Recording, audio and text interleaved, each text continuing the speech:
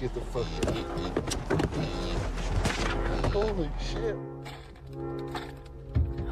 Oh my God. You made it, Oh my God. No.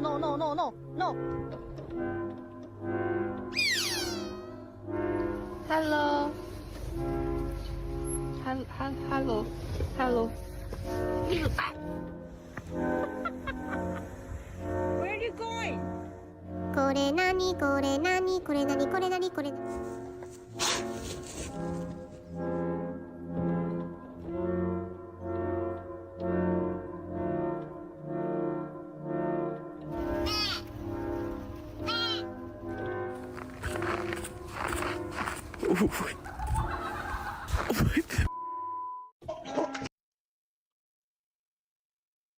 Yo, what up, everybody?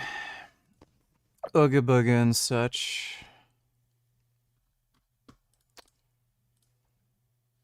I think Frank has one new short.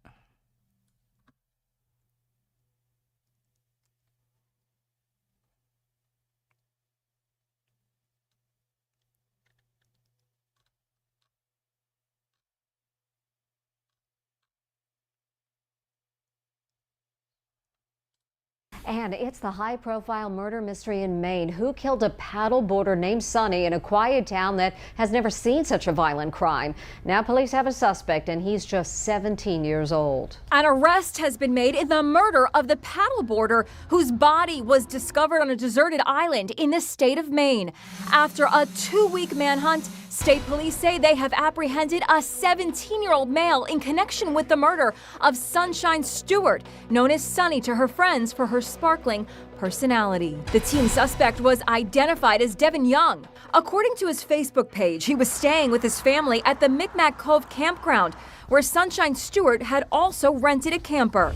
He reportedly vacations in the area every summer. Devin Young's social media posts show him holding a shotgun. And could this image of a mallet, also posted to his Facebook, be the murder weapon? Police say Sonny Stewart died from blunt force trauma and strangulation. The arrest of the teen is sending shockwaves through the small town of Union, where the murder happened. It's frightening, just frightening, and I'm delighted that there's been an arrest. I'm very happy they found him. She was last seen alive on the evening of July 2nd when she went paddleboarding. This video was taken earlier this summer when she taught a friend's daughter how to paddleboard. Once we get up like this. You gotta stay strapped. I don't know why people walk around outside without a gun when they could get a gun. Do you have Trump derangement syndrome? I don't believe I do. Sam Morris is a lifelong friend. I hope that he suffers behind bars and asks for forgiveness. The teen appeared in court today and denied the charge. Authorities say they expect to try him as an adult.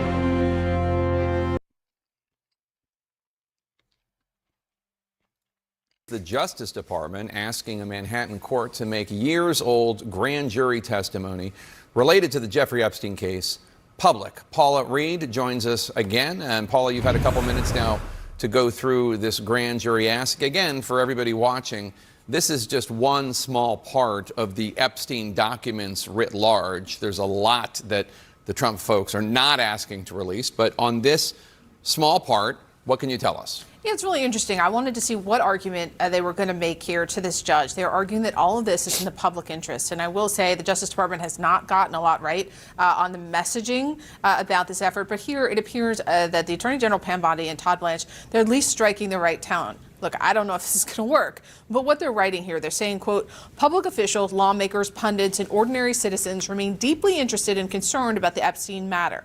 They are noting the fact that in other places they have released portions of grand jury transcripts after concluding that the Epstein case qualifies as a matter of public concern. After all, Jeffrey Epstein, they say, is, quote, the most infamous pedophile in American history. The facts surrounding the Epstein case tell a tale of national disgrace. They argue the grand jury records are thus critical pieces of an important moment in our nation's history. They also argue that they understand there are privacy interests for victims and accusers, and they believe that a lot of the privacy concerns are diminished by the fact that Epstein is, of course, deceased, but they're willing to work with prosecutors to try to redact anything that could potentially impact victims. So the arguments here, they are well articulated. As you have said, though, this is just a tiny portion of the evidence that exists, and now the judge will likely want to allow those accusers, victims, their lawyers to weigh in on this possibility, because grand jury material is by default confidential. And look, even if the judge decides that he will release some of this, there are still going to be questions about all the rest of the material that the Justice Department itself has the power to release and has not done so. Right, and just to underline it again for folks, this is the grand jury testimony related to the prosecutions of Jeffrey Epstein and Ghislaine Maxwell. The questions and the reason why people want more accountability, Jeffrey Epstein's dead, Ghislaine Maxwell's in prison, is because they're questions of all the other people. There must not be anything in the grand jury testimony because Trump is fine with them being released. So he must know quite a bit about the case. If he's just saying, yeah, just release the grand jury testimony, it's in all likelihood, it's just there's some unflattering mentions of Trump. He could have done something, like it's Trump. He's a piece of shit. But yeah, he's clearly trying to cover shit up. Yes. Who may have been involved. They will not necessarily be mentioned in this because the prosecutors were not going after them. That's exactly. You think Isabella Merst is secretly Chad's sexual, not lesbian? Who the hell even is that?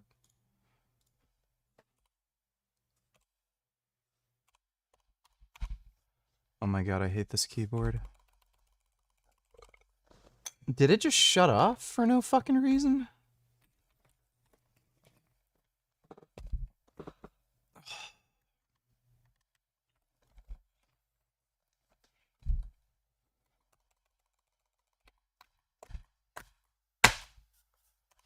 Holy fuck.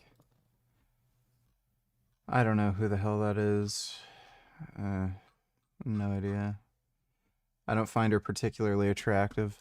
Exactly right. Highly unlikely that any of those other individuals are mentioned here. But the Attorney General, I really think it's important to note that she said last week that they reviewed this case and they don't believe that they have evidence to go after any third parties. But clearly, the public is not satisfied by that. Meanwhile, there remain unresolved mysteries surrounding Jeffrey Epstein.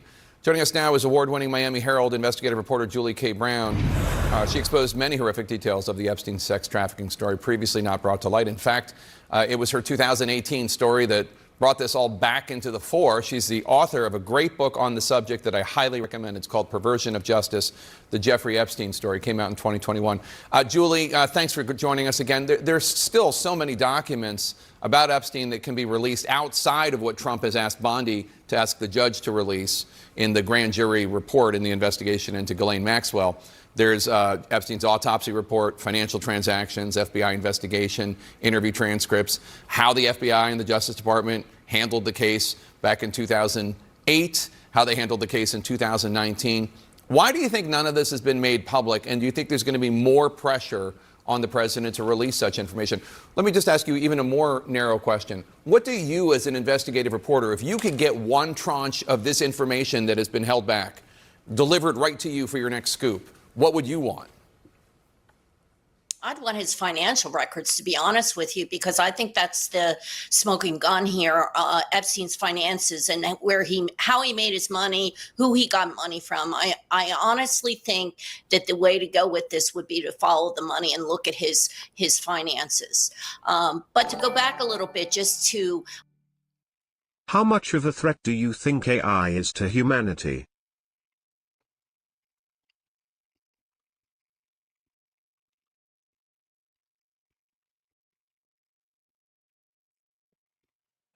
Pretty substantial threat.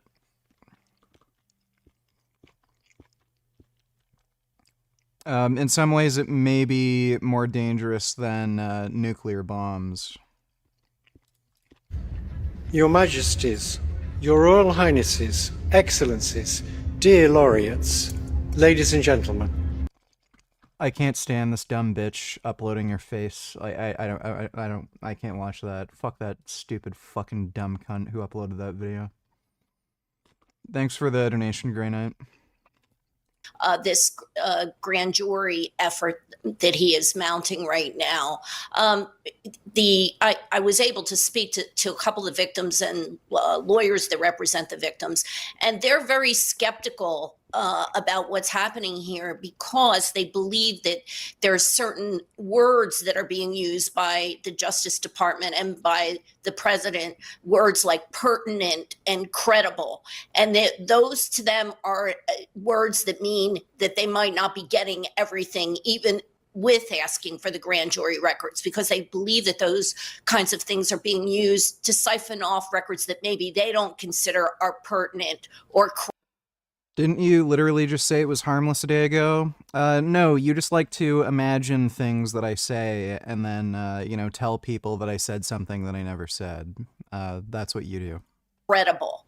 So they're very skeptical about all this. The other point I want to make about the grand jury records is as far as we know, and my sources in the case have said, is the Justice Department only focused on prosecuting first Epstein, and then when he, died, then Maxwell. It was a very narrow investigation. They didn't go into anything beyond that. They didn't go into any other aspect of Jeffrey Epstein's sex trafficking ring. So most of the information that... Well, as far as we know, it was just him and Ghislaine Maxwell. Again, Trump doesn't want to release anything on Epstein because he's clearly implicated in it to some degree. So who the fuck knows if there's anybody else who is involved in the sex trafficking or anybody else who, raped or sexually assaulted any of these minors. I know about is probably information that's already out there that we know that has been revealed during trial. Jeffrey Epstein's former attorney, David Schoen, who also represented President Trump during his second impeachment trial, said this earlier today on CNN. Take a listen. There is no Epstein client list, that I can tell you, that lists names of people who he purportedly took to an island with young girls or any place else with young women. I can assure you he would have used that to his advantage if there were. And I can assure you the accusers who were involved in those situations. Hood vids and retailers, who's at fault? Okay. We're on 82nd. Motherfucker.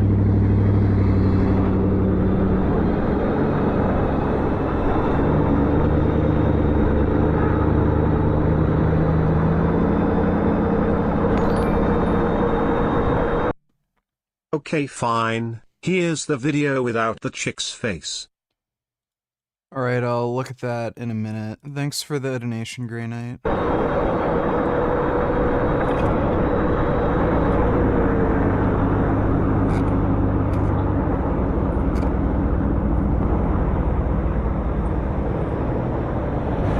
Is this guy on an e-bike?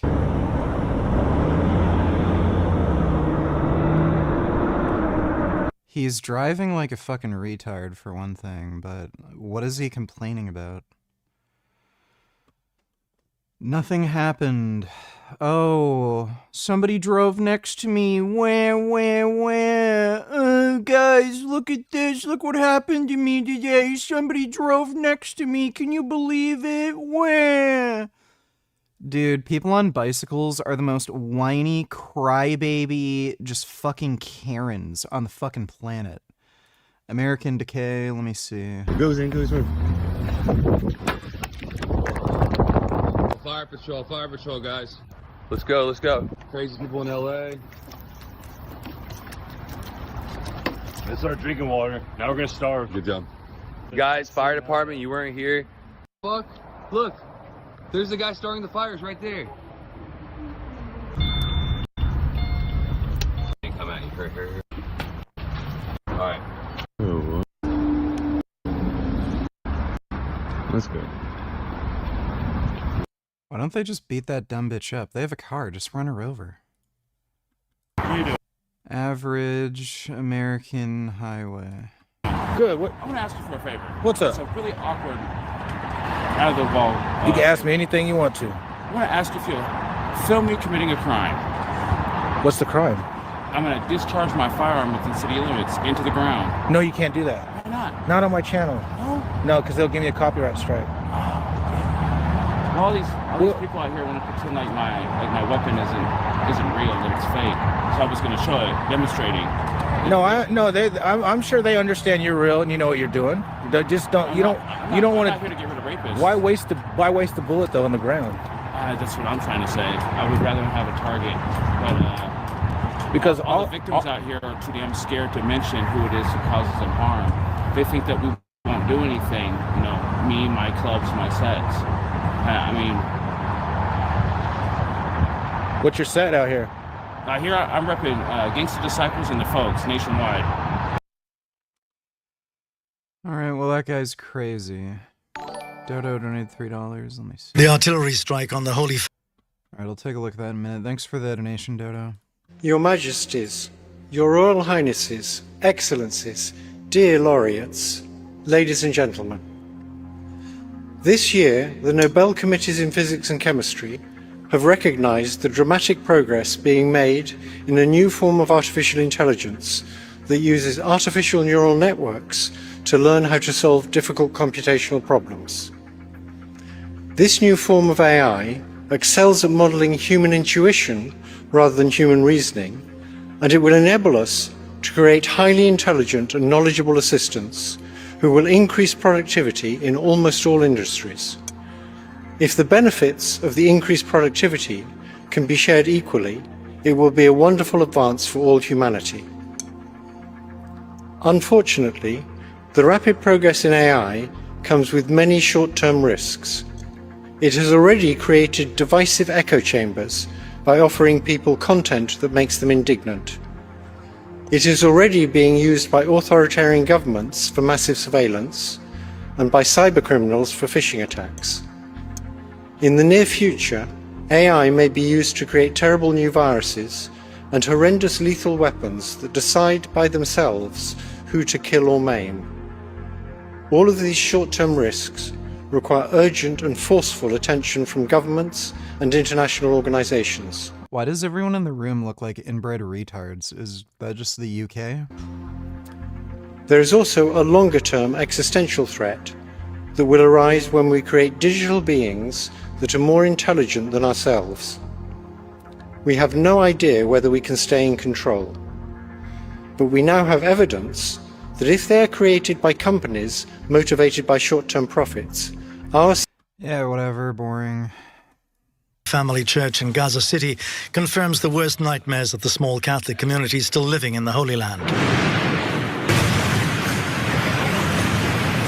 This video recorded a few days ago gives some idea of what it's like to live under the daily threat of being bombed.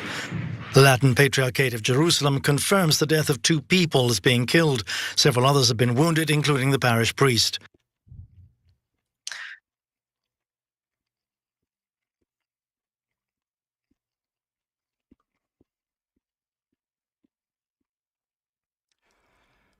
They said Israel did an airstrike on the church. All they do is show a video of people sitting inside a church and hearing a loud noise outside. So, did Israel airstrike the church, or did they airstrike near the church? Since everyone, turned their head and was, looking outside, what was that noise? You didn't see the roof cave in, you didn't see any rubble from the ceiling fall down. I'm gonna assume Israel did not, in fact, airstrike the church, and they just struck near the church.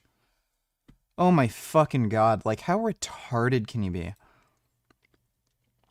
You know, it's like, I don't know, if my neighbors were fucking hardcore drug dealers or something, and then the police break down their door and shoot at them, and then, like, there's, you know, a video of me live streaming, and you hear, you know, some gunfire outside, and then I later say, the police shot at me. They shot at my home. They didn't. They shot at the drug dealer, you know, across the street, like my next door neighbor. They didn't shoot at me. Fuck the Young Turks, dude. I fucking can't stand them. Thanks for the donation, Dodo. Have you tried blackstrap molasses? It improves digestion and hair melanin, good for grey hair. I use it at lunch, 2 tablespoons on my cooked tofu. Try it out, Richard. Molasses on tofu sounds really fucking weird.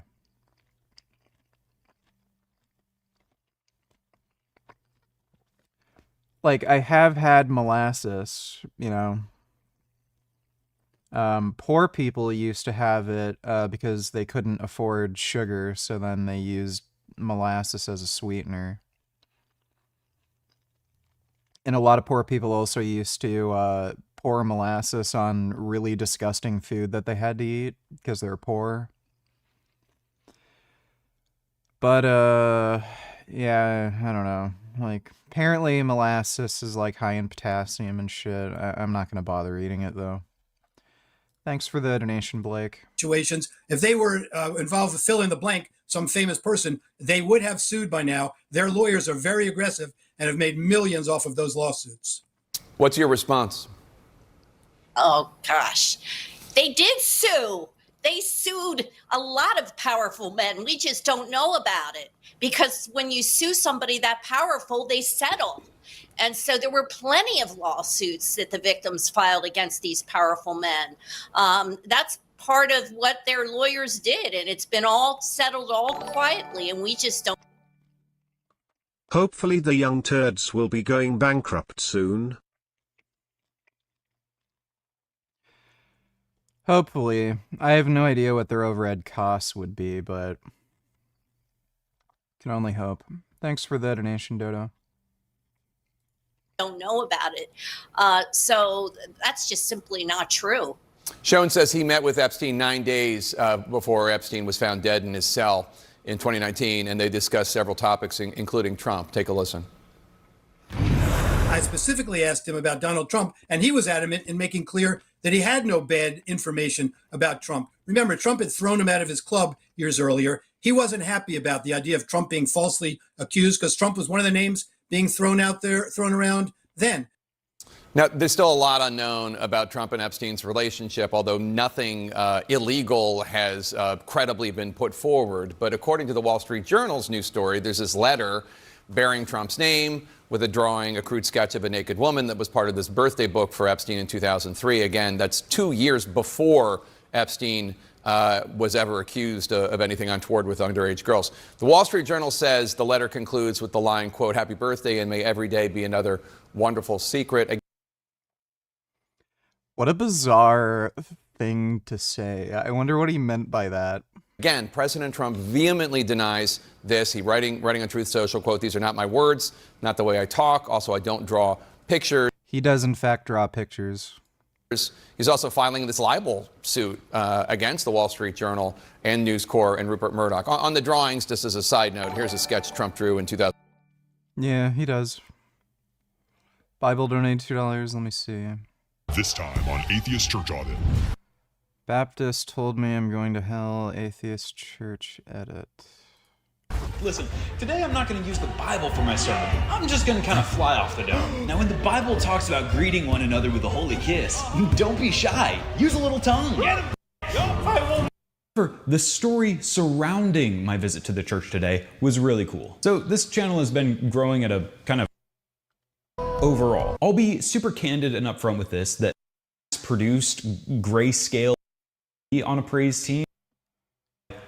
He alluded to it. I think this. You are allowed to look me in the eye and tell me that I'm going. What the fuck is this? You expect me to watch this boring horse shit? Thanks for the donation, Bible. 2005 of the New York City skyline. It was sold at an auction for nearly $30,000 in 2017. But regardless, what questions do you have when it comes? Good God, Epstein was such s fucking creep. I am so glad this man is gone. Yes, it is good that he is gone. Thanks for the donation, Dodo. To the president and Epstein and their relationship? Well, let me just set the record straight. I know what he said that Epstein told him when he was in prison, but Epstein told his own brother, and his brother has been public about this, that he told him that if the public knew everything that he knew about Trump, they would have to cancel the election. And that's his brother's words, not mine. So there is something there. I'm not saying it means that the president did anything, illegal, or he was involved with Epstein's operation at all. But, the story that he told his brother is different from the story that he told that lawyer, number one. The other point I wanted to make is, he also said there's no list. I agree that there probably isn't a list, but my understanding is that Epstein kept files, and he did keep files on people. I don't know whether the Justice Department got their hands on those files, but Epstein had some kind of records. It might not have been, and I don't believe it was, in a formal list that everybody wants to refer to.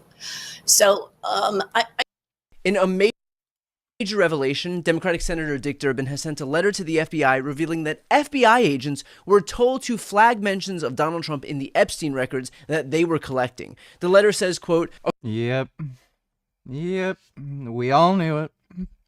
According to information my office received, you then pressured the FBI to put approximately 1,000 personnel in its Information Management Division, including the Record Information Dissemination Section, which handles all requests submitted by the public under the Freedom of Information Act and Privacy Act, on 24-hour shifts to review approximately 100,000 Epstein-related records in order to produce more documents than could be released on an arbitrarily short deadline. This effort, which reportedly took place from March 14th through the end of March, was haphazardly supplemented by hundreds of FBI New York field office personnel, many of whom lacked the expertise to identify statutorily protected information regarding child victims and child witnesses or properly handle FOIA requests.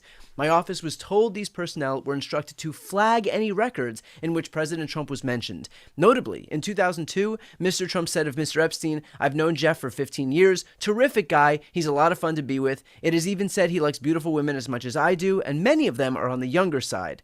Just yesterday, it was reported that the department previously reviewed a leather-bound album Based and black-pilled. I'm gonna eat some apples, a little almond butter, I had some berries and cream, stuff you normally eat as a treat. And I just didn't feel as good. Like my back started hurting a little bit. And I was like, well, maybe that's where so then I went and said, well, I'm just gonna go back to eating meat again. Wait, your back started hurting from eating apples?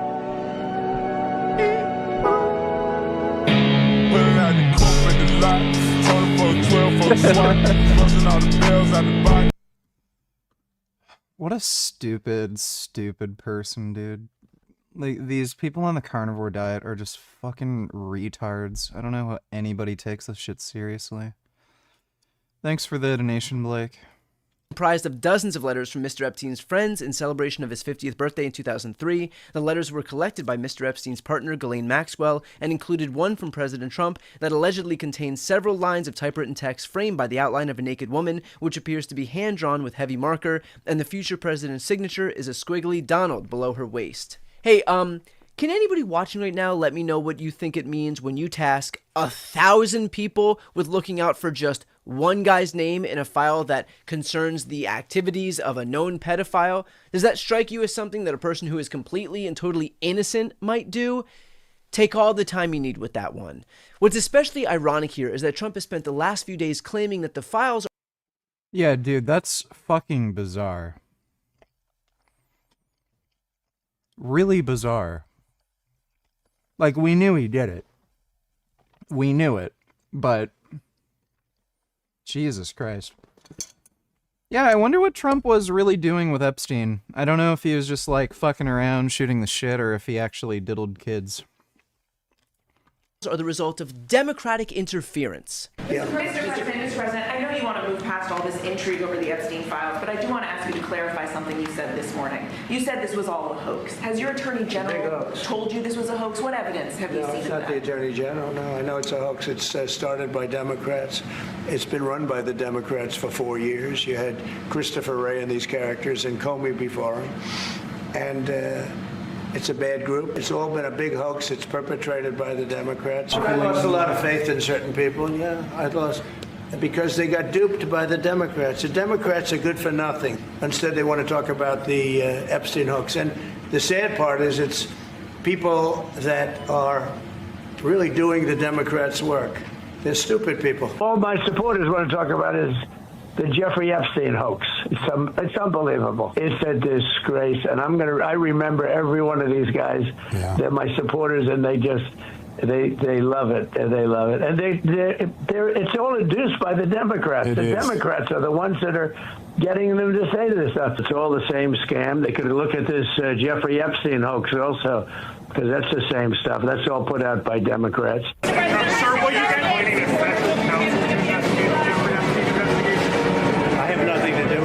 And yet now, we find out that in fact, there was only one person who was interfering here, and it wasn't the Democrats. If what Dick Durbin says is true, and Dick Durbin isn't exactly Marjorie Taylor Greene when it comes to seeking attention or throwing out unsubstantiated or outlandish claims, then it means that in fact, we've got proof that Trump meddled in the investigation to protect himself or any damaging information about himself from getting released. When we say that every accusation is a confession, this is what we mean, which should perhaps give you all reason to doubt whatever it is Trump and Bondi offer you up next, since it's already clear that they are operating to protect not the victims, but rather a potential participant in the crimes that Epstein committed.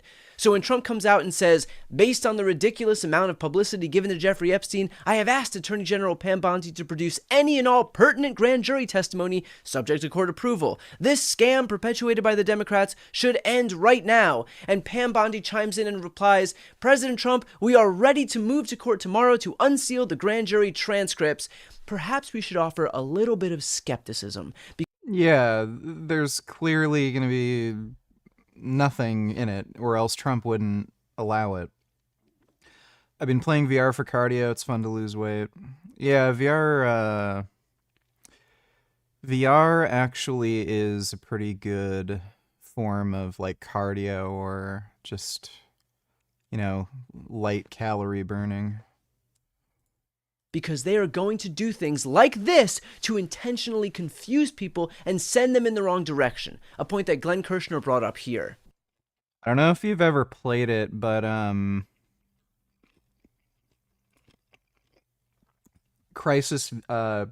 there's Crisis Brigade and there's Crisis V Brigade on Oculus Quest. These games are actually pretty intense. You have to do a lot of fucking moving around and like ducking and shit. So if you want to play a shooter where you want to burn calories, these are really good. You know, we may be getting exactly zero information because the court would have to order the release of grand jury transcripts. This feels more like a Hollywood production, maybe another episode of The Apprentice, right? This is a reality show. It's not, in fact, reality. And here's why, Brian.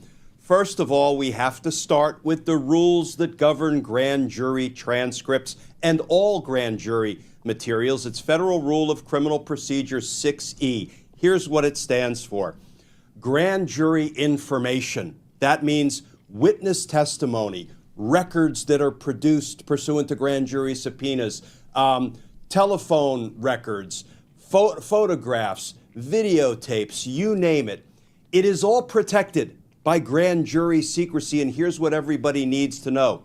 The rules only provide that a court, a judge, may order the release of grand jury materials for only very specific and limited reasons. And of course, Trump and Bondi know that, but that's the point. They need to manipulate the base into thinking that they're getting transparency when in fact they are getting obfuscation. It has become increasingly clear that the only goal of this administration is to prevent the release of these files.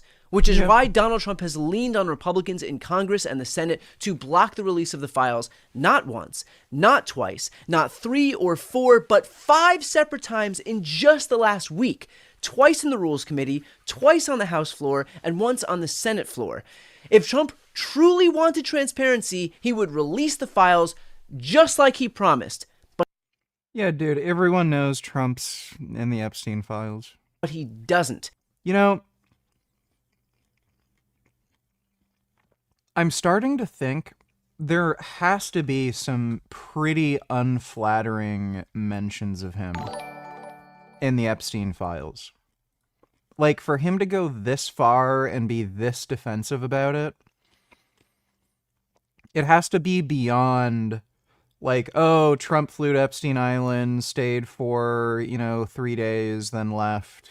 Like, no mention of anything happening. Like, there has to be, like, some sort of testimony or, like, some mention of him fucking some kid, because, like, it's actually bizarre the lengths he's going to.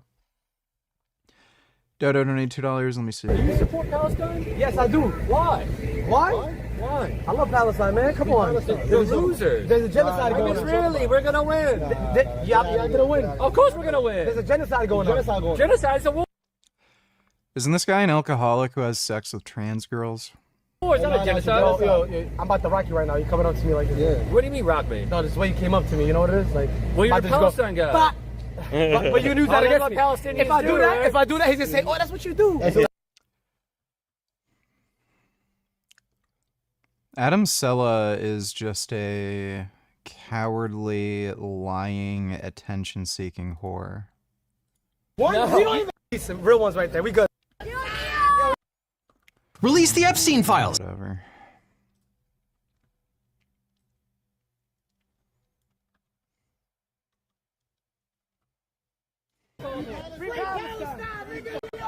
We're not trying to solve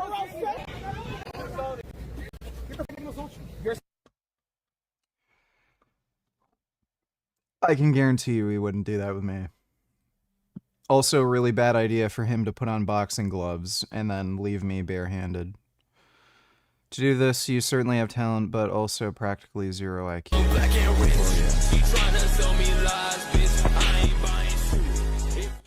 Yeah, this kid's an asshole.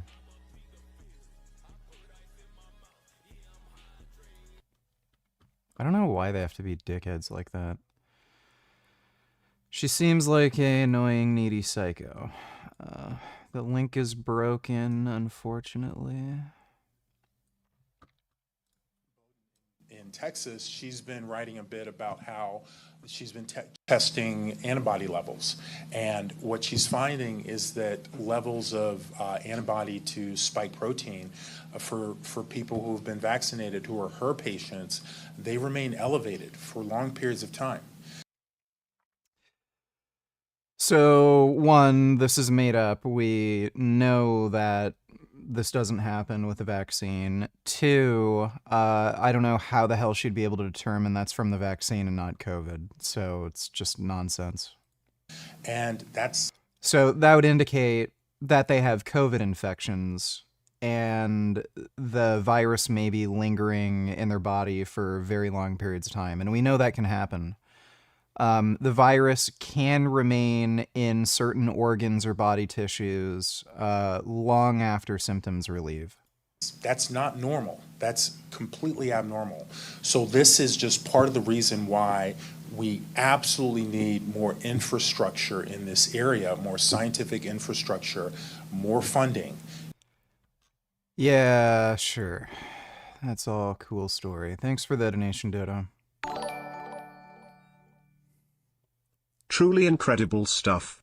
Change the title of your stream to, "May Every Day Be Another Wonderful Secret." Why not?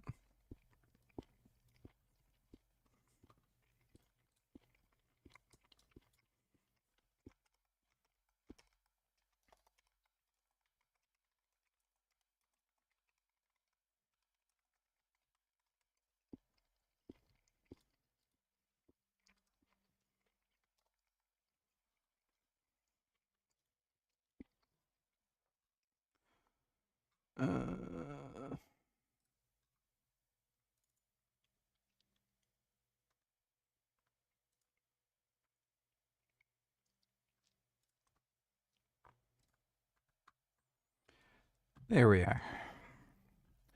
Alright, thanks for the donation, retard.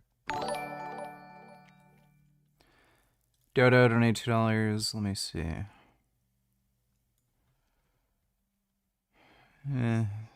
Dumb bitch.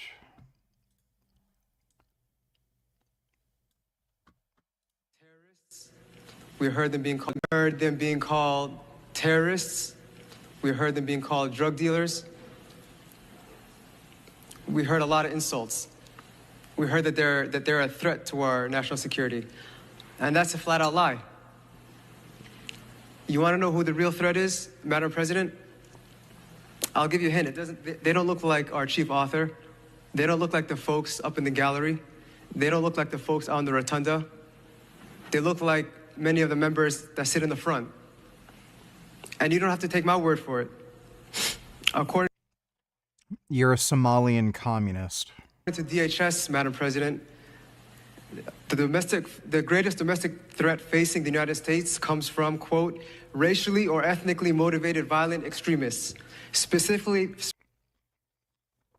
By the way, that's not exclusively whites. those who advocate for the superiority of the white race, not our immigrants. We are safer. And that's why we need his communist nonsense. Got to abolish the police so everyone's safe. What is this channel?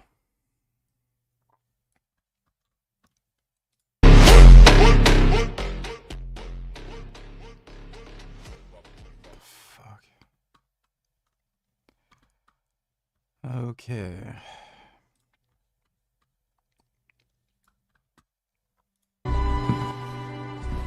Where's this one from?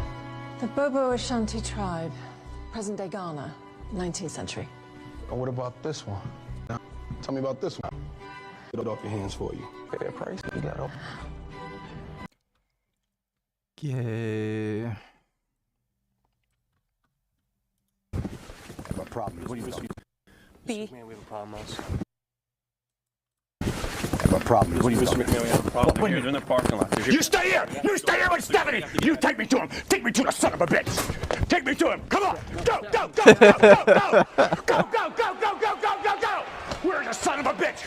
Where is it? Oh, that's good. Thanks for the donation, Dodo. Same chick. Shot and chaser. Let me see. Pro-China, Russia, Cuba activist Calla Walsh, affiliated with Code Pink and NNOC, pro-Cuba organization, was just charged with several felonies and other crimes. Riot, sabotage, mischief, trespass, disorderly conduct. 2021, she's the subject of a New York Times puff piece. Yeah, just crazy fucking dumb bitches, you know, getting exposed to communist propaganda. I'm sure she went to college for that fucking nonsense. Calla Walsh message from the IRGC Aerospace Park in Tehran. What the fuck? I think it is the greatest honor of my life to be visiting the Islamic Republic of Iran right now I think that no matter... Let them stay. Like, what the fuck?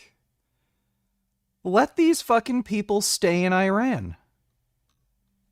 Why do they ever let them back into the United States? That's fucking nuts. Thanks for the donation, retard. Dodo donated $2. Let me see. The major existential threat is, of course, the stealth jihad. It's going on right under our noses, so to say. It's sort of like termites invading a building. You may see a couple of termite tracks on the bottom, but unless you know what you're looking for, you have no idea what's going on behind the walls. And one of these days, the building is going to collapse if you don't take measures. By the way, immigration without assimilation is invasion. Remember that. So it's just what's happening in Europe, just what's happening here. So immigration. Yeah, I'd have to agree. Why the fuck would we ever want crazy radical Muslims all wearing fucking burqas walking around here? Is that who I think it is with plastic surgery on the streets of Thailand at 3 a.m.? Probably not.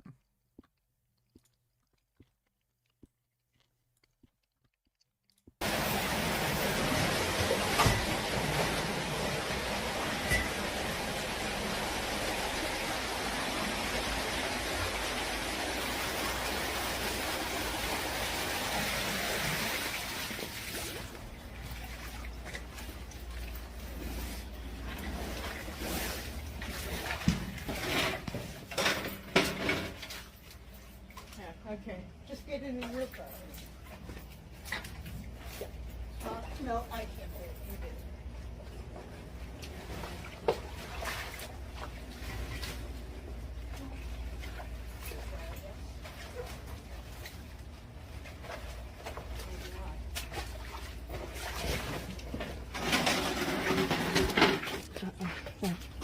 You gotta get in how you get out.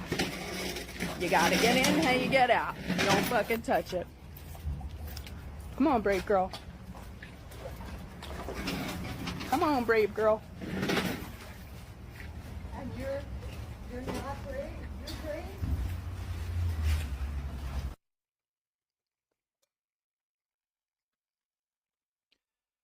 I hope I never have to deal with neighbors like that.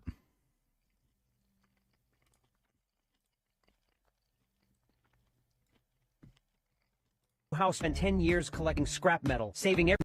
You dare to live in this room? Two House spent 10 years collecting scrap metal, saving every penny he could just to buy this tiny room. It's unbelievably small. After a lot of thinking, he decided to make the best of it. At first, he scavenged for a simple wooden bed frame. Every night, he just lay down to sleep, but his back hurt badly. Eventually, he couldn't take it anymore and decided to renovate. He removed the window and welded 2 sturdy steel frames, extended a few steel bars, and fixed everything securely into the walls. With aluminum panels, he created extra space. Underneath, he built 2 storage compartments for bedding. Close the lids and it looks neat. A mattress on top turned it into a cozy double bed. Even his girlfriend would have a place to rest when visiting. For safety, he installed strong steel window bars. He built a big wardrobe at the head of the bed, with hanging space and personal storage underneath, complete with a power socket for charging phones at night. He added soft cushions around the bed to make it more comfortable, and even fitted a small drawer at the entrance for underwear and socks. Near the window, he set up a folding table for work and meals. When not in use, it folds away neatly. At the foot of the bed, he installed a hidden water tank and a wall-mounted toilet, topped with a shelf that also holds an induction cooker, turning it into a mini kitchen. Above it, he put a hanging cupboard for cooking spices and laundry supplies. He even added a shower head to create a small bathroom, closing it all off with glass doors. To deal with any odors, he installed some hooks behind the door for hanging bags. Of course, he didn't forget a small projector to enjoy movies after a hard day's work.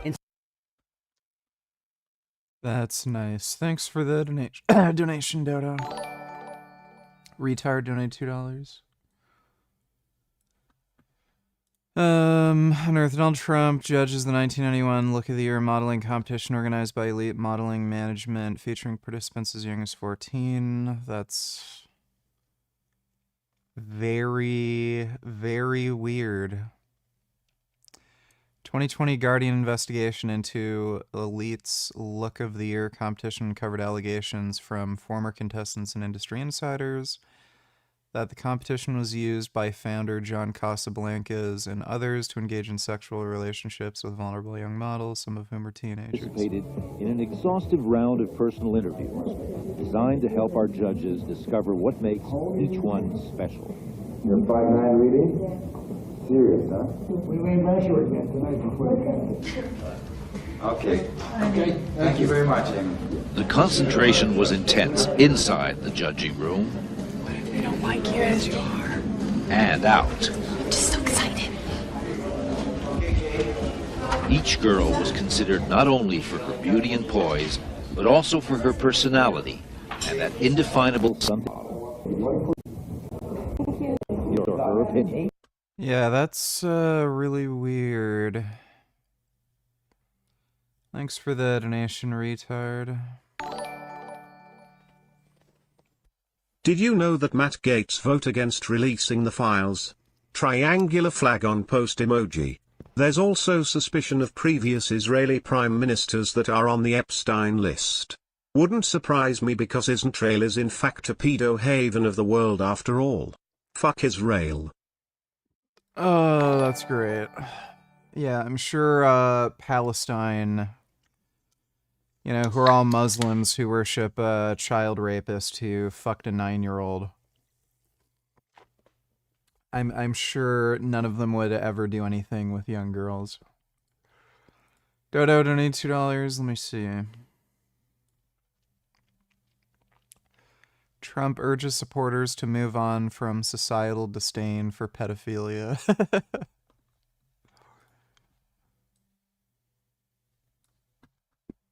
Paid Donald Trump a $16 million settlement over his 60 Minutes lawsuit. As someone who has always been a proud employee of this network, I am offended. And I don't know if anything will ever repair my trust in this company. But just taking a stab at it, I'd say $16 million would help. This settlement.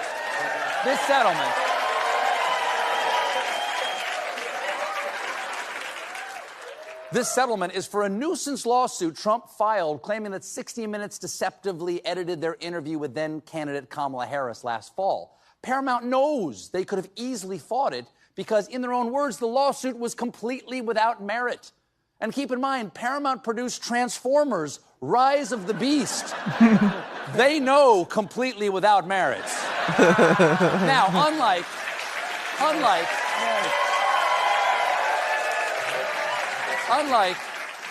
unlike the payoffs from ABC and Twitter, Paramount's settlement did not include an apology. Instead, that's good. Instead, the corporation released a statement where they said, "You may take our money, but you will never take our dignity. You may, however, purchase our dignity for the low, low price of $16 million. We need the cash." Now, I believe...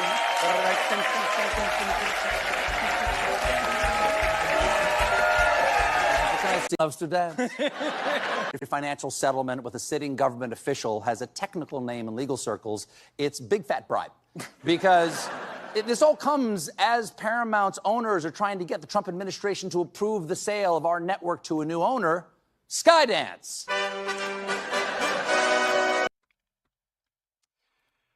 What a surprise. That's fucked that they canceled his show over that.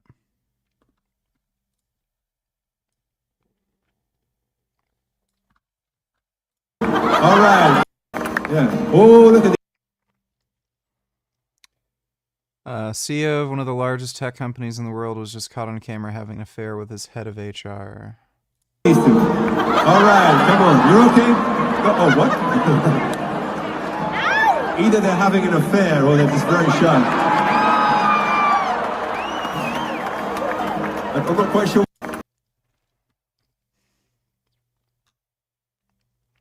Wow. What great luck. Fucking dickhead. Oh. My goodness. Family lost their dog for several days and searched for him using drones. What they discovered left them speechless. Dog made friends with a family of bears. Oh my goodness. Oh. Their dog made bear friends. Oh my god.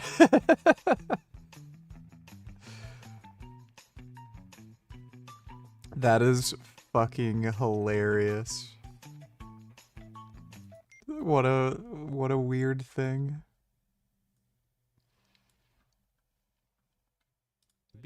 That further NATO expansion eastward is unacceptable. What's so hard to understand here? Are we the ones placing missiles near the borders of the United States? No. It's the United States that has brought its missiles to our doorstep. They are already right at our door. Is it really such an unreasonable demand not to place any more strike systems at our house? What's so unusual about that? Yeah, cool story. If that's the whole rationale for invading Ukraine, then I guess mission failure, because there's more NATO members bordering Russia. It's stupid. Thanks for the donation, though, Dodo. And so instead, his minions block the release of the files, and instead they offer up a different concession that isn't even a concession at all, but rather just a sleight of hand. It is bad faith from beginning to end. So look, my question for Trump supporters is this, and I ask this in 100% good faith. What's your goal here? Is it tribalism and protecting the leader of the Republican Party at all costs? Or is it full transparency about what happened with Epstein and accountability for everybody involved? Because you can want one or the other, but apparently not both. Because if that was a possibility, Trump would have already released the files. The fact that he won't really does tell you everything you need to know. Trump came into office with a mandate to expose the people who commit crimes with impunity. Not only is he failing to do that, he is entrenching the very system he vowed to dismantle. The president sold his supporters a bill of goods, and he's trying to convince you not to believe your lying eyes. And unless we all speak out, nothing is going to change. I apologize to the company, my team, for putting them in the middle of this uncomfortable spectacle. I apologize to my wife and family, and I wish not for forgiveness but the chance to earn back their respect. I apologize for going to a Coldplay concert. Yeah, that'd actually be more embarrassing than cheating. Thanks for the donation, Adulterous CEO. What a fucking dumbass. That's like the stupidest way of getting caught cheating. I don't even understand why these dudes get married in the first place when they have the money they do. Like 99% of dudes are gonna use their wealth as an advantage for like dating and shit. So like, why the fuck would you ever get married and like limit yourself that way if like that's what you're interested in? And I mean, women are just fucking crazy too. They're just gonna steal your money at some point. Show me one fucking rich guy who has ever had a marriage last like more than 10 years. Like nobody. It's stupid. I think Bill Gates is maybe one of the few, but he's also like a turbo dork.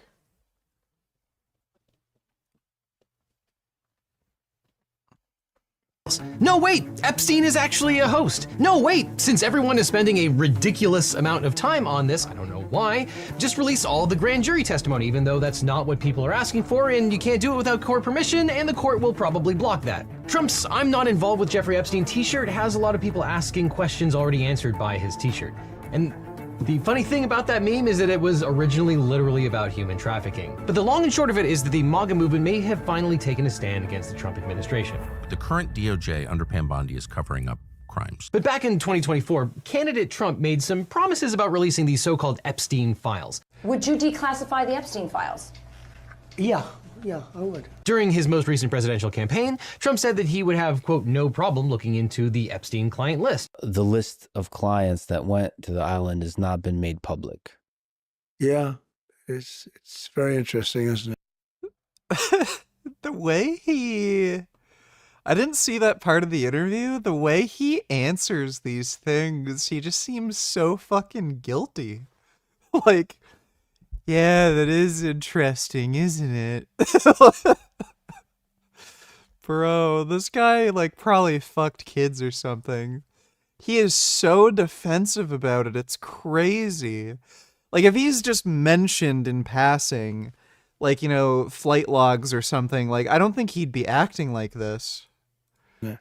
But yeah, I'd be inclined to do the Epstein. I'd have no problem with it. Then Attorney General Pam Bondi told everyone that Epstein's legendary client list was right there on her desk. Except it wasn't. Pam Bondi released a 2-page memo saying that actually Epstein did just kill himself, there's no secret client list, and there are no more documents that are going to be released. And everyone believed her, and that was the end of the story. No, I'm just kidding. Trump supporters weren't having it at all. Even Trump's reliable buddies over at Fox News aren't buying the narrative. Why do you say he's become... Dodo Donatellers, that apology reminds me of this video from Onion. Good morning. Throughout my lifetime in public service as a representative of the state of New Hampshire, I have tried to live up to a code of moral values. Therefore, it pains me to stand before you today and tell you that later this afternoon, I will be engaging in an extramarital affair. My actions at the Washington Plaza Hotel, beginning an hour and a half from now, depending on traffic on Massachusetts Avenue, will be reprehensible and indefensible. Of course, I will wish that I had never made the horrible mistake I'm about to spend several hours making, but sadly, I'm currently too blinded by greed and lust to care about or consider the consequences of my actions. Do an impression of Jordan Peterson defining Uncle Ruckus and agreeing with Ruckus's views.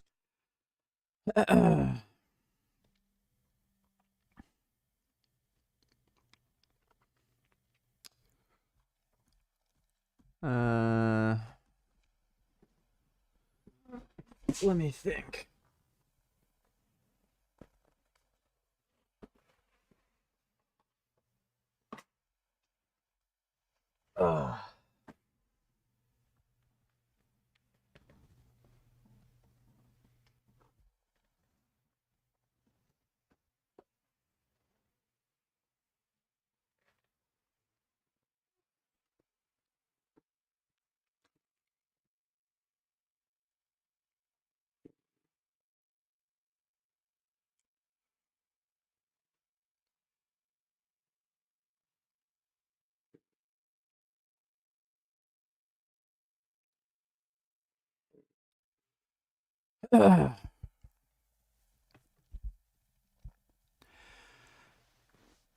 Now, Uncle Ruckus on the Boondocks is a very interesting character because while being of the African American persuasion, he absolutely hates black people. Now, you've got to give the devil his due, and he does make a good point.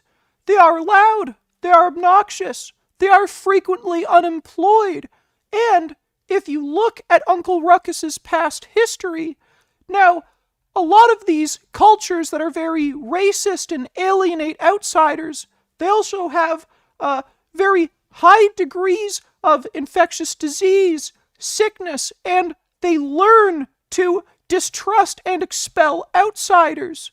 And who's an outsider in this country? Well, it's the blacks. They came from Africa, after all. So, I'm not saying that Uncle Ruckus is the greatest moral character who ever lived, but you have to give the devil his due. Well, there you go. Thanks for the donation, Cum. Oh. Yeah, that one's not very funny. Also, really exciting announcement. So glad to have so many wonderful people. And how about all of this ice cream here in Washington, D.C.? we're gonna make America healthy again. And then they feed everybody ice cream. Yep. I'm particularly happy to be here today because this is relevant to my favorite food, which is ice cream. Hi, I'm Robert F. Kennedy Jr., your HHS Secretary, and today we're at the Department of Agriculture with my colleague, my friend, my partner, Brooke Rollins, and with Marty McCary, who's the Commissioner of FDA, and we made an amazing announcement today that the dairy industry has now committed industry-wide to remove dyes, all artificial petroleum-based food dyes, from their products by the end of 2027. We have all come together. What a joke. Yeah, Americans are just gonna be as fat and sick as ever.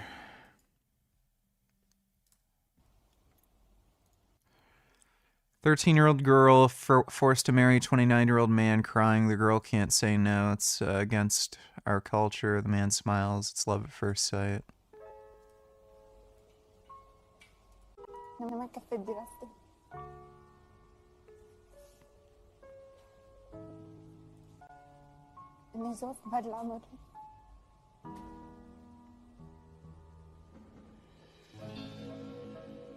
ليش ما قلتي له لا؟ ما كان لي خبر انه هيك جديد. بنت عمرها 13 شفتها؟ لا. رخمة. تاخده مع اهلي. And he appears to be a very ugly, inbred, unibrowed man. Go figure. What is this stupid shit?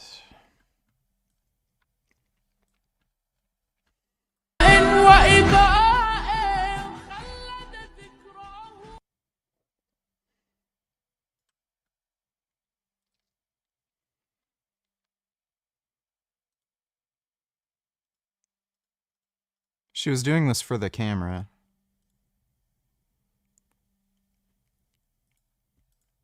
Yeah, it's just... Dude, these pro-Palestine fucktards are just like the most... dumb shit, useless fucks on the entire planet Earth. Thanks for the donation though, Dodo.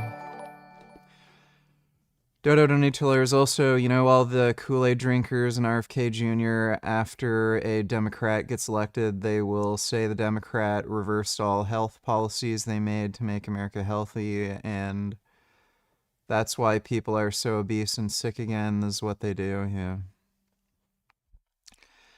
It's what they do. Thanks for the donation, Dodo. 2 Mexican euros, donated $2.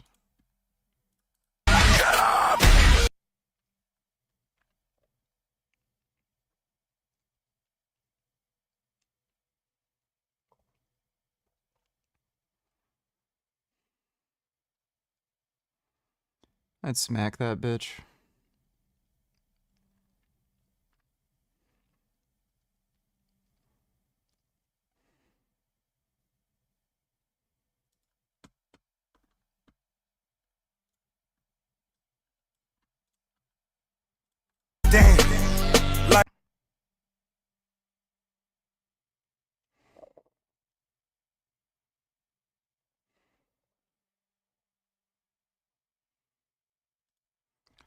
Wonder how stable that is during turns. Might be one of the funniest pieces of content I've seen in months. Slaves worked all the hours they were awake for their entire lives. In American history, in Egyptian history, in the rest of the world that had slaves, which is most of the world at some given point. I think, like, if they can do it, so can I.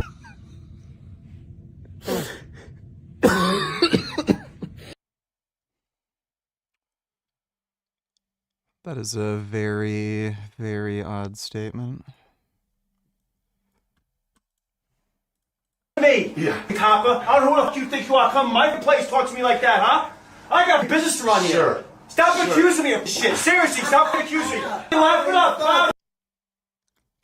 This is fake. How do you get hard? You get the fuck out of here. Don't you have... Oh shit. Yeah, that's fake.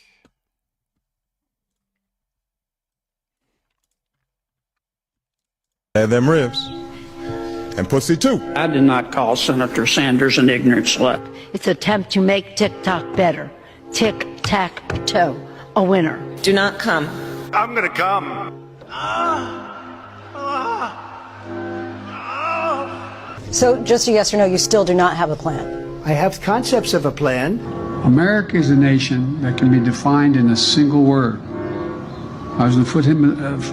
But I'm trying to figure out how we get them to have Pokemon go to the polls. Well, at real Donald Trump, at least I will go down as a president. I've become friends with school shooters. Basically, I'm here to announce that we're building Iron Man. Let Trumpomania run wild, brother. This is the radical left. Will you shut up, man? Listen, who? Goat's milk latte drinking, avocado toast eating. I just have one thing to say.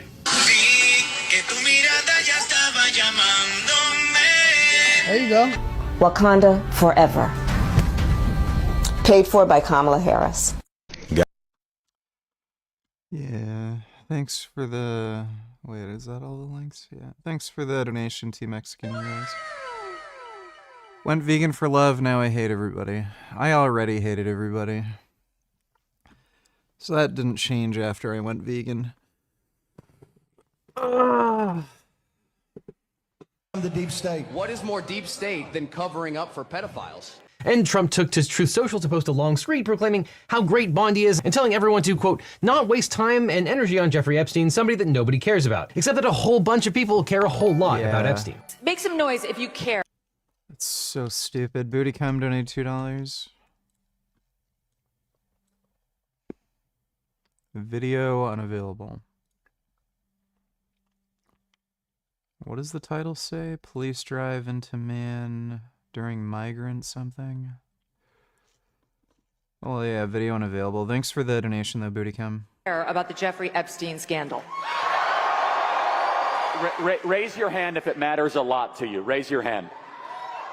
So every hand of 7,000 people. And now we live in a world where Congress's resident Jewish space laser enthusiast Marjorie Taylor Greene and Silicon Valley progressive Ro Khanna might finally agree on something. And meanwhile, while all this was playing out in the media, the Trump Department of Justice finally acted on Ghislaine Maxwell's plea for the Supreme Court to overturn her conviction after months of delay. Oh, and now Donald Trump is threatening to sue, quote, the ass off of Rupert Murdoch. He's furious because the Wall Street Journal published a story last night about Trump sending Jeffrey Epstein a handwritten birthday card in 2003, where Trump hand drew sketches of a naked woman and then made his signature mimic pubic hair, and which Trump ends the letter with, quote, happy birthday and may every day be another wonderful secret. So suffice to say, there is a lot going on here, both in the media, in the government, and in the courts. And a lot of suspicious timing with how the Trump administration is playing this, and baffling statements from Trump himself. So as the MAGA world implodes, let's take a step back and talk about how we got here, what the Epstein files actually are, and what they are not. And make no mistake about it, apart from all of the fabricated conspiracy theories, the Epstein saga does point to an actual real-life conspiracy that spits in the face of anyone who cares about equal justice and the rule of law in this country. But from the very beginning, everything that touched Jeffrey Epstein reeked of corruption. In 1996, Maria Farmer, an artist in her mid-20s, reported to the NYPD and the FBI that Epstein and his associate, British socialite Ghislaine Maxwell, had violently sexually assaulted her while she was visiting his property in upstate New York. Farmer claims that she also warned the FBI that Epstein and Maxwell had committed multiple serious sex crimes against girls, including her minor sister, that Epstein stole nude and partially nude photos of 2 of her minor sisters, and that he possessed child pornography. But neither law enforcement agency followed up on Farmer's complaint. And nearly a decade later, in March of 2005, a woman reported to the Palm Beach police that her 14-year-old stepdaughter had been molested by a wealthy man. In subsequent police interviews, the girl confirmed that she had been recruited by a female classmate, also an undergrad, who had done sexual favors for Epstein in exchange for money. That classmate apparently took the 14-year-old complainant to Epstein's house, where his staff escorted her to his bedroom. Epstein appeared in nothing but a towel and told her to undress and then massage him, and during that massage, he sexually abused her. Now, the unnamed complainant came from a rough background. The underage classmate who recruited Dodo Donatellers, literal crackheads. Let me see. Habibi. Huh? You stand with Palestine? Oh, save Gaza. I like that. Habibi, كيفك? 82? Yeah. Nah. Say one. Need to know enough knowledge to know that. Are you Palestinian? I don't care. Why are you sending me this? Man, why are people so stupid? Into a thermal pool in Yellowstone. Now, the authorities say if you go in this, you are cooked, you are done, you are dead. Now, the deer walks straight in this pool. Even in the video, in the original video, guys are like, oh my God, he's gonna die, blah, blah, blah. But it goes in there and it starts drinking the water. Drinking this water. Trust me, this water is very good to drink and to be in and to consume, whatever. This reminds me of Spotted Lake, who might have properties. You probably should not do that. Deer occasionally enter Yellowstone's thermal pools. Some survive due to varying temperatures and acidity. However, many pools are lethally hot and acidic, with documented animal deaths. Yeah. Drink the deadly water. It was just a horrible, horrible time. And as you know, as you've heard, a lot of people are traumatized by that word. It brings back a lot of really, really bad memories. I was just a visitor, but there are people who have lived with much worse. Obviously, as part of your job as mayor, you would need to sort of dial back the temperature, bring people together.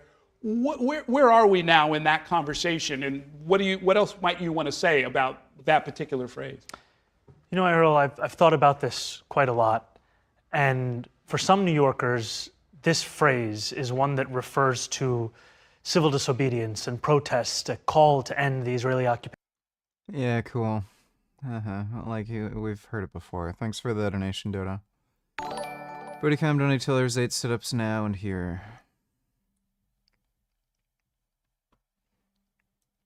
Smash it! Smash it! The back door's open!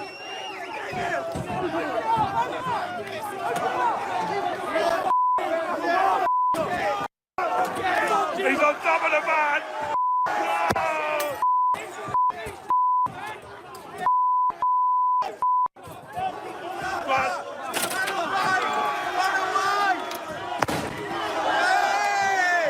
He's on top of the van now!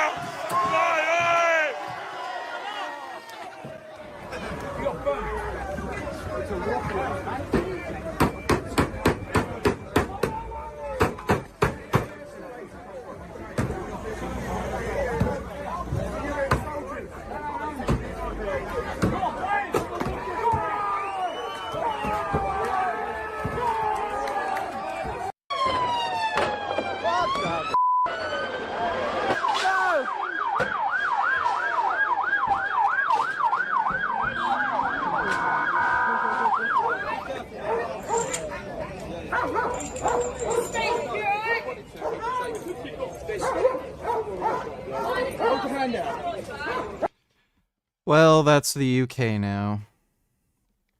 I'll do the sit-ups later. Thanks for the donation, Bootycam. Potato Stream, donate $2. Oh my god. It's a sea potato. Ow. Oh my god. Oh, look at him. That's a nice seal.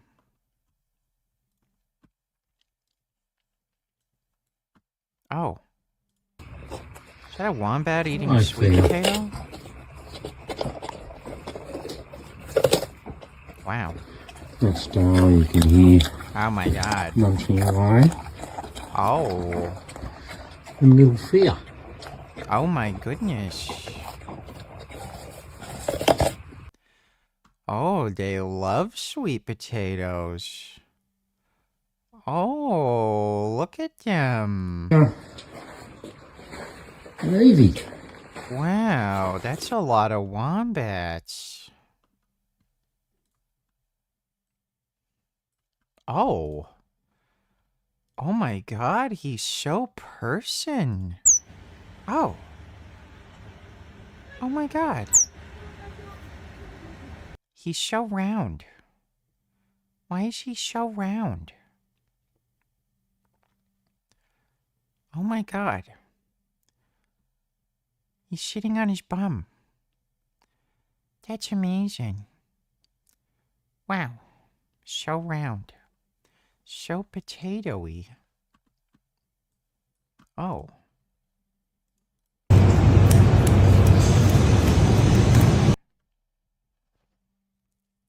My goodness. That's an owl. Can tell because he's very owly. Oh my god.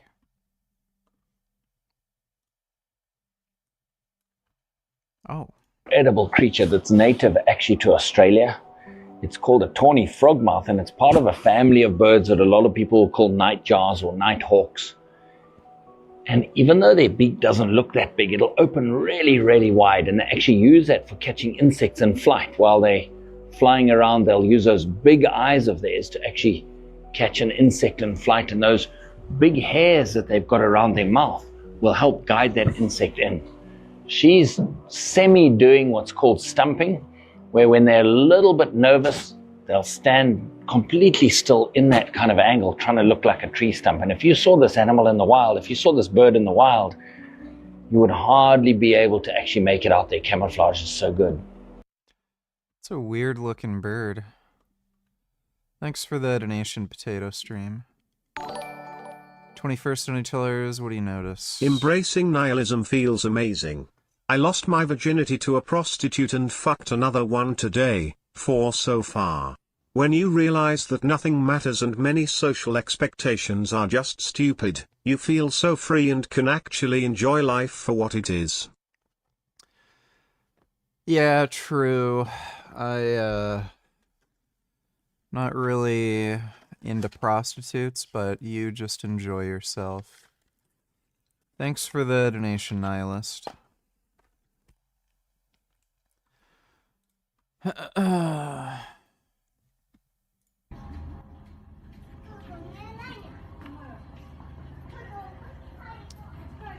Yeah, gorillas twerk.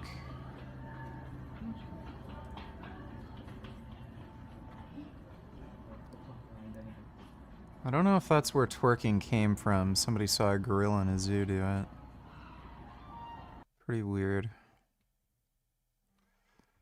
Wakanda forever.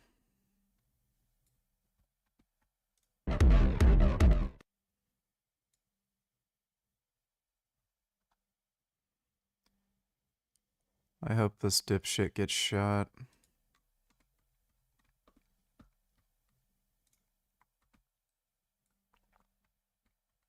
Dies on Friday, the day of Jum'ah, whether it be the night of Jum'ah, meaning Thursday after Maghrib, Thursday night, or the day of Jum'ah. Has anything been mentioned in the hadith? Yes, we find in the hadith mentioned in Jami' al-Tirmidhi. The Prophet sallallahu alayhi wasallam has mentioned, "Ma min Muslim yamutu yawm al-Jum'ah aw laylat al-Jum'ah illa waqahu Allahu fitnat al-qabr." That no Muslim dies on the day of Jum'ah or the night of Jum'ah, meaning Thursday night after Maghrib, except that Almighty Allah protects that individual from all of the trials of the grave. The trials, the difficulties of the grave, the punishments of the grave, Almighty Allah through His mercy protects that individual. Why? Because that individual passed away on Friday, either the day or the night.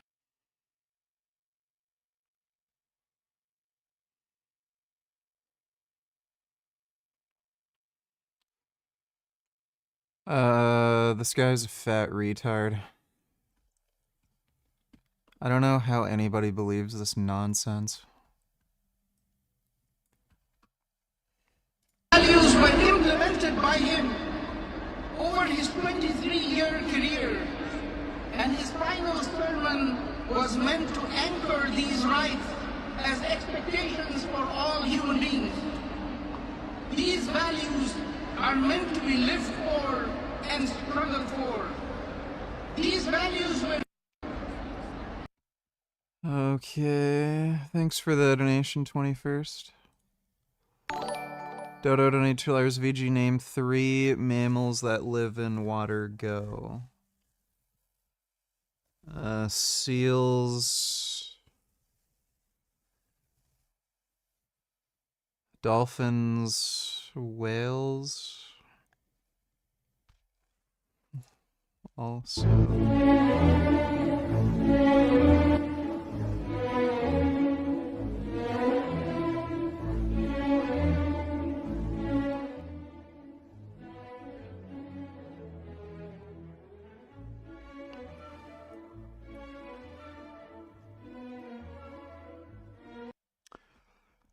Yeah, cats are good at walking on stuff. Watch later. The bigger the... Oh yeah, I fucking hate pirate software. Yeah, we can watch that later. Thanks for the donation, Dodo. W donate $2. This is like every woman I know. She stares at orange juice cartons because it says concentrate. She puts lipstick on her forehead to make up her mind. She once took a ruler to bed to see how long she slept. She's a host on The View. She once climbed over a glass wall to see what was on the other side. Her degree in gender studies has not paid off. She got stuck on an escalator during a power outage.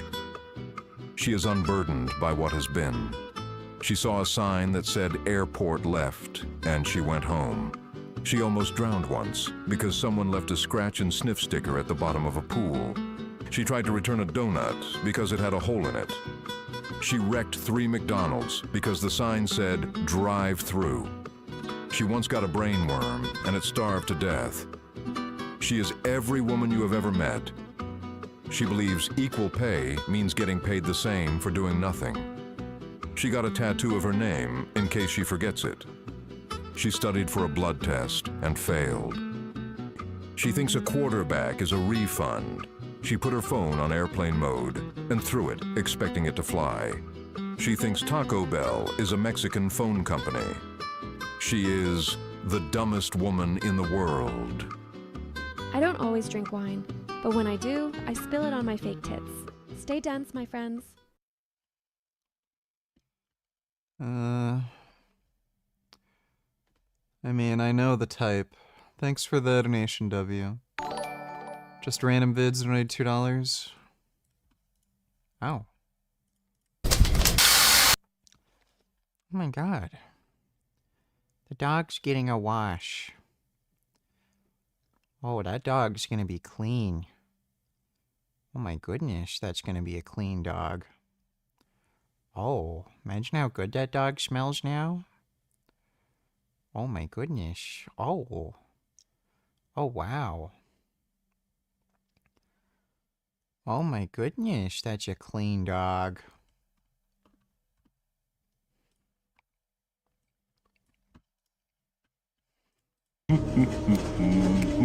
That appetite suppressant is amazing. Homer, you really have no desire to eat that food? Food? I'm blind!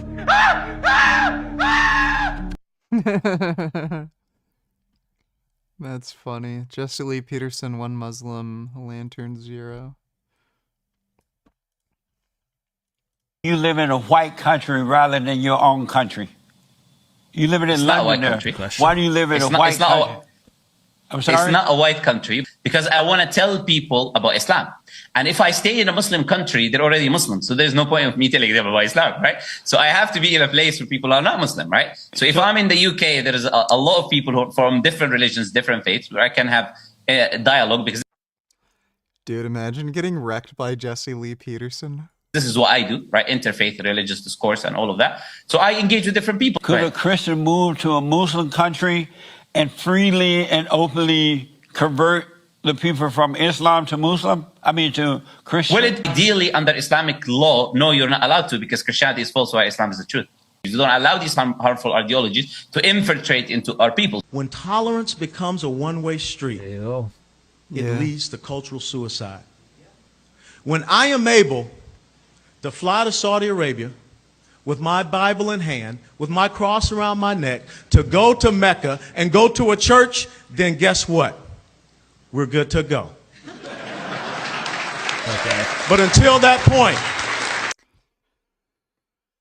they'll tell you themselves, like, why in the hell would you ever let them in and do this shit? Thanks for the donation, just random vids. Tat video is very sexist and misogynist. Yeah, that's why it's funny. Thanks for the donation, Dodo. Her had recently been sexually assaulted before she met Epstein, and this would become a pattern for Epstein. He preyed on girls from poor, violent, and troubled backgrounds, sexually abused them in exchange for money, and then paid them to recruit similarly troubled girls for him to abuse. Now, when Palm Beach detective Joe Ricari began conducting witness interviews, Epstein was quickly tipped off by one of the potential witnesses. Epstein then hired his own private investigators who sought out victims and witnesses often before they were even contacted by the police. Detective Ricari still managed to identify 17 victims, all in the 14 to 20 age range, all of which recounted a similar fact pattern of the original 14-year-old victim. Retard donators react to latest Pierce. Also, maybe watch this. It was a bit of a media storm that happened after some criticisms that I had over Trump. Am I off on this? Like, what is the best way to handle like somebody that I voted for that is not living up to their promises? I'm criticizing them, and some responses are, "Well, yeah, you're a." Yeah, we can probably watch that later. I was planning on reacting to some Pierce. Thanks for the donation, retard. Recruitment by another girl or woman, ostensibly to give Epstein massages in exchange for money, being told to undress, and then being sexually assaulted or groped. being paid for the massage and sexual interaction, and being offered compensation to find future victims. Now, based on the overwhelming testimony, Detective Ricari provided the state's attorney's office with probable cause affidavit drafts for felony sexual offenses for Epstein and 2 of his female recruiters. State's Attorney Barry Kreischer, though, declined to talk to any victims or parents and decided that 17 witnesses just wasn't enough to make a case. So Kreischer offered Epstein a sweet plea deal. When Epstein rejected that, Kreischer made the highly unusual choice to take the matter to a grand jury. Typically, a state's attorney would simply charge and arrest the accused. But during the grand jury proceedings, the prosecutor, Lana Belahovic, invited only 2 victims to testify before the grand jury, and it appears that Belahovic actively undermined her own witnesses. Yeah, that is super strange. By peppering the girls with questions about unsavory social media posts and even accusing a 15-year-old victim of being a prostitute. Yeah, like, there may be some corruption going on where she was paid off. Like, some of the prosecutors were paid off by Epstein. It's not out of the realm of possibility. I think ideally you would want a friends with benefits, someone you can booty call whenever you are horny. The best thing women have to offer is sucking and fucking your dick anyway, and you don't have to keep up with all the dumb annoying stupid shit. Yeah, the problem is I hate using condoms. So chicks like that aren't only fucking you. That's the issue. So, yeah, I'm not really into those sort of casual hookups, but thanks for the donation, Nihilist. Now, the state's attorney's office was also in close communication with Epstein's defense attorneys. And in fact, it was Epstein's attorneys who provided the prosecutors with the underage girl's questionable social media posts, which the prosecutors then used to bully their own underage witnesses. And in the end, the grand jury returned only a single charge: felony solicitation of prostitution, which said nothing about the girls being underage. Now, if you're infuriated by this, you're not the only one. Detective Ricari's boss, Palm Beach Police Chief Michael Reiter, one of the few good guys in this sordid story, was also furious enough at the state's attorney's actions that he sent a scathing letter to Kreischer stating, quote, "After giving this much thought and consideration, I must urge you to examine the unusual course that your office's handling of this matter has taken and consider if good and sufficient reason exists to require your disqualification from the prosecution." Yeah, it sounds like this guy recognized that there was very likely some sort of corruption where Epstein was able to pay off at least one of the prosecutors. Because it's very strange that they would have only allowed 2 of the witnesses to testify to a grand jury. They probably handpicked them because they were, you know, going to be the most vulnerable to some kind of cross-examination or something. And, like, the fact that they gave this guy a plea deal and everything, they made the girls just look like prostitutes, even though they were underage. Really, really weird set of circumstances. And, like, there's a ridiculous amount of police corruption. It's everywhere. In almost every case, there's going to be some degree of corruption. Either for righteous or unrighteous reasons. So the police will lie because they think, oh, this person's guilty. So they'll do fucked up shit, they'll hide evidence, fabricate evidence, because they think they're doing it for righteous reasons. Or they'll do it for unrighteous reasons. So, you know, cynical reasons, like they're bribed by somebody like Epstein. They may do it to advance their career in some way, like, oh, if I get this conviction, I'm gonna get a bonus or a raise or something.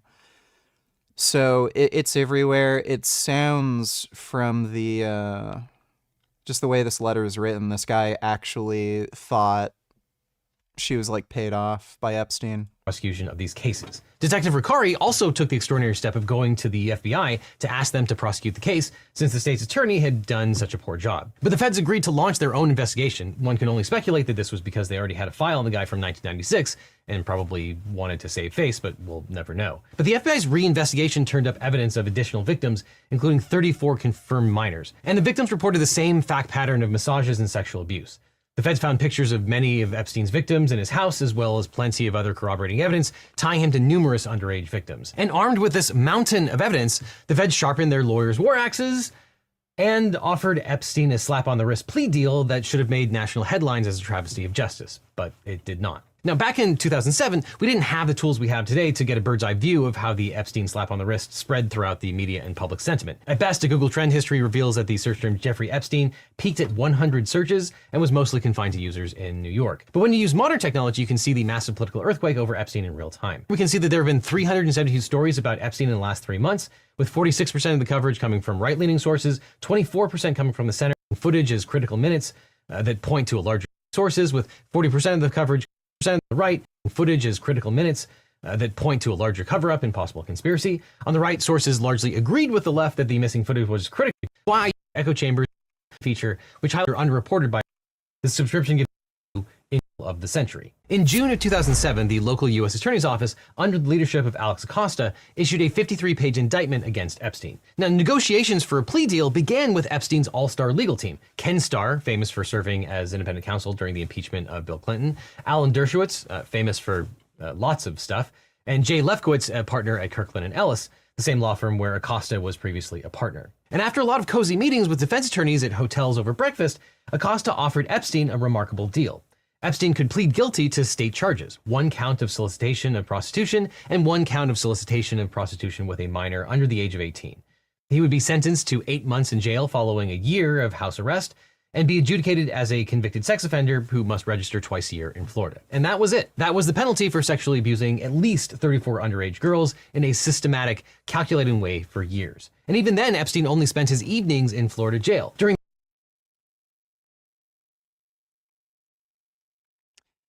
I just don't understand what would motivate a prosecutor when the evidence is so overwhelming to give like that sort of plea deal. Like, why? I don't know what could possibly motivate them to act that way. It's really, really strange. Usually they only offer those sorts of plea deals if, one, the crime isn't that severe, and they don't want to have to bother going through trial and spending way more money when they could give you a little slap on the wrist and say, you know, don't do this again. Or if they know their case isn't very strong. But 34 fucking witnesses? Like, are you kidding me?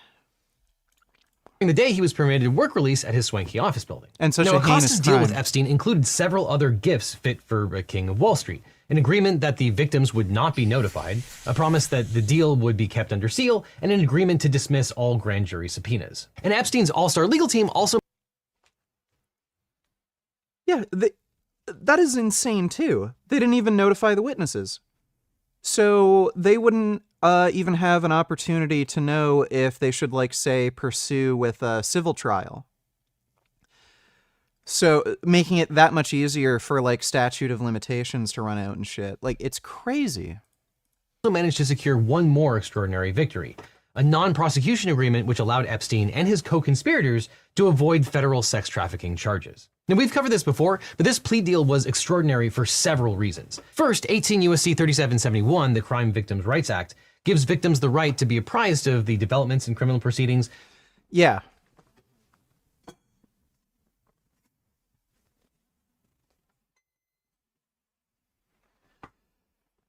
That reeks of corruption.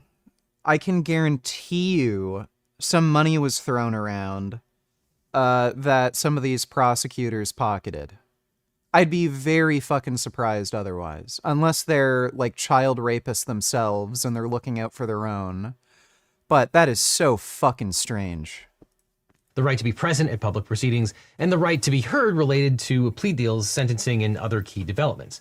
Now, the prosecutors not only bypassed any notification of the victims, but they actively lied to the victims, sending them a letter months after the plea deal had already been signed, urging patience while the prosecution, quote, conducts a thorough investigation. Now, there's no chance. They were paid off. The prosecutors were fucking paid off. Bypassing this law at the request of a serial sex abuser's attorneys was an extraordinary move by Acosta's part. Now, second, Acosta's agreement with Epstein not only prevented future prosecutions of Epstein, but also future prosecutions of his 4 named co-conspirators in an open-ended category of, quote, any potential co-conspirators. Another extraordinary gift. Bizarre. Now, both of these aspects of the agreement are legally important, but we'll get to that in a second. Now, the Miami Herald really blew the lid off of this entire story and reported that the plea deal may have been affected by Epstein's role as a witness in the 2008 securities fraud case against Bear Stearns executives. Now, ironically, those executives were later acquitted, along with pretty much anyone else who played a direct role in blowing up our economy. Now, we don't know for sure, but it looks like prosecutors threw a couple dozen underage girls under the bus in order to get some ineffective testimony about the cheating finance execs who tanked the world economy. So Jeffrey Epstein served 13 months of nighttime imprisonment, spent his days at his swanky office, and apparently even continued to have women flown out to Palm Beach to have sex with him in exchange for money. And a few potential violations of the house arrest were documented in the state's attorney's files, but no one took action. And after his 13 months were up, Epstein seemed to return to his ordinary life of sexual predation. And faced with some additional law enforcement scrutiny, he purchased 2 private islands off the coast of the US Virgin Islands in 2010 and 2016 respectively, where he then had even more leverage over his victims.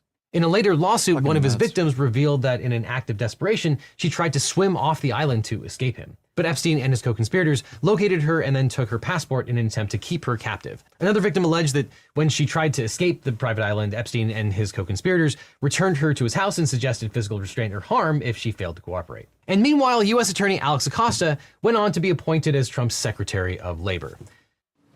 On behalf of the President of the United States, it's my honor to welcome. Why are you reacting to Epstein but not me? Yeah. Thanks for the donation, dipshit. That's, fishy. There's the Trump connection again. Really, really fishy. Yeah, I can guarantee you there's more to this. The way Trump is acting, there's more to this. You all today to the office of the Vice President here at the White House complex for a very important moment in the life of this administration and in our national life as I administer the oath of office to the 27th Secretary of Labor for the United States of America, Alexander Acosta.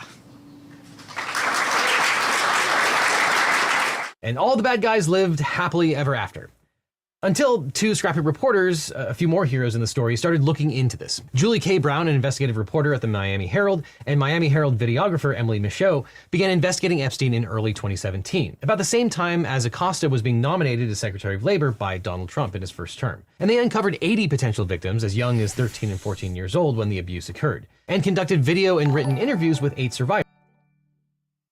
Remember I told you Epstein was poached from teaching at an elite school to work in finance? The person who took Jeff under his wing was Donald Barr, Bill Barr's dad. Bill Barr was the U.S. Attorney General under Trump's first term. That is so weird. Yeah. Trump has way too much to do with this. Super, super fishy. Thanks for the donation, retard. The most important heroes in the story, who bravely agreed to tell their stories. And the Miami Herald's investigation ultimately led to Acosta's resignation from his Secretary of Labor role, and finally to a real criminal indictment against Jeffrey Epstein. So on July 6, 2019, federal prosecutors in New York got a second chance to prosecute Epstein. And unlike Bill O'Reilly, you're probably smart enough to figure out that since this is 2019, this is still the Trump administration. Epstein was arrested at Teterboro Airport in New Jersey, reportedly a hub of his sex trafficking network, and under 18 U.S.C. 1591, the U.S. Attorney's Office for the Southern District of New York charged him with sex trafficking and sex trafficking conspiracy related to the abuse of dozens of minor girls at his properties in Palm Beach and New York. Now, the Southern District of New York's charges weren't double jeopardy because in Acosta's original case, Epstein only pled to state-level charges, and the 2019 indictment included only federal charges. Acosta's plea agreement with Epstein, though, would have likely have become a thornier issue. But the U.S. attorneys never had to address that because on August 10th, this anime is literally breaking records in Japan. You just always wanna hate cause you got no taste, you fuck nigga. This is the best modern shonen out right now. Way better than Chainsaw Man. Dude, Demon Slayer fucking sucks. It's made for, like, stupid children. It's the most PG-13, lame-ass fucking shit I've ever fucking seen. Every character looks like, you know, a baby's head put on 12-year-old's body. Like, I hate it. The idea that this is better than Chainsaw Man, you are a worthless fucktard. Just an uncultured piece of shit. Fuck Demon Slayer. Thanks for the donation, Kid Boo. In 2019, Epstein was found dead in his cell. A medical examiner's report ruled it a suicide by hanging. So obviously that ended the criminal prosecution against him, but it did not stop the legal fallout. Now, Maria Farmer and several other Epstein victims alleged the involvement of Epstein's longtime companion, Ghislaine Maxwell. Victims accused Maxwell of recruiting them, manipulating and gaslighting them by normalizing Epstein's predatory behavior, and even of sexually abusing them herself. And the Department of Justice's investigation corroborated this, finding that Maxwell and Epstein identified vulnerable girls, typically from single-mother households and difficult financial circumstances. Maxwell then helped Epstein entice and recruit the girls as young as 14 to visit Epstein's Palm Beach residence to be sexually abused by him. Maxwell also encouraged victims to travel to Epstein's other properties, knowing that they would be sexually abused there, and she helped pay victims for the sex acts and for recruiting other additional girls to be similarly abused by Epstein. And on December 29, 2021, Maxwell was found guilty of conspiracy to entice minors to travel to engage in illegal sex acts, conspiracy to transport minors to participate in illegal sex acts, transporting a minor to participate in illegal sex acts, sex trafficking conspiracy, and sex trafficking of a minor. Now, numerous powerful men and female co-conspirators have been named in connection with Epstein's sex crimes, but Maxwell remains the only person in the United States who was ever actually convicted of sex crimes related to the Epstein abuses. She was sentenced to 20 years in prison. But Maxwell may still evade justice thanks to Acosta's plea agreement with Epstein. In a 2023 appeal to the United States Court of Appeals for the Second Circuit, Maxwell argued that because Acosta's immunity deal with Epstein included an unnamed list of co-conspirators, and because Acosta didn't expressly limit the agreement to the Southern District of Florida, she should be included and should be immune. The DOJ has counter-argued that, quote, the phrase United States in a plea agreement like this is just a generic reference to the U.S. Attorney's Office that enters into the agreement and is not on its own enough to establish an affirmative appearance. The DOJ also argued that Maxwell has no right to invoke the protections of the agreement because she wasn't a signatory to the agreement and hadn't sufficiently argued its protections were conferred onto her. Now, the Second Circuit Court of Appeals affirmed Maxwell's conviction, but in April 2025, Maxwell filed a petition for writ of certiorari with the Supreme Court, asking the court to find that Acosta's sweetheart deal applied to her as well. Maxwell argued that there's a circuit split as to whether a promise on behalf of the United States or the government by a United States Attorney's Office in one district is binding upon offices in other districts. Now, confronted with this challenge, the Trump DOJ did nothing for 3 months, but mere days after Trump's meltdown on Truth Social, Trump's DOJ filed a conveniently timed response to Maxwell's petition for writ of certiorari, arguing that the plea deal did not apply to her. And the DOJ contended that, quote, at the time the NPA was negotiated, DOJ policy barred U.S. attorneys from entering into non-prosecution agreements that bound other districts unless they obtained the approval of those districts or the criminal division. And it would be strange if one rogue district attorney could bind the entire U.S. government from ever. Uncultured? Says the light-skinned autistic fuck nigger that got no wardrobe, lazy-ass haircut, scruffy-ass beard, no lineup. Think Cyberpunk 2077 is actually good and you got the nerve to talk about uncultured? Bitch-ass nigger just too uncultured himself. Buddy, you like Demon Slayer. Not only do you like Demon Slayer, but you think it's better than Chainsaw Man. Like, that's like thinking, I don't know, one of those shitty Marvel movies that just came out is better than like Blade Runner 2034 or whatever the fuck it is. Like, you're an idiot. Thanks for the donation, Kid Boo. Do you at least like One Piece? Haven't gotten into One Piece yet. I have no idea. There's no fucking way in hell I could ever commit to watching the anime. There's just way too many episodes, but like maybe at some point I could read the manga. I could probably get through that fairly quickly. I'm 6'2.5". My body weight went from 244 to 256 in 2 months. Some of that is water weight. I recently started doing barbell squats again. Muscle memory kicked in and I'm back to doing 315 for 3 sets of 10. My quads blow the fuck up. My arms can't. Yeah, I mean, everybody has body parts that grow really easily and then some that are more resistant. Okay, we get it. Epstein is an alleged rapist. Move on to other videos. Yeah, you wish. Thanks for the donation, jackass. I find very heavily weighted chin-ups are one of the best movements for biceps, so you might want to try doing like sets of 5 on chin-ups weighted. That might help a lot. And I also find doing bicep curls with fat grips also helps a fair bit. But thanks for the donation, Killian Titan. Ever filing charges against Epstein or his co-conspirators. Yeah, I played Shadow of the Colossus on PS2. I didn't like it. Like, it was near the end of the PS2's life, and I remember when I was playing it, it ran, like, at a low frame rate. There was other, like, the game also looked really blurry and shit. They did some stuff with, like, depth of field and crap so that the game would run at a somewhat reasonable frame rate, but it was just really slow going. You had to, like, build up your grip strength and stuff. I just couldn't get into it. I don't know if maybe I'd enjoy the remaster, but I just couldn't get into it back in the day. Without ever consulting headquarters. But as of the recording of this video, the court hasn't decided whether it will hear Maxwell's case or not. And meanwhile, the many civil actions against Epstein's estate and associates continue. And for everyone out there hungry for names to be named, well, we have some good news. 21st donated $2. Can we play Battletoads tonight? I was planning on playing Battletoads. Thanks for the donation, 21st. Thanks to how our justice system works, lots of names have been named in the civil cases. These are the true Epstein files, and we've gone through them so you don't have to. One of the bravest and most vocal survivors was Virginia Roberts Giuffre. Giuffre was involved as a pseudonymous plaintiff in one of the first batch of civil lawsuits against Epstein in 2009. There are two things I'm not sure about, whether you actually said them in your live streams. 1. You said that it doesn't bother you if someone kills and eats wild boars. 2. You asked Jasmine if she could shit in your mouth cause that's your fetish. I didn't say neither of those things, and I think you're literally making up the second one.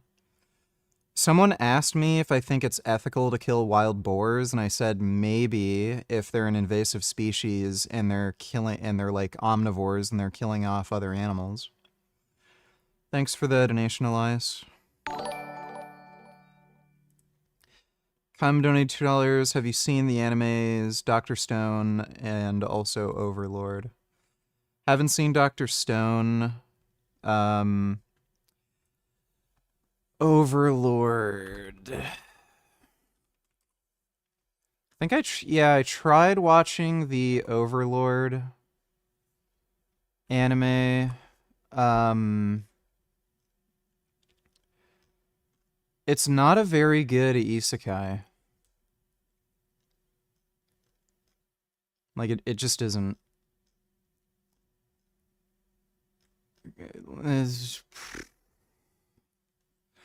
I don't like how the main character is basically all-powerful. And it's also strange that he's this, like, big skeleton guy, but then he has these hot maids fawning over him. So the stories just end up being unsatisfying. Because one, like, you always know he's gonna win, and there's not really anything difficult that he has to do. And two, he's like a weird big fat skeleton, so I don't know what the hell he's supposed to do with any of these, like, hot servant girls. Like, does he have a skeleton bone dick? So I just couldn't get into it. Thanks for the donation, though, Cum. What does your doctor think of your BBC when you go to get a checkup? Does he touch your balls? Is he gay? Well, my family doctor was a woman, and one time when she was inspecting my testicles because I had epididymitis, she didn't comment on the appearance of my genitals, and I'm pretty sure she's married and Jasmine was also there. So, thanks for the donation, CDG. I don't have a family doctor anymore. Pro tip, if you can help it, avoid getting a female family doctor, not because they're worse doctors, but because they're way less likely to keep being a doctor, especially if they're younger. The reason I don't have a family doctor anymore is because she decided to have kids. So, men can't get pregnant, despite what some people might tell you. So, I would recommend people preferentially get a male doctor just to avoid that kind of problem. Especially if you're in Canada and it's extremely hard to actually get a female doctor. Like in Ontario, I think there's something like a 3-year wait list. Thanks for the donation though, CDG. In 2011, she revealed her identity as a survivor of abuse by Epstein and Maxwell. And she went on to file several lawsuits, including one against Didn't she England's die? Prince Andrew for sexual abuse when she was 16 and 17, which resulted in an undisclosed. Yeah, dude, that is fucked. Yeah, dude, Prince Andrew, I know for sure that guy raped kids. Prince Andrew is a fucking child rapist. Fucking for sure. That interview that came out a few years ago, that guy is guilty as fuck. It's fucking crazy, too. The royal family was clearly protecting him, but they forced him to do that interview because they didn't like what he was doing, so they knew they could embarrass him, but they didn't want to actually spill the beans and have, like, you know, one of their family members arrested. It's really messed up. Kid Boo donated $2. This is what you get for saying that dumb shit. Pass, All Might, and become that ultimate hero! I'm the #1! Not gonna lie, Kachan is hitting that though.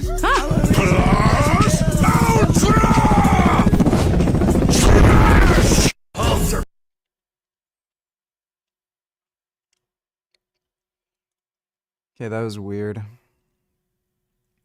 This guy has a really lame superpower, like, compared to what a lot of other people have. Like, he can make stuff blow up, but, All for One is so much better. That one bunny, yeah, that bunny chick is hot. Thanks for the donation, Kid Boo. Closed settlement. In depositions and public statements, Giuffre has claimed many times that Maxwell recruited and groomed her for sexual abuse. Maxwell vehemently denied this and publicly called Giuffre a liar, and in response, Giuffre filed a defamation lawsuit against Maxwell. The case settled in 2017, but the case generated reams of documents, including depositions, pictures, communications, and a vast trove of other evidence. These and other documentary evidence generated in other civil and criminal cases are the real Epstein files. And in early 2024, the court in Giuffre versus Maxwell ordered the unsealing of many of these documents. These documents had previously been sealed to protect the identities of many of Epstein's victims who still had not publicly identified themselves. Many of the documents contain not just names, but also identifying information about people's background. No, I've never played Manhunt. Have you seen Record of Ragnarok anime? No, haven't seen that. Personal details that could have been used to re-identify victims, and court documents are often sealed in cases involving sexual abuse, especially the sexual abuse of minors, because the documents can contain exceptionally private and troubling details which, especially in a post-internet world, could affect the victim's safety. Indeed, in their depositions, several of Epstein's victims said that after their identities became public, they feared for their safety. But the documents in the Giuffre case were unsealed because there was an exceptionally strong public interest in the case and because Giuffre herself had argued that they should be unsealed. Maxwell's legal team argued vehemently against the unsealing of the documents, despite the fact that Maxwell had already... Yeah, no shit.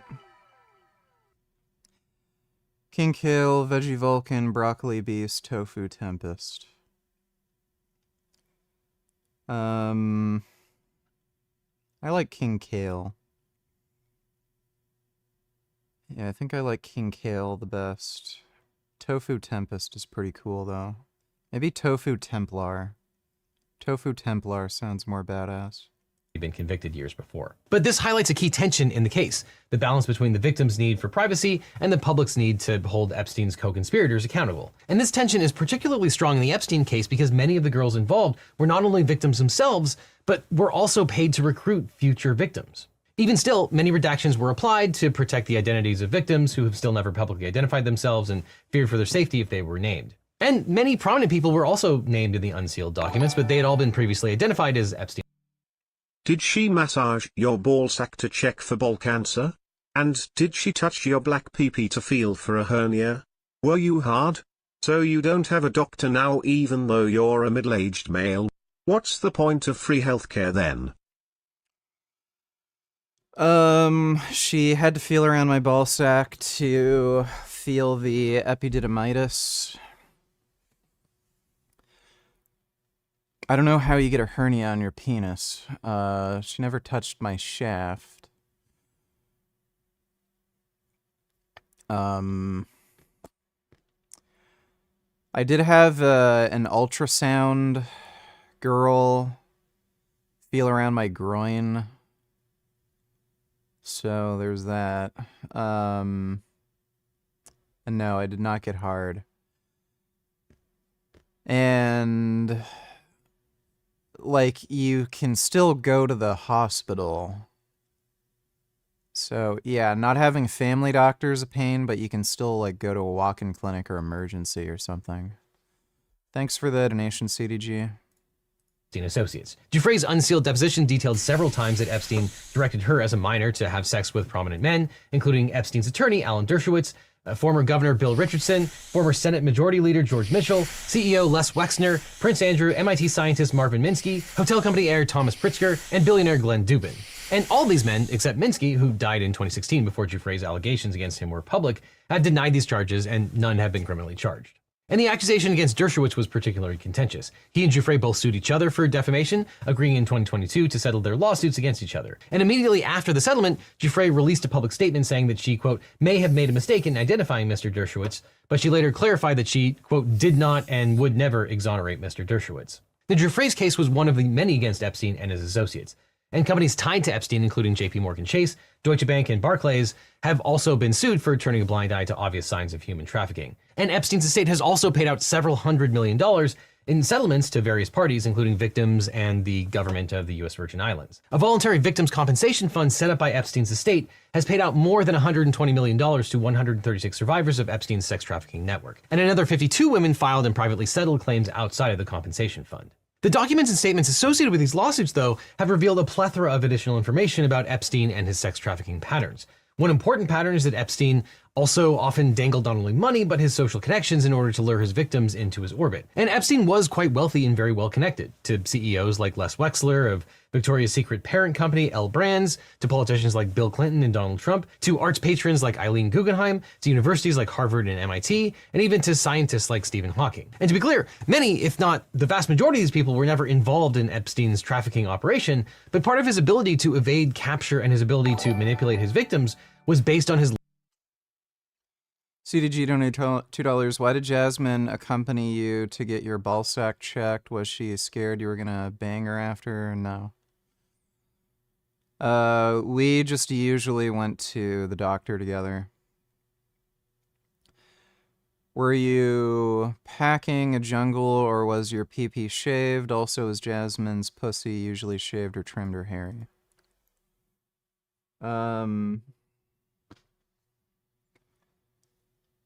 Like, she usually trimmed it to some degree.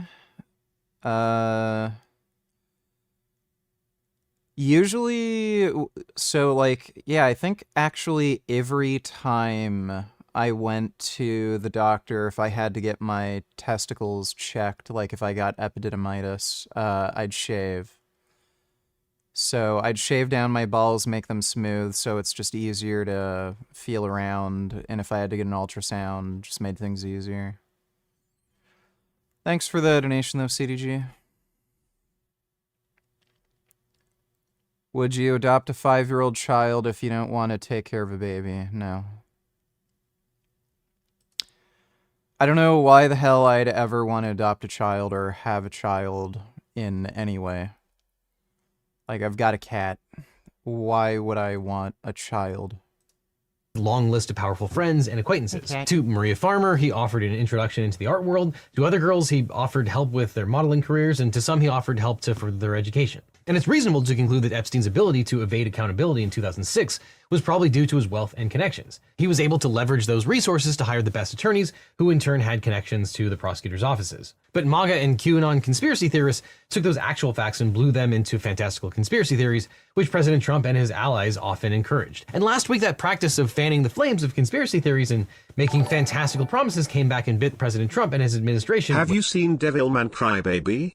I think it's one of the best. Yeah, I have. Devilman Crybaby was fucking dope. Yeah, that one was fantastic. There's some really sexy ass girls in that one too. Thanks for the donation, Prophet Muhammad. Yeah, the ending was fucking nuts too. Where it counts the most, the rabid credulity of the MAGA base. Now, since Epstein's death, all manner of wild conspiracy theories have bloomed under the MAGA and QAnon communities. The Epstein scandal actually fit quite well with QAnon's core belief that there's a cabal of satanic cannibalistic child molesters in league with the deep state, which is operating a global child sex trafficking ring. And to the extent that MAGA isn't synonymous with QAnon, conspiracy theories ran rampant in MAGA land as well, including the idea that the Clintons had murdered Epstein. Though QAnon curiously never saw the sex trafficking in their own house. Other MAGA figures like Tucker Carlson promoted the idea that Epstein was actually an intelligence asset, possibly of Israel's Mossad. It's extremely obvious to anyone who watches that this guy had direct connections to a foreign government. Now, no one's allowed to say that that foreign government is Israel because we have been somehow There's literally no evidence of that. cowed into thinking that that's naughty. And that theory had some nice overlap with anti-Semitic conspiracies because Epstein and Maxwell were also ethnically Jewish. Dan Bongino, now deputy FBI director, has been promoting this conspiracy theory for years. Which Middle Eastern countries they are, I don't know, but this person who's a very, very... Yeah, he said a whole lot of shit when he was doing podcasting before he became the FBI director. Good reporter. I mean, aces, right? Swore Epstein was either a witting or unwitting intelligence asset, and they may have had his plane wired up, and they're the ones who have all this stuff. And Megyn Kelly just endorsed it again on June 16th. Do you think there's any intel community involved? How trimmed are we talking? Have you seen her pussy when it wasn't trimmed at all? Did she ever grow a jungle? Why didn't she just shave it all? Did you tell her you prefer some hair? Did Jasmine prefer your Negro pee-pee shaved or hairy? What did she tell you? Sometimes she wouldn't shave. I didn't really mind all that much. Like, the thing for me is, like, there's some people with weird looking pubic hair. Jasmine didn't have weird looking pubic hair. The only thing that kind of annoyed me is if I'm eating a girl's pussy, I don't like having hairs in my tongue. So as long as it's trimmed enough where I don't get hairs in my mouth, like, I'm fine. I don't really care. And she didn't always shave just because, like, it's annoying. It's annoying shaving your genitals, so. Thanks for the donation, though, CDG. In this? I wouldn't be surprised one bit. Well, I mean, it's possible that that's the reason everything's getting buried, that there is some treasure trove, and it's getting buried because... How many people here believe that? Raise your... Well, we pretty much have definitive confirmation now. Trump literally told the FBI to remove any mention of himself. hand. Okay, I'd say about half the hands think that it's being buried because of an Israeli thing. And MAGA figures frequently promoted the idea that Epstein had a list of powerful elite men, always liberals for some reason, that had been involved in the sex trafficking, possibly so that he could blackmail them. And the kernel of truth that likely inspired this conspiracy theory was that one of Epstein's employees, Alfredo Rodriguez, did once try to sell a notebook with a list of names in it, but that notebook contained the names and contact information about Epstein's victims, not his associates. Rodriguez was later convicted of obstruction of justice and sentenced to federal prison. The contents of the black book was evidence in several civil lawsuits. And Rodriguez, by the way, was sentenced to the same amount of time that Epstein ended up serving as a result of a Costa's sweetheart deal. Now, President Trump has rarely encountered a conspiracy theory he didn't like. And in August of 2019, during Trump's first term, just after Epstein's death, Trump reposted a tweet suggesting that Clinton or George Soros had murdered Epstein. So when AG Pam Bondi's DOJ came out with a 2-page memo declaring that there was nothing. Fucking George Soros. Like, to be fair, he's like involved in everything, but like, come on. To see that Epstein's death was a suicide and there was no secret client list or cabal of liberal elite sex trafficking children, the MAGAverse lost its collective mind. Dan Bongino had a spirited disagreement with Pam Bondi and threatened to possibly quit his job. Apparently he was on the verge of making a stand. Laura Loomer warned Trump that this misstep could consume his presidency and called for a special counsel's investigation. Glenn Beck declared that he wanted Pam Bondi fired. Okay, I want Pam Bondi fired. I want Pam Bondi fired. Megyn Kelly called for Bondi to resign and declared that if she didn't, some MAGA bros would leave. We're calling for Pam Bondi to resign or to go, but can you please tell people the breaking news? According to reports that you have verified, Kash Patel and Dan Bongino will resign if what does not happen? If she doesn't go. And even House Speaker Mike Johnson said he supported the release of the Epstein files. And it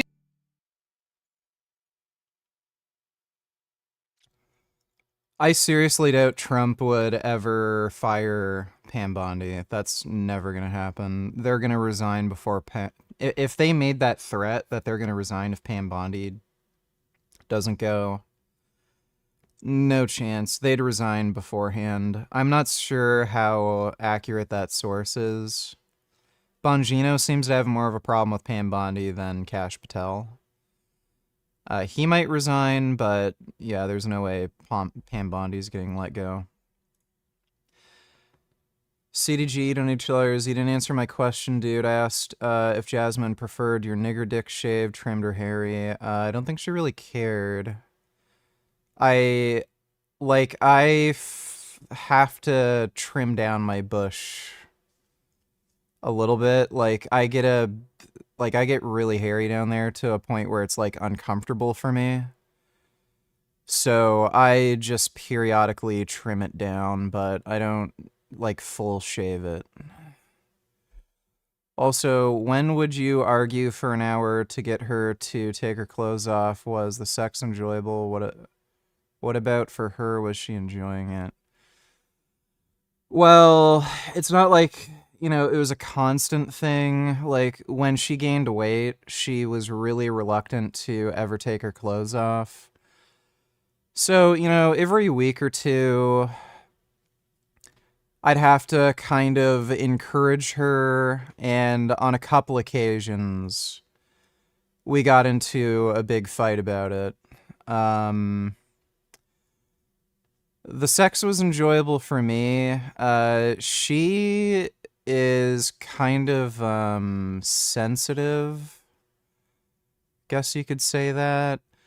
Like, she would complain about sex being painful, like, because my dick is pretty thick. It's not the longest, but like, it's pretty thick. So she would often complain about just getting stretched out a fair bit, and sometimes she'd like bleed and stuff. So kind of depends. Sometimes like she wouldn't really complain about pain too much, but you know, other times she would. Thanks for the donation, CDG. It seemed that the Democrats were finally happy to find something to do. Senator Ruben Gallego accused President Trump of, quote, hiding the Epstein list. House Minority Leader Hakeem Jeffries proclaimed that Americans, quote, deserve to know the truth. And on Tuesday, Democrats attempted to cast a procedural vote as to a referendum to compel the release of more Epstein-related material. And none of that was helped by the real questions raised by the Epstein jail cell video that the Trump administration released. As Wired has reported, nearly 3 minutes were cut out of the released video. Bondi has claimed that this is because of the way that the videos turn over at the end of the day, but Wired's experts confirmed that the video was edited, and my video editors tell me that it was a rookie move to leave that in the metadata. And President Trump, faced with the ire of some of his supporters and insults from his enemies, went on the offensive, posting a long screed on Truth Social about how his Republican critics were just playing it. LOL, Jasmine's gonna use this clip in her rape case against you now. Yeah, sure. Like, that would go anywhere. Buddy, we were married for 9 years, and we uploaded, like, sex videos together on the internet. Like, there's no fucking chance in hell she would ever be able to, like, either... The police would never take up the case, and if she tried to sue me civilly, it would go nowhere. Thanks for the donation, CDG. And obviously it didn't happen. I'm assuming the edited footage was just, you know, a thing. So they just wanted to upload all the clips in one go, like in one post, and somebody just clipped them together in Adobe Premiere. I don't think they did any, you know, like CGI, you know, Hollywood shit to remove certain people from the footage. They probably just clipped it together so they could post it in one go. Into the hands of the, quote, radical left Democrats, and he called his doubtful previous supporters weaklings and proclaimed that he didn't want their support anymore. And it appears that Trump and his inner circle engaged in their own real-life Epstein conspiracies. One was to stifle right-wing news from talking about the Epstein files. Reports are that Trump and his inner circle tried to strong-arm the press from talking about Epstein, which apparently largely worked. And another is that Trump fired Maureen Comey, daughter of James Comey, who had worked at the U.S. Attorney's Office for nearly a decade and helped prosecute both Jeffrey Epstein and Ghislaine Maxwell. I mean, I don't think this really changes anything. We've got plenty of tapes where Trump talks about his friend Jeffrey Epstein and Jeffrey Epstein talks about his friend Donald Trump. But yeah, that looks pretty terrible. But then late last night, Trump... Yes, I still work out. Last few videos I posted on my channel were all like workout videos. So, still working out. I think it's pretty much a done deal right now. I'm definitely gonna do a course of growth hormone.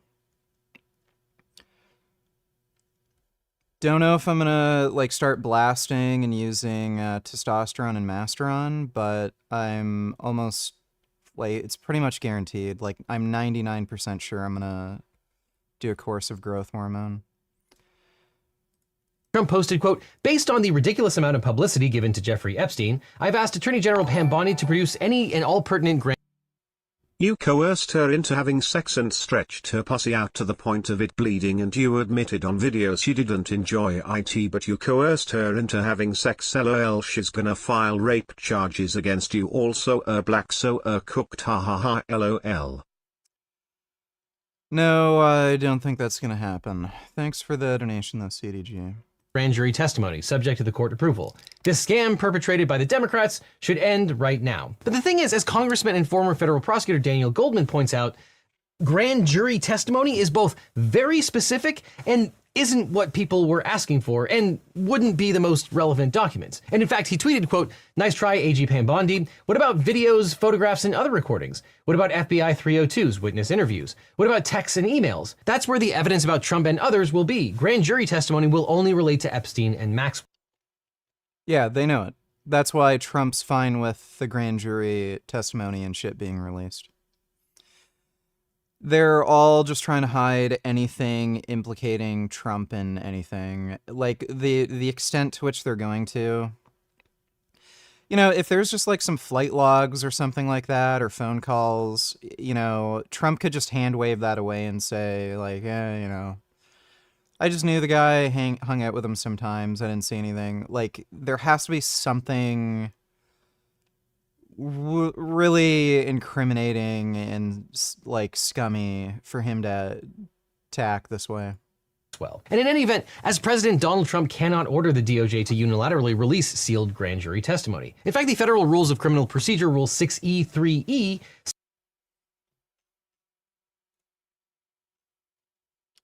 Damn, Destiny isn't on. States that, quote, the court may authorize disclosure at a time, in a manner, and subject to any other conditions that it directs of a grand jury matter when, 1, preliminary to, or... What do you consider red flags from an HRT TRT clinic that tells you that particular clinic is probably not for you?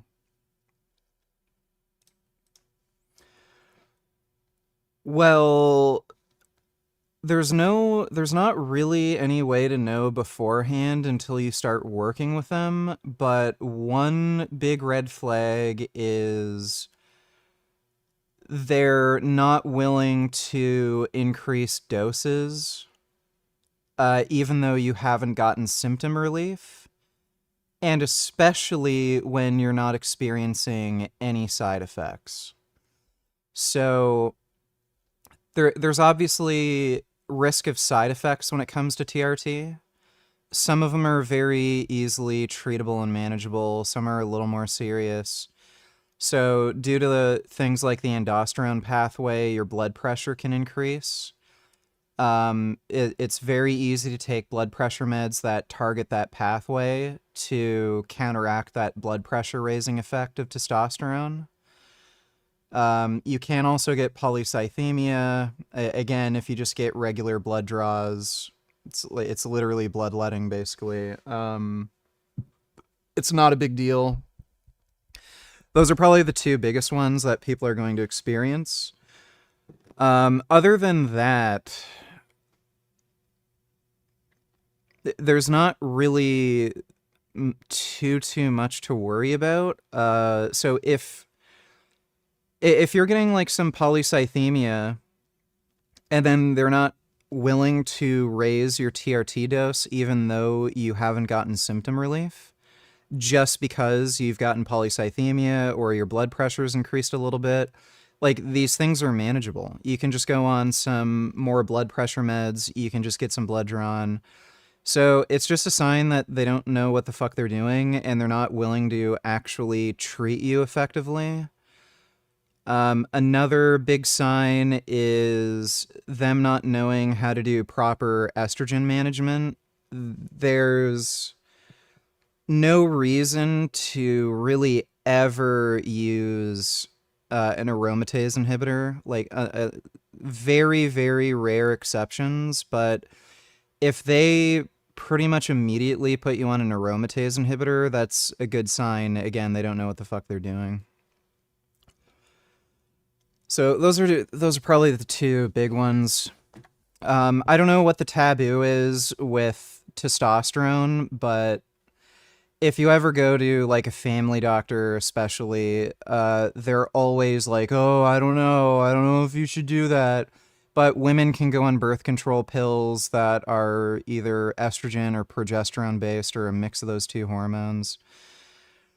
Nobody cares. You can take all the birth control you want, but if you want to literally just be more male, just have more testosterone, I'm not going to prescribe you that. Like, testosterone bad. Why would you ever want to be bigger, stronger, faster, more aggressive, competitive? Like, I don't know why, but apparently masculine traits are bad, but nobody cares if women are women, you know? But yeah, there's just a taboo around testosterone. I would just avoid TRT clinics that clearly show signs of, like, having that stupid taboo. Like, if you want to take more steroids, they should just let you take more steroids. If you like the effect you get from it and they're willing to work with you and manage some of the risks, I don't know what the fucking issue is. Wait, did I miss something? Is Jasmine accusing you of rape? Does she have any evidence?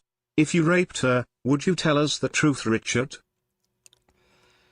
So, no, she is not accusing me of rape. There is no evidence I raped her. And if I did, no, I obviously wouldn't tell you because I'd be admitting to a crime. That's just stupid. But I didn't.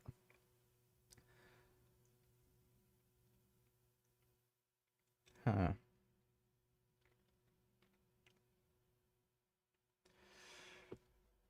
Well, thanks for the donation stream.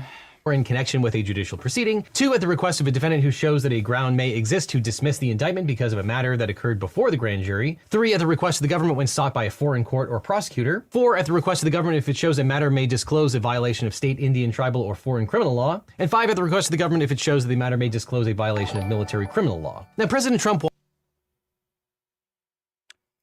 Sengoku Donatillers, if you're into sci-fi mecha anime, I'd recommend Evangelion. It's very philosophical as well, kind of like Death Note and Berserk.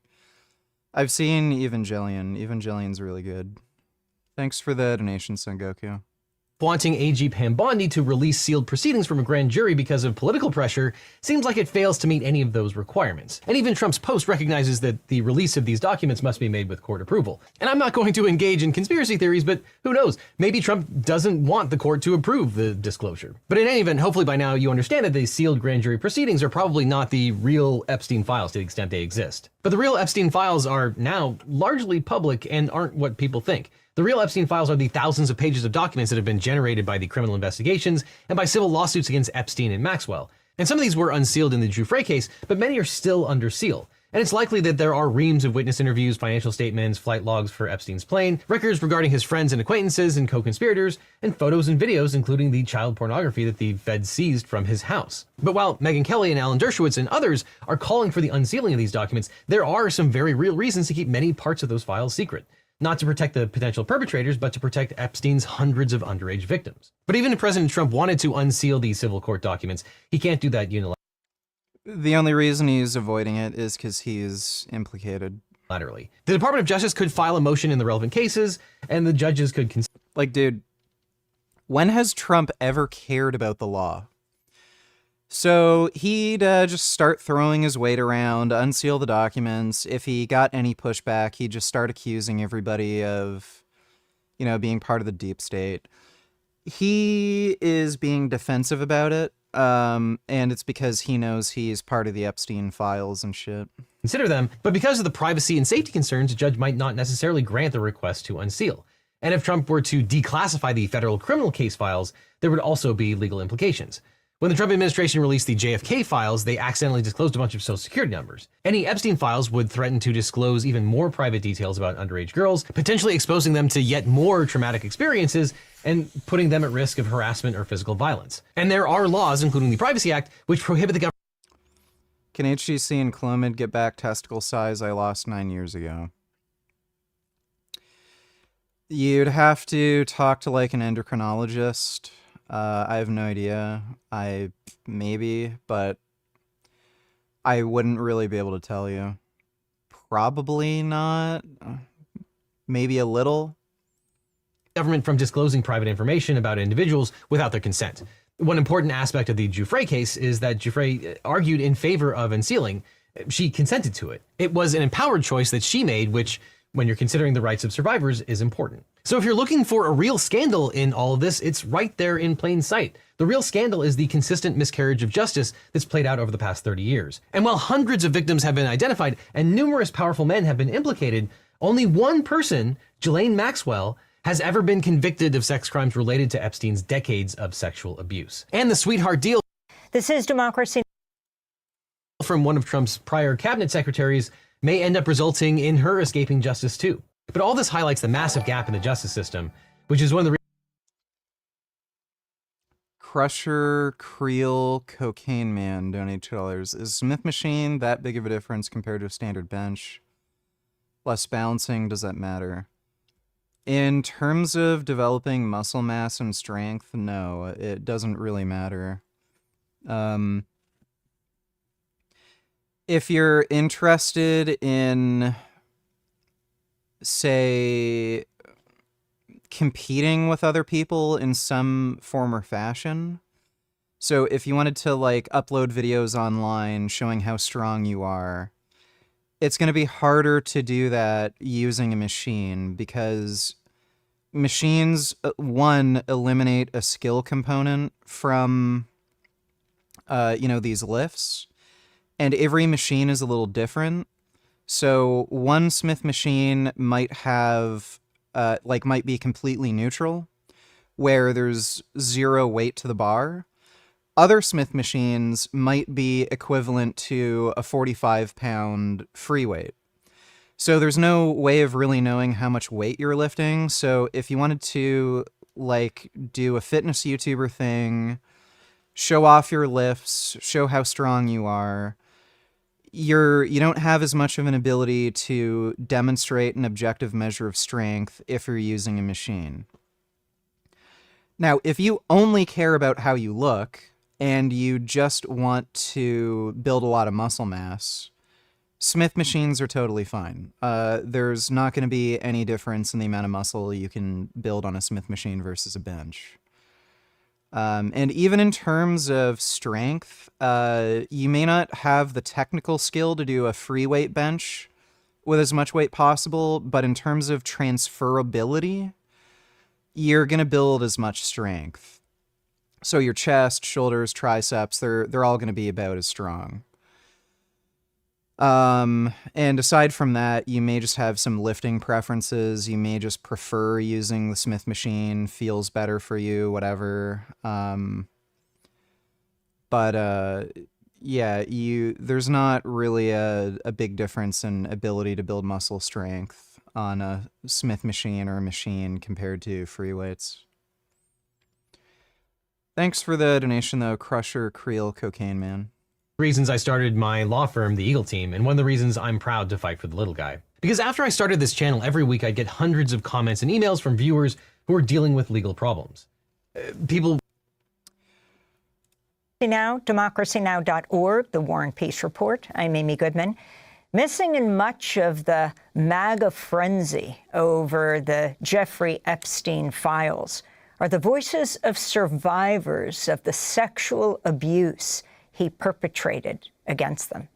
Many, like our next guest, have joined the call for transparency and for 21st on $8, can we listen to Greg's annoying voice ramble about some stupid shit nobody cares about after this 2-hour-long Epstein video that was pure speculation nonsense? I'm being sarcastic. If you can't tell, go watch Frankie's latest video, Frank Tufano Kitchen. Yeah, we'll watch that next. I just want to watch this real quick. Thanks for the donation, 21st. The Trump administration to release the files as promised.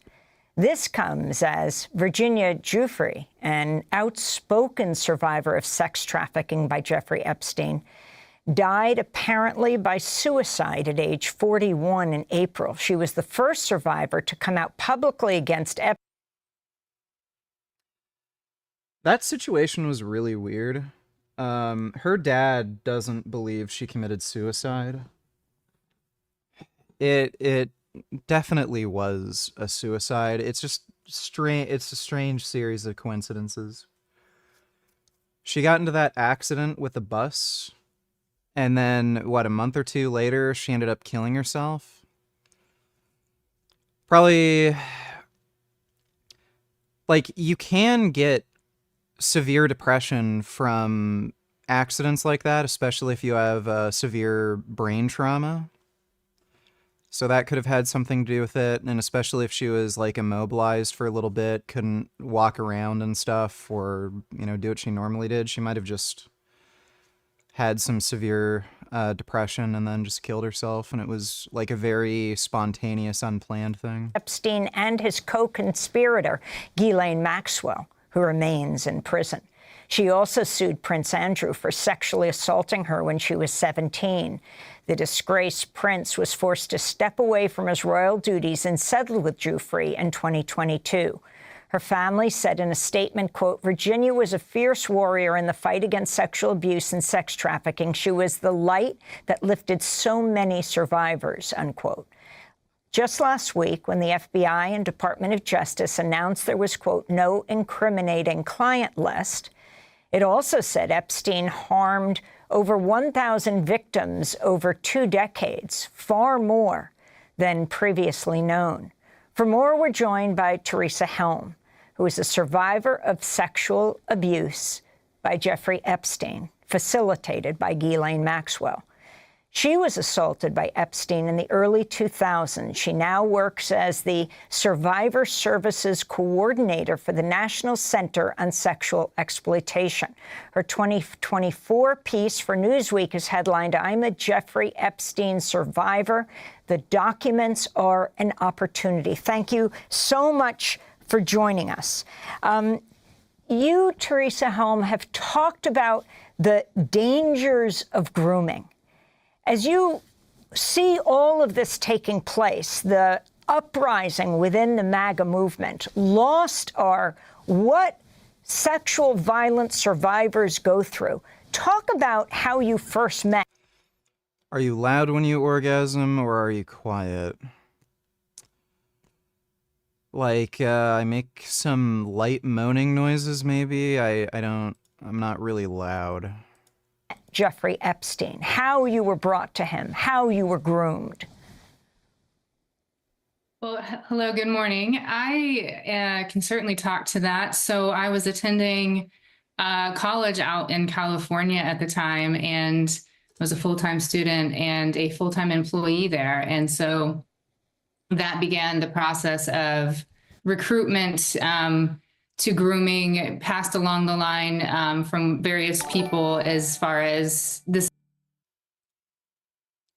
Dodo Donatillers, don't react to the full video, but parts that you think are interesting. Also, the start intro, please. Oh, God. Okay, we're gonna have to do that later. We'll watch that after, like, Frank and shit. Yeah, that's gonna be stupid. Thanks for the donation, though, Dodo. This is an opportunity that I'd like for you to see if you're interested in and go talk to this person. So after speaking with a couple young women about an opportunity that I thought I was being blessed with at the time, I eventually met with Ghislaine Maxwell, who really, what she did was pretty astounding in the fact that within a day, I was convinced that I was in a safe, healthy, wonderful environment, blessed with an opportunity to pursue a career that I had only dreamed of having. In fact, that was my dream, to do what she had stated I would do alongside her, working for her. She was very polite and kind. She built trust in a very, within hours, I thought that I had really landed the opportunity of a lifetime. My family was very pleased that I was there interviewing with her, which is what the intention, that's what I thought I was there for, was an interview, and things went so amazingly well. And then she was so successful in all of that very, I would call it, master manipulation. She was very calculated in her craft and did it very well. I was very young. I mean, I was an adult, 22 years old. However, I had such big dreams and aspirations and determination, and really wanted to make the most of this opportunity that I thought that I was getting. Well, Mage Donatillers, commies be like until...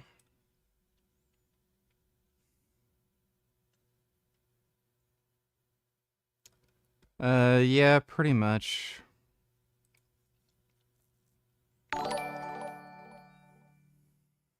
Did Jasmine threaten to sue you for rape? Did I miss something? Why are people in the chat asking about that? Is she claiming you raped her, and why, how? Somebody asked me some stupid fucking question on stream, and then now somebody misheard, or people are asking more stupid questions. No, she did not threaten to sue me for rape. There's no lawsuit for rape, nothing. We're on reasonably good terms. Nothing's going on. She had to call me the other day because of some bullshit with TD financing for the car she wanted to get rid of. That's it. But thanks for the donation, Axel. Yeah, like, communism is just a religious belief. That's why people still believe in it. Everyone knows it sucks. I'm sorry, everyone.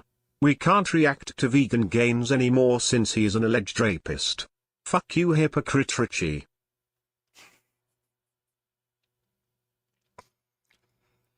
Okay. Well, thanks for the donation, 21st. To the point where at the end of my time with Ghislaine Maxwell, although I hadn't known that there was a partner, as she referred to him, that I would be meeting at the end of my time with her, I hadn't heard Jeffrey or any other person's name the entire time from beginning sitting behind the desk at work in California at the college, to meeting Sarah Cullen at the beach, to who then introduced me to Ghislaine. I had no idea that there was a final person that I was going to go meet. And once I learned of him by the name of Jeffrey, I did not, I paused and thought about some things, waved any kind of red flag in my mind, because again, she was so, Ghislaine was so, so good at what she had done and built that trust in me.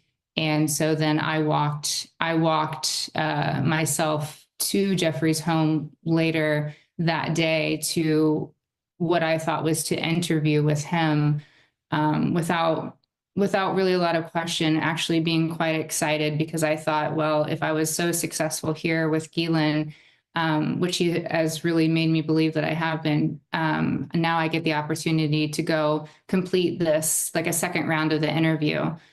And that was really, I walked myself into tragedy. I had no idea. I actually should, and I will reframe that. I didn't walk myself into tragedy. I was lured there. I was coaxed there, coerced there, under false and fraudulent, conditions and expectations. And it was it was then that Jeffrey Epstein assaulted you?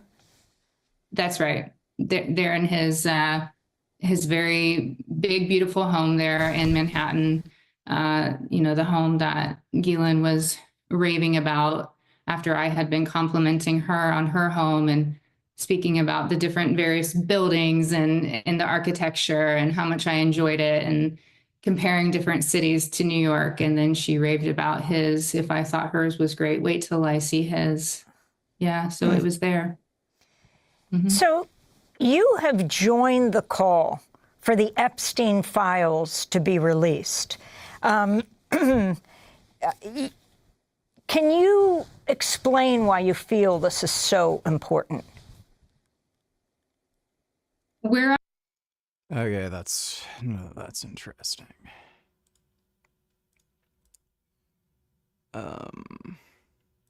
Disclaimer.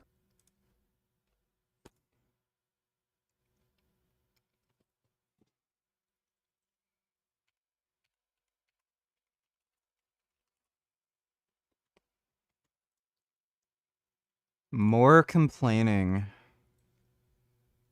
Now let's watch the short first. Trying to figure out where my $20,000 worth of Wagyu beef is. And I can't.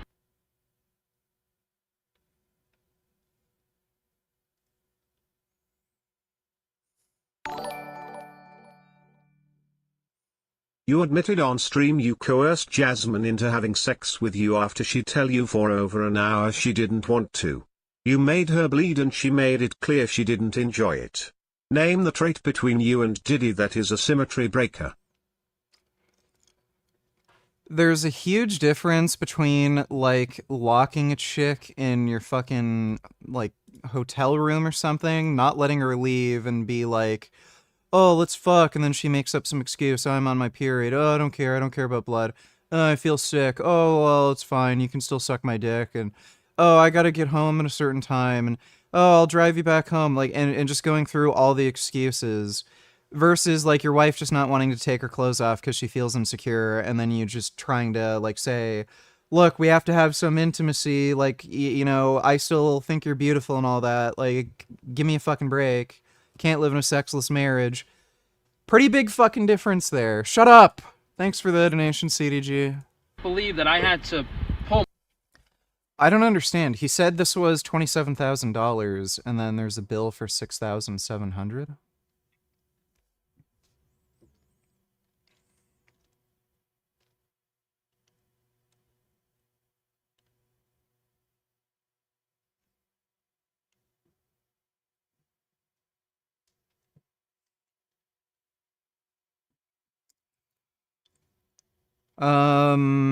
He probably did not lose $27,000 from this whole thing. Multiple private contacts just to figure out the situation. I had to call a supervisor at the USDA to figure out that they have no clue what's going on, who gave me their customs contact. Breaking, VG admits to raping Jasmine after telling people he'd never admit to a crime on stream because he's not an idiot. Can we even call VG an alleged rapist at this point if he flat out admitted he raped Jasmine? She finna sue his ass. That's great. Thanks for the donation, CDG. Who was able to tell me that an entry wasn't even filed for this package. So why is this freight forwarding company, Always Forwarding, who was hired for the customs clearance, billing me for $7,000 on July 11th when an entry for a package that came into port on June 30th wasn't even filed? Okay, so this was just the, like, shipment fee? So yeah, airline storage, $4,830, customs duty fee, $1,369. Filed. So, to my understanding... This still isn't adding up. Like, he said he bought a whole cow. I just did a quick Google search. Apparently, actual Japanese Wagyu is about $30,000 for a whole cow. And he's saying, minus the, like, shipping fees, he would have paid 20 grand. So he's paying, like, 10 grand less than everyone else is paying? They Doesn't let really my make shipment sense. of Wagyu beef sit somewhere for 2 weeks to accumulate storage fees. They haven't even filed an entry yet. They haven't even announced or filed paperwork to customs that customs doesn't even know the package is here. This is insane. So, and I spoke about this in one of the shorts I made. Like, these logistics companies, these forwarders, these brokers, they're out to scam you and get you and milk you for as much money as possible. And that's what they tried to do to me here. But this is complete misconduct. I just have to figure out, when did my importer that I hired contract these guys to do the customs clearance? Was it in time before? So basically, at the expense of a bunch of people who don't care about me, I have lost $27,000. So at this point, I just want this product in hand, proof of condition, proof of the events that occurred, and then we'll take appropriate legal action and try to get... Yeah, he says that. I think there's something fishy going on. Yeah, I mean, I haven't slept in 3 days. This is like a complete fucking disaster. These people are fucking degenerates, every single one of them, and I can't wait to see how much of a retainer they have to write to their attorney. Well, we did figure out what happened. If I can find somewhere to put my camera down. So I'm out $20,000. My importer got his money back. Frank's the only person getting screwed as usual. My importer hired a freight forwarding company who basically dropped the ball. So they didn't file the entry. So the product arrived June 30th. The forwarding company, Always Forwarding, was supposed to file an entry to U.S. Customs so that the product could be passed. Instead, they decided to let the product sit until July 11th and then bill my importer for 11 days of storage fees. So to my understanding, Always Forwarding is just trying to defraud us of money. They're not doing their job. They billed him on that July 11th bill for an entry fee. Now, my advice to Always Forwarding is if you wish to continue to scam and defraud your customers, you should remove the entry charge, because then it will be hard for them to prove that you didn't file an entry. So I think the only reason I was able to figure this out is because I had direct numbers for USDA and customs. Now, normally, if this happened to you, you'd be left in the dark by the customs company and be at their mercy and be completely screwed over. I have contacts for everyone involved now. The USDA, customs, EVA Airways, the flight company. I have contacts for every single person involved in this nonsense. So I was able to figure out exactly what happened. The summary being Always Forwarding, maybe in collusion with customs, trying to scam us for airport fees and getting more money out of it. At this point, the product has been identified to have been stored in a specified warehouse between 4 and 12 degrees Celsius, which as of right now, the product is probably still okay, but they want $9,000 more to release it. So that's out of the question. We're not we're not going to pay $9,000 more for a product that might be spoiled. We've already paid $20,000 to have it over here. If it was maybe 2 weeks ago, I mean, then the storage fees would be way less. The problem is the negligence of always forwarding, and that they didn't let me get back to the important. They didn't file an entry. An entry is the most basic thing that needs to be filed for any shipment coming into the United States to be submitted to customs.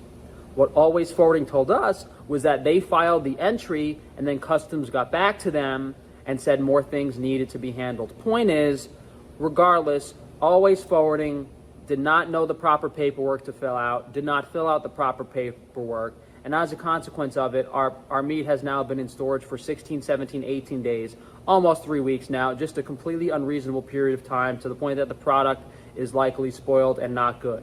And if we could get it now without having to pay anything, you know, we'd probably get it and see if there's a chance it's not spoiled and see if it's okay. But for $10,000, there's no way we're going to cough it up, because we probably wouldn't get it to the middle of next week, and it's probably bad. So I'm going to speak to an attorney. I'm going to grill these guys until they go out of business. Like, this is just disgusting behavior. They billed us for $7,000 on July 11th, charging us for an entry fee. And the guy I spoke to, the manager at Customs, said an entry was not filed for the shipment. Entry should have been filed June 30th. Entry was still not filed as of today, Friday, whatever it is, July 18th. Entry still hasn't been filed. So this customs company, Always Forwarding, should be completely responsible for the negligence of the shipment and the reason it has perished. So they should be completely liable for reimbursing me, completely liable for any damage done to my business. I called up the USDA. They said they have no clue what's going on. They gave me the customs contact, and big shout out to U.S. Customs, by the way. I won't name him, but I thanked him on the phone. He went out of his way. He found out where the package was. He found out what temperature it was being stored at, and he identified it. So that was just, okay, we know. Deleted. Donate $2. Is Jasmine really suing you for rape? No. Thanks for the donation, dude. At least they threw it in the fridge for 2 weeks, but it hasn't been kept at frozen temperature, so it's definitely questionable. And now when I called up EVA Airways, they're saying, oh, we want $9,000 in storage fees to release your shipment. Well, that's completely crazy.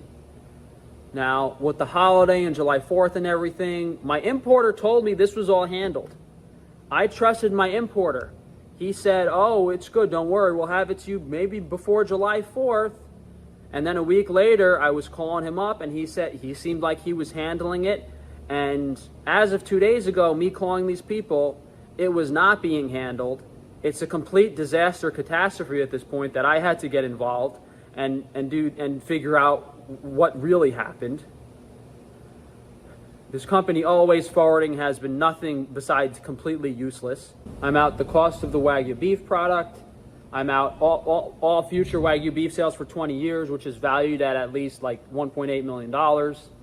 I'll file the lawsuits myself and see what happens. If not, I'll make a video about these cocksuckers every fucking week until the day I die. I'm sick of these people ripping me off. I'm sick of being taken advantage of. And I'm sick of no one helping me. How is this amount of money, this bullshit, there should be news articles in Japan. Famous Japanese Wagyu farmer. Buddy, somebody just didn't file the right paperwork. He thinks he's the most important person in the world. Sends meat to U.S. and these American morons let it rot in a cargo container because of their greed. There should be a fucking Japanese news story on that.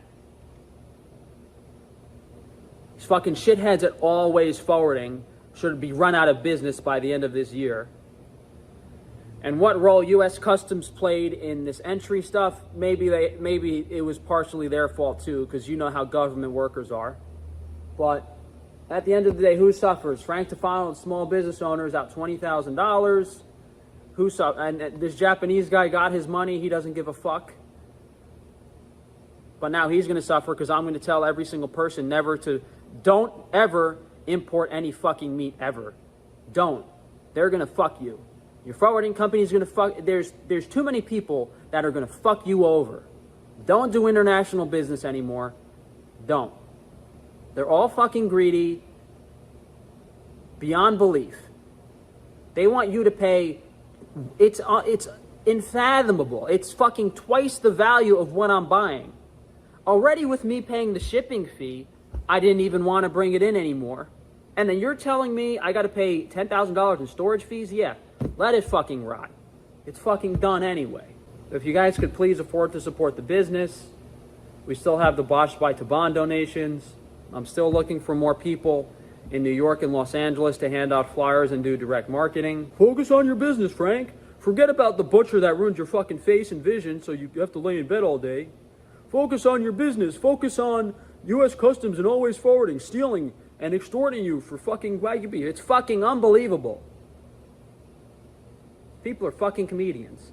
I'd rather do nothing all day, hand out these fucking flyers, and not have to worry about someone screwing me over every fucking week on my business. Every fucking week it's something else. Every week. Or file an insurance claim, see if we could get our money back, go after this company, see if we can get compensated, and I'll give you guys an update in a few weeks. All I know is the second I file that lawsuit on Monday, they're going to be out way more fucking money than I lost. Because the second I file that lawsuit, there's at least 4 entities that are going to have to pay a lawyer a $10,000 retainer. So I'm going to email all of them tonight. They're probably not going to fucking care until I put the complaint in the attached message. And when they run that message by their attorney, the attorney's probably going to try to get them to settle and do something reasonable. It's fucking... So he just decided to complain about that to everybody. Okay. This is fake? This is real? Scott, this picture? A belt that's a little bit... Video guy and a Mr. David Lade, who exactly to his last name must be getting... He's really young. What are we doing? So this is David Lade in his teen years. This is filtered to shit. Or he has feces smudged all over his neck and upper pecs. Ooh, that's kind of hot. Scott, you don't have enough pictures of you with that facial expression. I'll work on that. But notice. You can tell he's just got an excellent physique, right? Why? We can break this down. If he works out and takes drugs. He's also not nearly as big as he looks in his photos. Like this, he uses every Instagram filter, angles, pump lighting. He had smaller traps. Would it be okay? Probably. His traps are cool, but like that's not doing a lot of work in this physique. Say I in chat if you will leave Rapey Richie's stream if he starts watching Mike Israetel or Greg Doucette. I'm skipping through most of this. Like, I don't think Mike's content's pretty much dog water at this point. Thanks for the donation, though, 21st. Pecs look great. One of these like Gymshark influencer kids who like wasn't actually strong, just looked really cool to make ourselves feel better. The barn started going shortly thereafter. He must have really strong forearms and really long fingers, and he must like just be ultra confident. And this is tough. 5 squat for a lanky gentleman is quite good. He went very deep, very much powerlifting depth, excellent technique, very good setup. And Scott, the most important part here is the orange and blue combo just carries weight. Training technique, you'll notice his technique is very good. His feet, his hips and his knees are spread out really far. His feet are anchored deeply into the ground. He has his butt down on the bench, but his back is arched to give him a... And I'm a midget, hobbit, manlet, short, balding, pathetic looking... What? I'm kidding. Scott, am I kidding? Never can tell. Awesome. So like for gym lifts, this is great. It's a big bounce, which is totally fine. I would say this lift, I'm taking nothing away from it. Is that the most he's ever done? 390 something? That's a 35, right? No, that'd be, yeah, 390. I thought he got up to like 405. I know when he did this video, his bench went up by like 80 pounds in a month or something. It's stupid. If you want to lift like this and use David Lade's, like, I don't know, 9.75 out of 10 bench technique, I mean, this is just damn near trained with it. A bar that flexes a lot, if you bounce it properly, it actually launches itself right off your chest, and then the first 2 inches are easy. Yeah, whatever. Clifford pissed off a lot of people by putting out a video where he endorsed the natty status of a lot of influencers that many people find suspect. A lot of folks have accused him of selling out, taking payments to bolster their natty credentials, things of that nature. So you may be expecting that that's what this video is going to be about. But no, I'm actually not going to take that strong a stance on whether or not those particular guys are natty, although I'm also not going to fence sit about it. You'll see how I go about it, just advantage of all those deals to get the best jeans in the Are just jacked. Just like there's a huge range. I go to Wendy's sometimes, you know what I mean? Nothing crazy. Here's what I think. Sometimes, when you combine world-class genetics with super hard training, you really can get to a level of muscular development that some people simply aren't going to believe is possible naturally, no matter what you say. First of all, let me play the devil's advocate. Jeff probably doesn't realize that anything he's saying about genetics is wrong in the same way that a fish does not realize it's in water.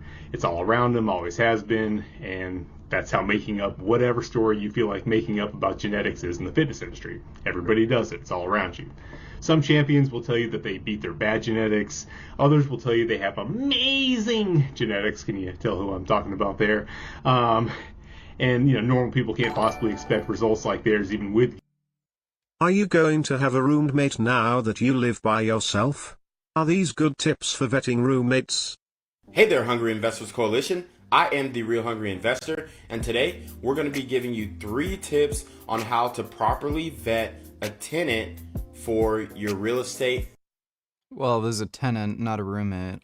Rental business. So the first thing you want to do is collect as much personal information on them as possible. The best way to do that is to create an online form or application where they can submit their name, current address, email address, phone number, social security number, bank statements.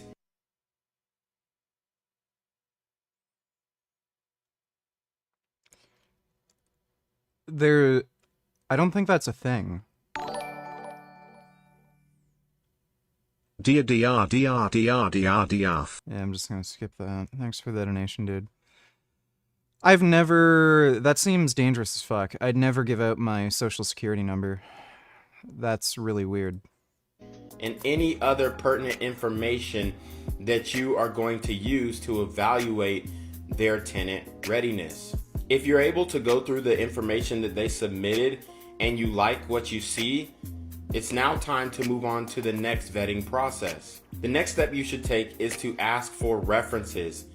Ask for their prior landlord or current landlord's contact information so that you can speak to them about the cleanliness of the tenant, if they were paying on time, and the overall You'd be able to know that from a credit report. Experience the landlord had renting to this particular tenant.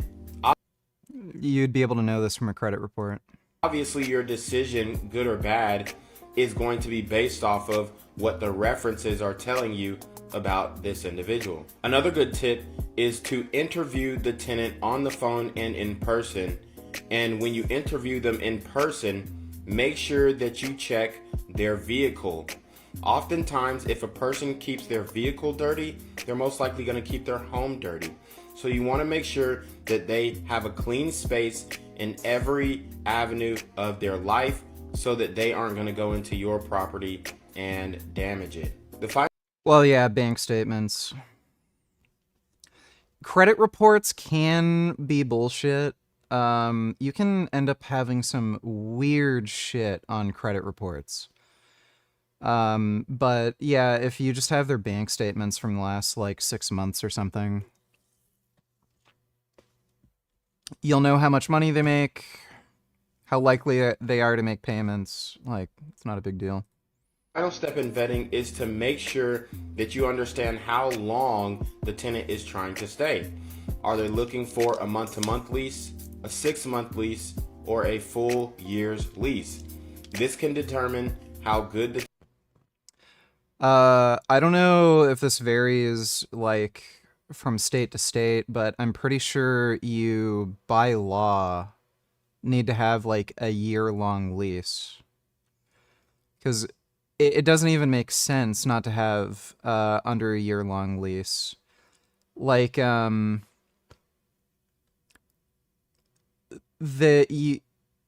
if they're just going to rent month to month, they can easily get 3 months free out of you. You can't even actually forcibly evict a tenant until 3 months. So I think, like, I know at least in, like, Ontario, Canada, I know this is also true in the UK, they have to have not paid for 2 months. Then you can finally file to get an eviction notice. And if they still haven't settled their balance, then you can actually get, you know, like the police and shit to actually evict them. And even that can take like an extra 2-3 months, sometimes even longer, because they might be busy. They have to schedule a date. So it doesn't even make sense to have less than a year-long lease. Tenant is, how consistent they will be. Dodo, donate $2. I'll look at that in a second. And the longevity of your tenant, because most landlords don't want a revolving door when they are getting into the rental business. They want one tenant to live there for as long as possible until they have to move, and then... That's not even true. So you don't necessarily only want one tenant living there, like, indefinitely. It entirely depends on the value of the rental property and how much you can charge. If you have one tenant living there for years and years, you can only raise the rent so much each year. So I can't, like, it varies from state to state and shit, but usually they can only increase rent by like a few percent, like, per year. I think my rent increased by like $60 over the last year, and it wasn't even an increase in the rent. It had something to do with like sewage fees or some shit. So if you live in an area where that's getting more busy, more people are moving, so like Miami, Florida or something, you might only want tenants to stay there for a year or two and then have them move out, because then you can raise the rent massively by like $500 or something, or even more, like $1,000. So it entirely depends. You don't necessarily just want a tenant living there indefinitely, because as the property owner, like, presumably you want to maximize profits and you don't really care about anybody else. If you're just in it to make money, you would, if there's an opportunity to raise rent more, you'd want to raise rent more, especially if it's easier, like really easy to find new renters. And restart the vetting process for another tenant. So if you liked any of these tips, make sure you go... I don't think this guy knows what he's talking about. Let me see, Dodo.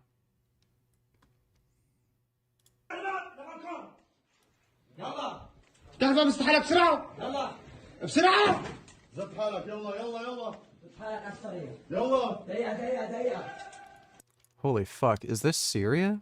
دقيقة Oh my god. تصوروا يعني تصوروا يلا يلا يلا يلا زت حالك زت حالك لك عرسة زت حالك Holy fuck. I am so fucking grateful that I did not grow up in any Arab country. Like, all of them suck. Thank fuck I did not grow up in Syria or any other shithole. Oh my god, that's horrible. If we can get to the Stody to watch too, it seems good. Do you know this logo?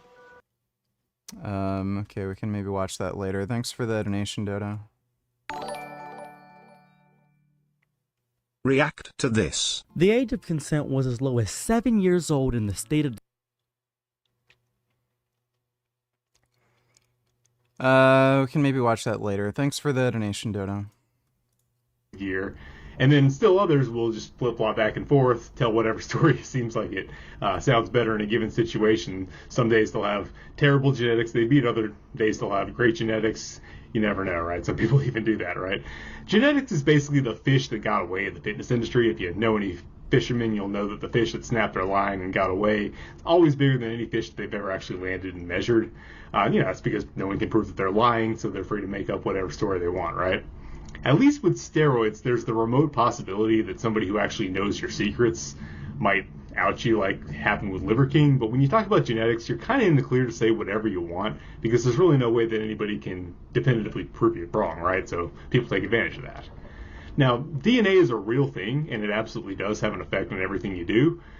But when was the last time you saw somebody in the fitness industry actually take a DNA test to determine what their genetics for muscle building are? Never. Now, for the most part, that's not even possible. They've identified a couple of genes that play a role. One that gets thrown around a lot is actin 3.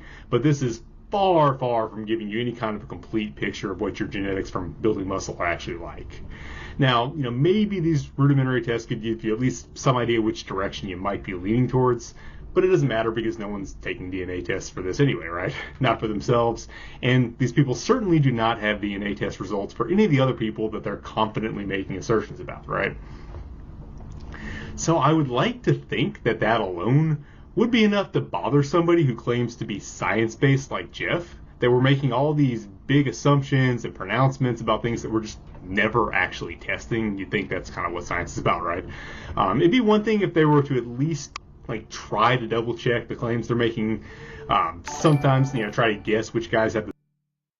Seriously, why the fuck do SJWs say these Arab countries have such beautiful culture so much? Yeah, they throw people off fucking buildings. It's just nuts. Thanks for the donation, Dodo. Sneed, donate $2, please react. Let me see. All right, guys, I want to talk about where are my kids? Where's my family? What am I doing? I'm almost 30. All right, guys. This is gonna be dumb. 34. Let me see. Why Thanks don't I for the have a donation, family? Sneed. Okay, I've been getting this question so much.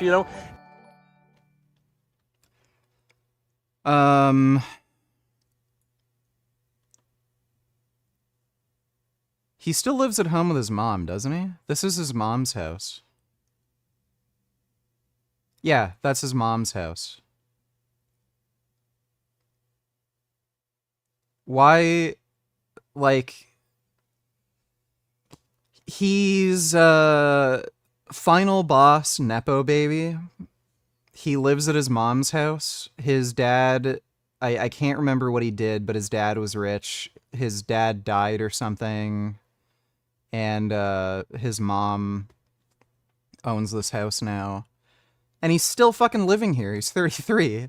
And if my mom was this rich and there was this huge mansion and pool, yeah, maybe I would have never bothered moving out because, this house is dope.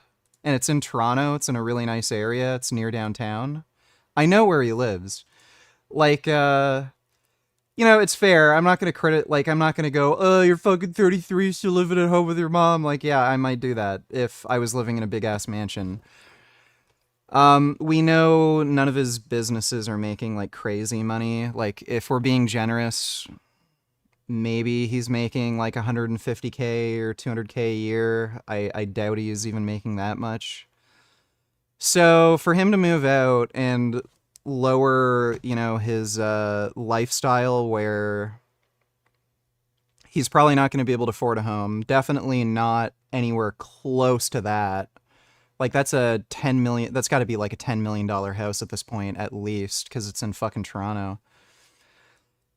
You're living at home with your mom. Who the fuck is going to want to settle down and have kids with you, for one thing? They'd have to be weird. And, 2, he never, grew up. He's living at home with his mom, and he's kind of doing whatever he wants. No shit, you're not gonna have kids. Years ago, the idea of being the single guy that's free, that's untethered, that's a player, was glorified, right? And guess what? Like, even in movies, it was like, oh, the husband was shown as like dopey, and the nagging wife, the screaming children, it was shown as a negative thing, right? And guess what? Recently, the pendulum has swung back, okay? The pendulum has swung back, and now, you know, having a family, being responsible is really what is getting pushed. And I like that. I think that's a really freaking good message. But here's the problem, right? As a man, you have to own who you are. And a lot of men are weak right now. So, what I believe, okay? Buddy, you live at home with your mom.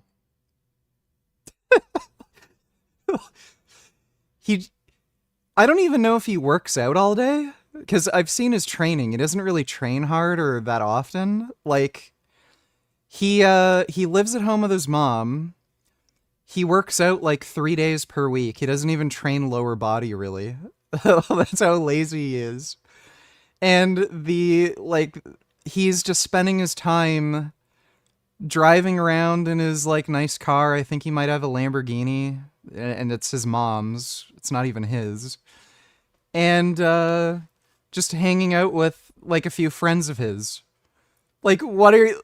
Men are weak right now, says the fucking Nepo baby who lives at home with his mom, and his mom's rich and bought him a Lamborghini. Like, is that there's not a mold that fits everyone, okay? We Oh my all God. are built a little bit differently, okay? And so, yes, there's some people out there that meet their wife, they meet an amazing woman, they get married at 25, they start a family, and that works, right? And there's other people that get pressured, or they're not ready, it's not aligned, they haven't selected the right partner, but they rush into it, and it fucking ruins their entire life. Everyone knows someone like that went through a nasty divorce, right? And so, here's what I believe.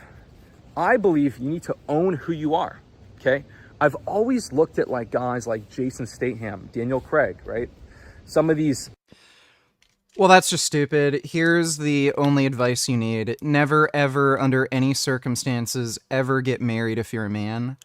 And if you're, especially if you have a lot of money, then definitely don't get married. That's doubly true. The only time where I'd give somebody a pass on getting married is if your wife makes way, way more money than you do. Then you're pretty much safe. But otherwise, why in the fuck would you ever do that? Marriage is nothing but a liability for men. And it also makes it harder, in my view, for women to commit to the relationship. Because they know you can't leave. They've got their claws sunk into you, so they can act like fucking annoying shitheads, not fulfill their relationship obligations, act like fucking children, just be spoiled brats, and then there's not really any recourse you can take. If you're not married and you can just back away from the relationship whenever the fuck you want, it keeps women in line. So you end up having longer lasting, healthier fucking relationships with women. So just don't ever get fucking married. And beyond that, do whatever the fuck you want to do. If you want kids and like a family and everything, like, sure, if that's your life goal, whatever. Don't rush into it, you know, learn how to choose a good partner and all that crap, but just don't ever get married. It's stupid. Matthew McConaughey, some of these guys that were kind of the... And I mean, like, men can have children whenever they want to. That's another important thing. There's no fucking reason whatsoever to have kids in your 20s as a man. None whatsoever. You can wait as long as you want, and no woman is special.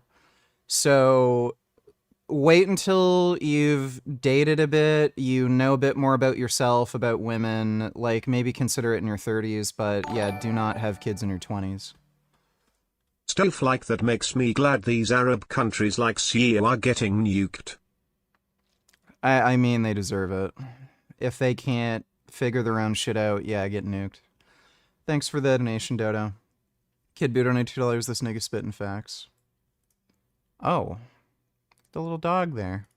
A woman will gaslight you. I wish someone would have told me. I love his little dog. Look at that little dog. this at a younger age, but I'm telling y'all, if you try to lead them, they will tell you, this is what they're gonna tell you. If you try to lead them, they will tell you you're controlling. You could tell a bitch to put on a seatbelt and she gonna be like, you ain't my daddy, who you talking to? That dog's sleepy. Look at the little sleepy puppy. Oh my goodness, she's having a little nap. You're gonna be like, bro, like, for real, I swear on everything. If you set boundaries, this is what they will tell you. They're gonna tell you you insecure. You say, hey, you dressed a little too provocative. Oh, you insecure, I should be able to wear what I want. Baby, you shouldn't stay out in the streets. It's 2 a.m. Well, here's the thing. There certainly is a point in which you're being controlling or a point where you're being insecure. There's like a gray zone where that's debatable, but like when you're forcing women to like never go outside without you, wear a burqa, like, you know, the whole Muslim jihad thing, that's clearly insecure. Telling a chick like, I don't feel comfortable with you going out to this like party with your friends and wearing that when I know like this guy is going to be there, like that's one of those gray zones maybe. But the reason so many dudes fall for this like manipulating, gaslighting shit is because there is like plausible deniability. It like the way women lie and gaslight you, they're like at the back of your mind, you start thinking about it, and it's like, am I being unreasonable? Like, there is kind of a point being made here. You don't have to worry about any of that. Do whatever the fuck you want to do, dude. Women are the gatekeepers for sex. Men are the gatekeepers for the relationship. You don't have to be with anybody. Okay? You can be totally fine being alone, and you don't need anybody. Maybe you are a bit controlling. Like, maybe you are a little insecure. Like, let's just entertain that idea. But, like, it's what you want. So, if you want a relationship where you can be a bit controlling, if you want a relationship that doesn't put you under pressure with your insecurities, have that relationship. Have a girl who will just listen to you. You don't need to date a chick where you have to, like, second guess yourself. Am I being controlling? Am I being insecure? I don't know. Like, if women won't listen to you, then just don't be with that woman. There's no need to question yourself. Everyone has certain things they want. We know that there are women who have incredibly unreasonable demands in relationships. Like, oh, I need a man who's 6 foot tall, makes at least 6 figures, has at least a 6-inch penis, you know, the whole 666 thing. Like, they want all their bills paid. Why is it okay for them to make those sorts of demands where they need to pay all my bills? Guess what? You can make similar demands. You can make similar demands where, you know, we do this at this time. You don't get to go out to the club anymore if I'm not around. You know, stuff like that. So if women are allowed to make these sorts of demands and people don't fucking call them insecure, fucking whiny, privileged children who need to, like, learn to grow up, get a job, you know, you can play, it's not even the same game. You can just get what you want. You can get whatever you want from the relationship. And if somebody is not willing to fulfill, you know, those demands you're making, they don't need to be in your life. You can try dating somebody else, and if they're willing to give into your demands, then, you know, that's probably a better relationship for you. It's that simple. So don't even worry about if you're, like, too controlling or too insecure, unless it's, like, affecting some means to an end. If you really have serious issues, like you're fucking Muslim or something, and a chick you're with is wearing a burqa, like, yeah, maybe work on yourself a bit, but most people aren't in that situation. Just make whatever demands that you think that you're comfortable with, you think are reasonable, and if they're not comfortable with that, then just move on.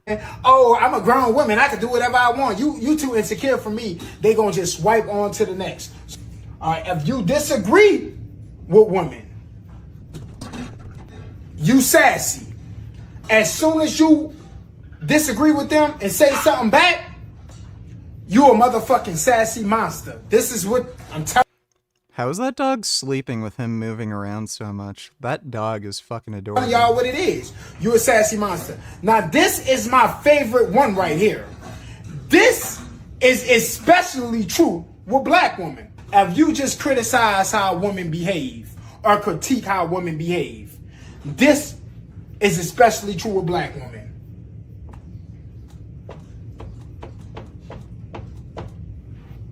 Gay. You're fucking gay. Oh. Yeah, I mean, that's fairly true. Thanks for the donation, Kid Boo.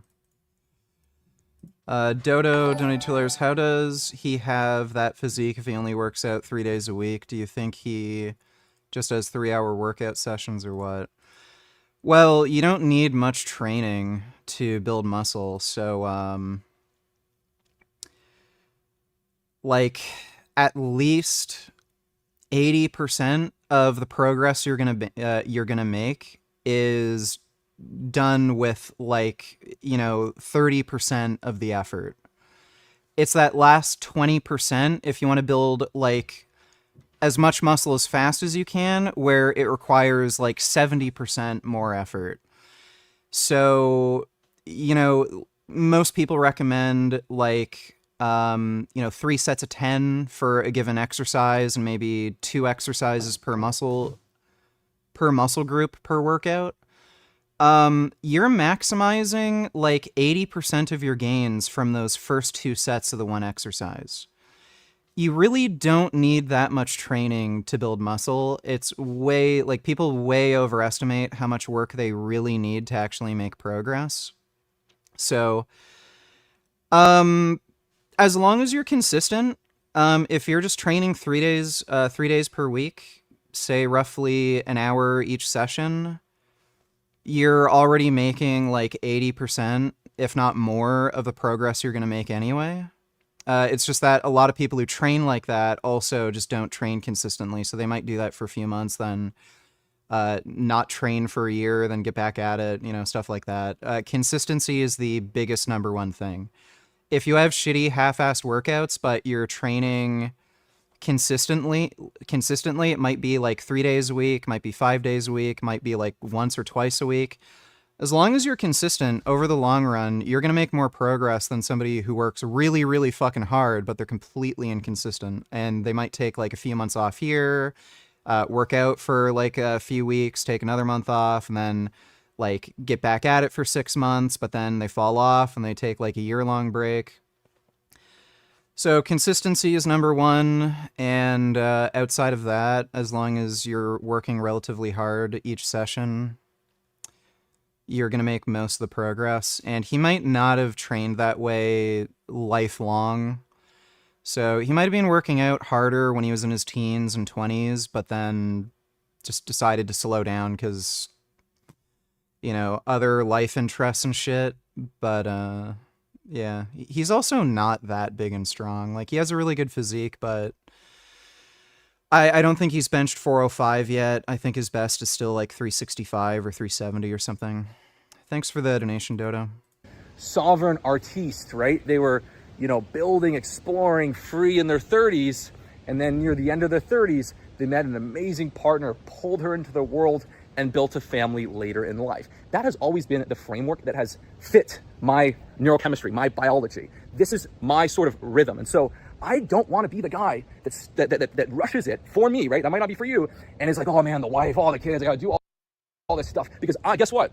I want to build a family when I can say this is the greatest thing I've ever done, right? This is the most amazing thing I've done. I want to build a family when I can embrace it fully, when I'm ready to fully have that chapter. And of course, buddy, you're a Nepo baby who lives at home with his mom. Like, he's talking about how I want to do the greatest thing I've ever done with my life, like be a world explorer, you know, be the first person to sail around the world. You're not doing anything. He works out 3 days a week and then just chills, does whatever the fuck he wants. Drives around in his mom's Lamborghini that she bought him. Like, he last girlfriend he had was like 19. I meet the right woman who is going to be a partner for the rest of my life. That's a big decision. And if you can achieve that and be there and commit to that at 29, at 25, at 30, congratulations. But don't rush something because you feel this pressure around you. You gotta do not settle in life, right? I'm gonna shorten this video. All he needed to say was, I don't give two fucking shits. I like living at home with my mom in this huge-ass mansion and driving sports cars. I cannot be fucked with the responsibility of raising kids and having a family. That's all he had to say. Son Goku donated $2. Honestly, the 2010s was peak fitness YouTube. You doing the worst of the fitness industry. Furious Pete Roast, Chris Jones, etc. Chris Jones is my fave YouTubers, though. Yeah, he's still around doing vlogs and shit. You know, even though he's not vegan and stuff, Chris Jones is funny. You know, if we ignore the issue with veganism, he's a chill dude. You stay motivated. Well, first and foremost, guys, if you're one of these people that you're constantly, week after week, losing motivation, then I'm gonna have to be honest with you. Maybe you're doing this shit for the wrong reason. And maybe this shit just ain't for you. And there's nothing wrong with that. Fuck people take it so personal. This shit may not be for you. Honestly, like, there's billions of people in the earth. Only a small, very small percentage of people can live this lifestyle. That's why you go to Walmart. Hell, you can even go to a gym and people aren't looking good because working out is not enough. Just go to any gym. Go at 5 o'clock when it's crowded, and you'll see so many out of shape people who've actually been there for years. That should tell you something. Coming to the gym is not enough. There's things you have to do in the gym, and there's things you have to do outside of the gym. And honestly, that's when the true test comes. We can all work out. That's fun. But the true test is when you come home and your girlfriend want to go to dinner, and she's eating a loaded baked potato with the chicken fried steak, and you got to get the fucking baked salmon or the chicken with your rice, you know, keeping your shit simple so you can track your macros. That shit is not easy. Trust me. Well, let's keep that in mind. If this is not for you, please don't be ashamed of that.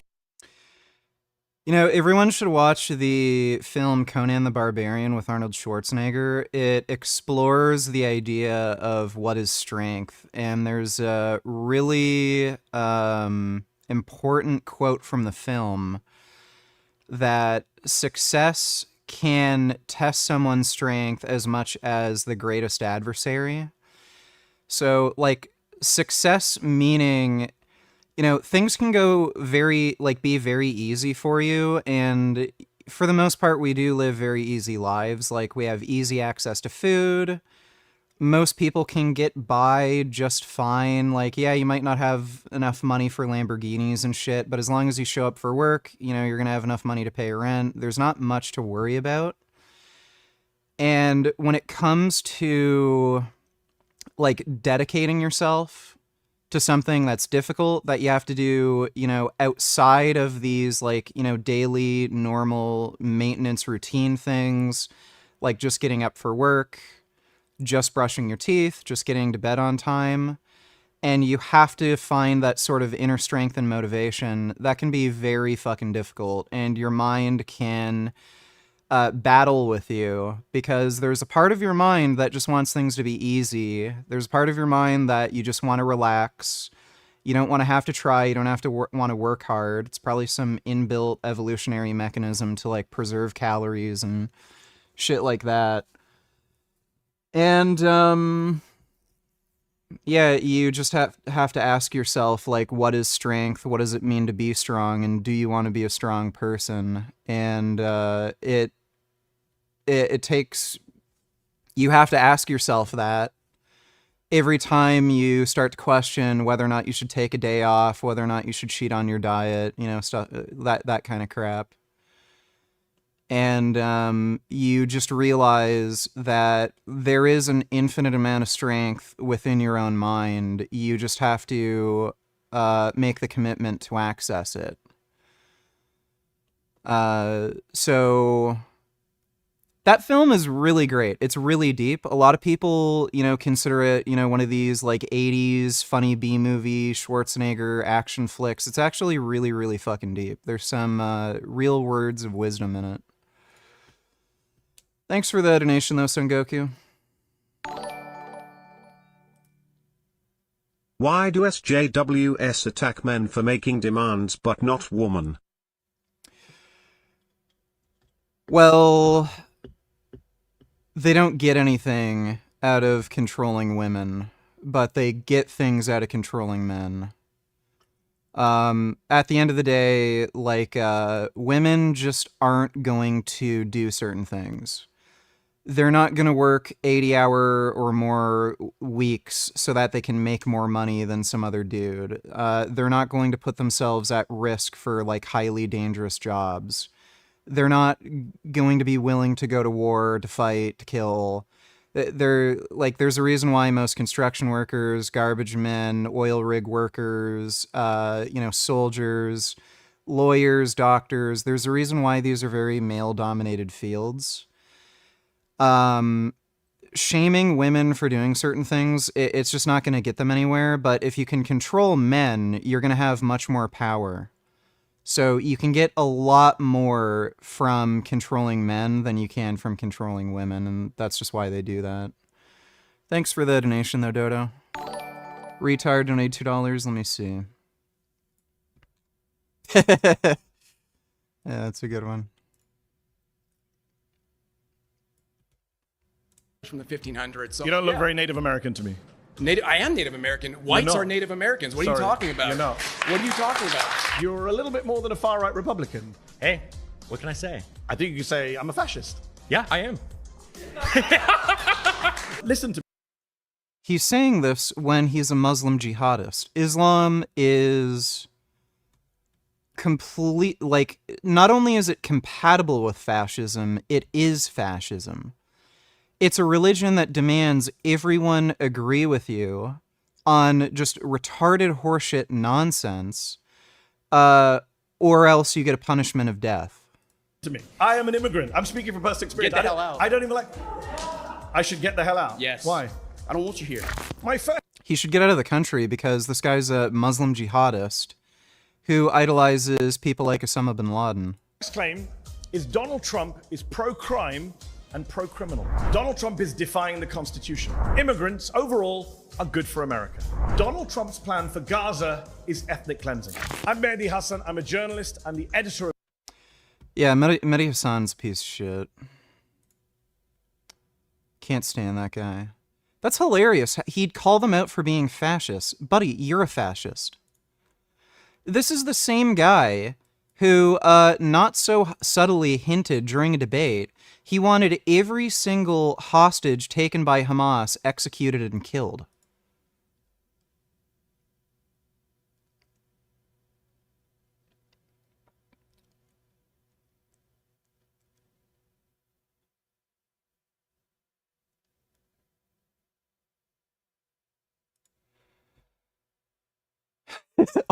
All cyclists should be jailed. You know what's funny? Cyclists are the most, like, cringy Karens imaginable. These are the same people where even if you do, like, what this car did to avoid the cyclist, move over, like, it still won't be enough for them, and then they'll, like, fucking chase you down and start screaming, you didn't move over enough, you should have gone all the way over to the other lane. You could have hit me way. And then these same fucking jackasses don't even look where they're going and they run into a fucking parked car.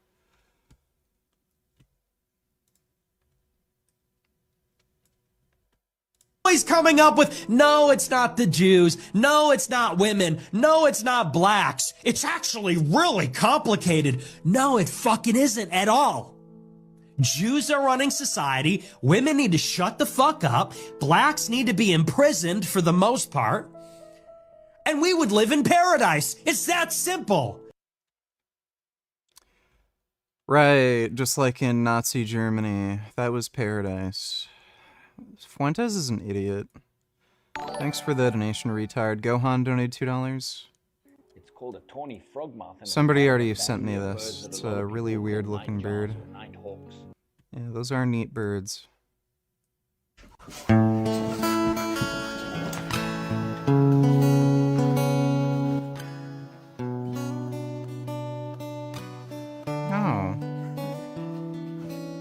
Oh. Dog. Oh, dog's a little shy and scared. That's a good dog. Oh, so nice. Oh, what a good dog. So nice and silly. Oh. Oh, what a nice dog. I love dogs. Dogs are good. I broke them. Watch. Look at his face. This is how you pet him, right? Yeah. This is how you pet him, right? That's what you do, right? Yeah. Now watch. Go down about like I want to say maybe like 10 inches. Mhm. See that bone? Mhm. You put your hand there. Are you ready for this? Mhm. Look, I'm gonna start slow. Watch the face. I'm gonna go harder. Wow. Oh, oh, that's the spot. Yeah, that's where the good rubs are. No, look at it. Yeah, that's a good spot. He's like, one more. He gets all the attention. Dogs are good. Thanks for the donation, Gohan. And he dares attack Trump for ethnic cleansing when people like him want to kill all Jews. Yeah, he's just a massive hypocrite. Well, it's just what Muslims do, right? It's double standards. So they'll cry and complain about something, they do it themselves, and they just do it to try to take advantage of, you know, Western sensibilities, but then they want to do the exact same thing they're complaining about. Thanks for the donation, Dodo. Do not settle, do not crumble under social pressure. If it's the right person, amazing, embrace that. And guess what? If I was with someone that I truly loved, right, and we weren't planning on having kids and she got pregnant, I would embrace that 1000%. That's what God intended. But right now, I'm not forcing anything, okay? I'm working on my goals, I'm freaking loving life, I'm growing, and I'm enjoying, I'm almost 34. I'm enjoying my 30s to like, I'm enjoying it so much. And I am ready, like I'm very, very excited to build a family one day. I'm very excited to build a family one day. Like, I think it's an incredible thing to do, to start a family, to choose your partner, to have kids, to raise your kids. I'm very excited to turn that chapter. But he's gonna have kids when his mom's dead. Once his mom's dead and all of her assets and property belongs to him, then he'll just stay in the same house. Then he'll considering actually having kids and shit. But he ain't moving from this house. He's got it too good. But I'm not forcing it, you know? Own, and so the message for you is own what's right for you. There's not a one size fits all. The reality is that since like I launched my Mojo and stuff, I've had literally people DM me and say, dude, I don't know what the hell's going on, but my wife and I were trying for 2 years. I've been on Mojo for a few months and boom, she's pregnant. So Oh my God. He's claiming the supplement he's selling improves fertility. These people are fucking shameless. It's like Greg, who claims, oh yeah, testosterone's like fucking steroids. It's like trenbolone. They're just absolutely shameless. And even Greg said it like cured his narcolepsy. Like, what a fucking asshole. So I've done a lot of these questions. I don't know if it's a coincidence, but it keeps happening, these Mojo babies. So I'm here to get you guys lean, strong, healthy, clean up your teeth, boost your fertility, okay? Get you lean, strong, and own who you are. Own what you... Dude, this sort of horseshit should get their supplements pulled from the market. That's a medical claim. But what does this have to do with pussy?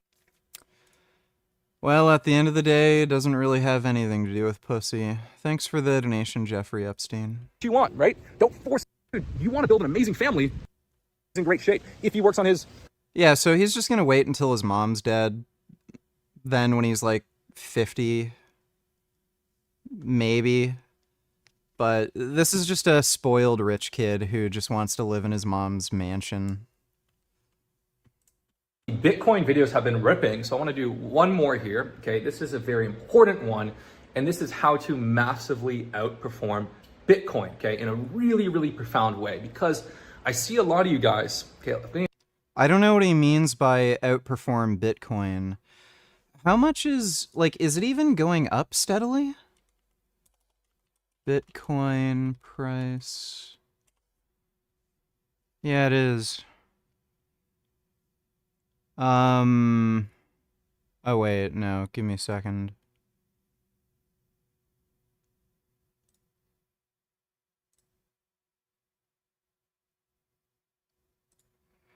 Like, is it expected to... It's not even really going up that much.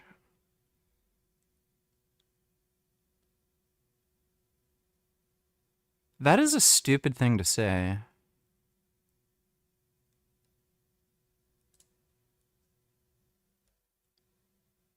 Like, it could go higher, you know, I'm sure it might. But, if by outperform Bitcoin, he just means 26% in the last year. Yeah, 12% last month. It's kind of late to get into Bitcoin. I don't know. I'd be really iffy on whether or not it's going to go up. Maybe with Trump and the weird crypto policies he has, it can keep going up, but assuming it keeps, you know, that 12% trajectory, you may as well just invest in an index fund. They usually make around, like, what, somewhere in the neighborhood of 8 to 12% year over year, and it's way safer. A lot of questions about people buying XRP, okay, buying Ripple or buying some of these loser coins, okay. XRP is very speculative. 40 to 50% of the supply is locked up by insiders, okay. They've been saying they're going to be the rails to online banking for 10 years and have made little to no progress. I don't see it happening. No one has given me one coherent thesis on why XRP will perform well, unless it's just like a marketing thing and people just market it and rally it, okay? So I would be careful with XRP. To me, it's kind of like that episode of Family Guy where he wins, he can either choose the brand new boat or the mystery box. The mystery box can be anything. You should argue with ChatGPT about Muslims being PDF files. It keeps telling me I'm being inaccurate and discriminatory. It's broken. Well, they've designed these chatbots to not be racist and discriminatory. So why would I bother arguing with a non-sentient AI that's programmed to disagree with me, like, no matter what? Like, it's just a waste of time. Thanks for the donation, though, Mark. Dodo donates $2. These fitness people are all grifters and liars. They promote their own scam supplements and then trash talk people like Brian Johnson because they want people to buy their scam supplements instead. Yeah. Like, Brian Johnson's supplement stack thing, it's a waste of time. You're not going to live any longer taking his stupid fucking supplements. Just, you know, eat healthy, take a multivitamin if you have to. Like, that's all you really have to do. But yeah, I would say at least in that space, Brian Johnson is probably the most ethical. Thanks for the donation, Dodo. Even be a boat. So he chooses the mystery box. That's your XRP, okay? I wouldn't touch it with a 10-foot pole. But I understand some people want to outperform Bitcoin, okay?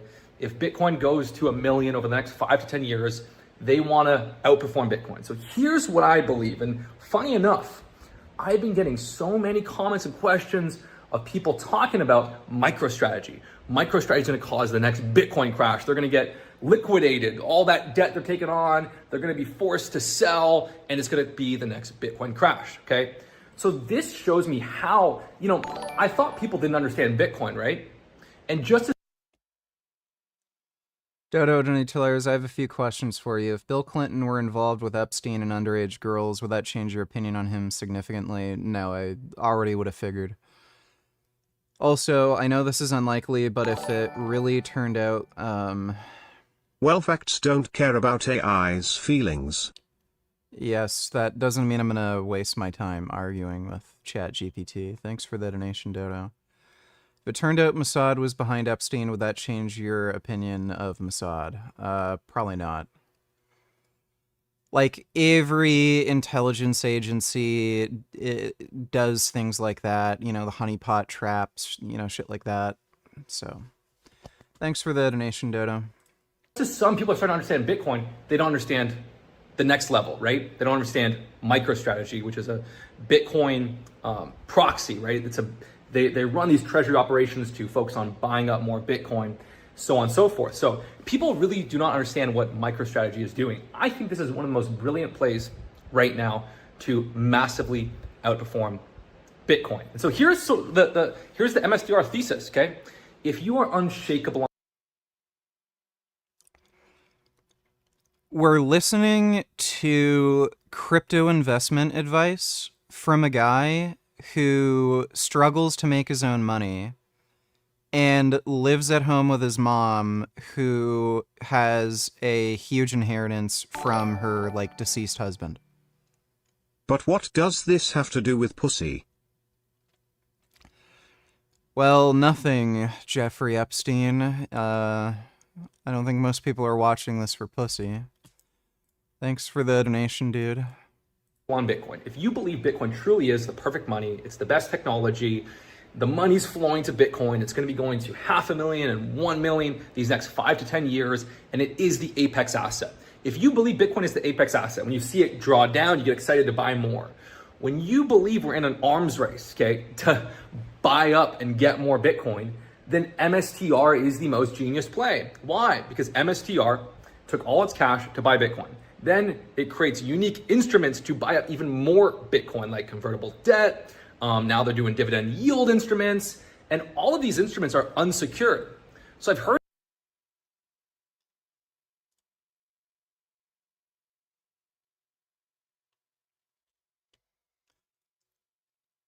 I think he might be getting paid to promote this cryptocurrency.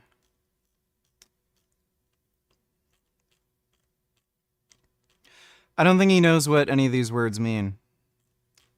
I'm pretty sure he's just getting paid to promote this crypto thing. Well, anyway, like, again, this guy struggles to make his own money, and he lives at home with his mommy, you know, in her mansion. I wouldn't take financial advice from somebody like that. Thanks for the memberships, K4 Lee Boy.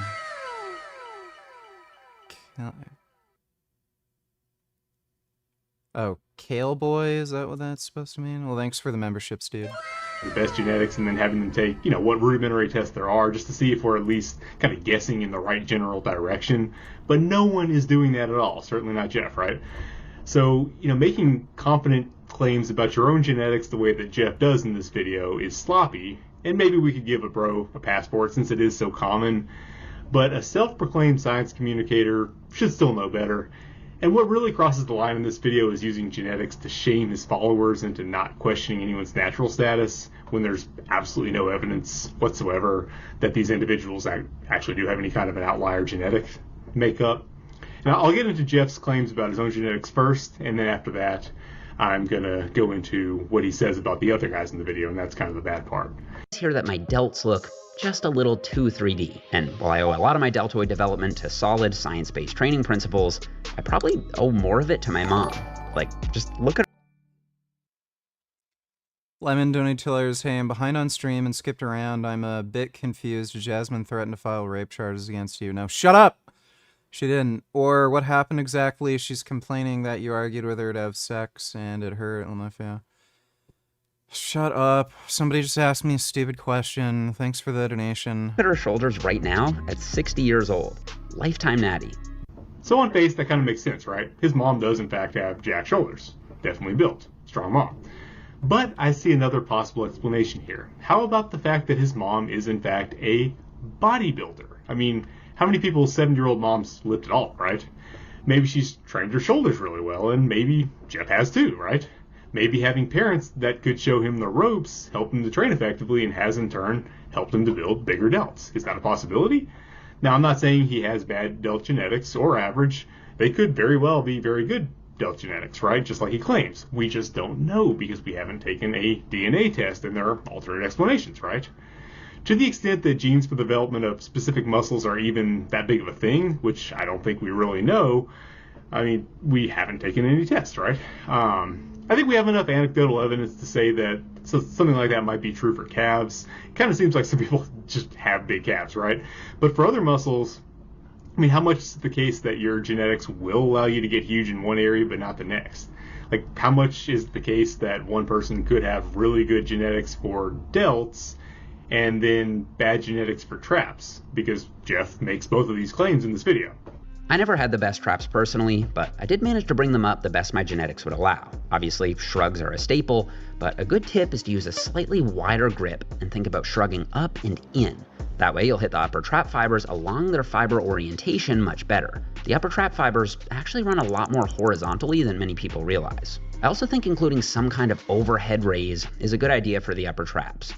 So yeah, according to Mr. Science here, who, again, as far as I know, has taken no DNA test, and I'm quite sure that there's no DNA test that could determine that you have good delt genetics but bad trap genetics. He's claiming he has good delt genetics in one area and then bad genetics in the area right next door, right?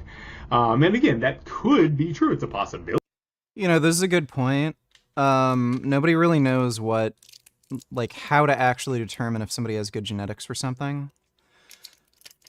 Dorian Yates, he actually said a lot of the changes to his physique had to do with how he was training. You know, like the Yates rows, that high angle row that he did, it really helped to build up his back. And there are people he trained with who also made really huge improvements to their back when it was a weak point after they trained with him and started doing some of the exercises he was doing.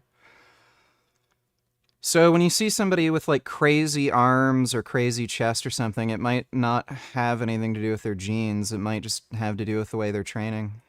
But there's no way to directly test it, right? However, I do have some pretty compelling anecdotal evidence that it may not be true. You see, in contrast to Jeff, I often get accused of having good trap genetics. They're one of my best body parts. And like Jeff, I also have a jacked parent. So my dad is jacked by the standards of, you know, regular combat age males, certainly, let alone a 75-year-old like him, right? He's highly jacked. So you might guess that since I have huge traps and my dad is also jacked, that he must have huge traps too, because genetics, right? But you would be wrong. They're actually one of his weaker muscle groups because he's just never trained them effectively. His strongest muscle, arguably biceps, is probably my weakest.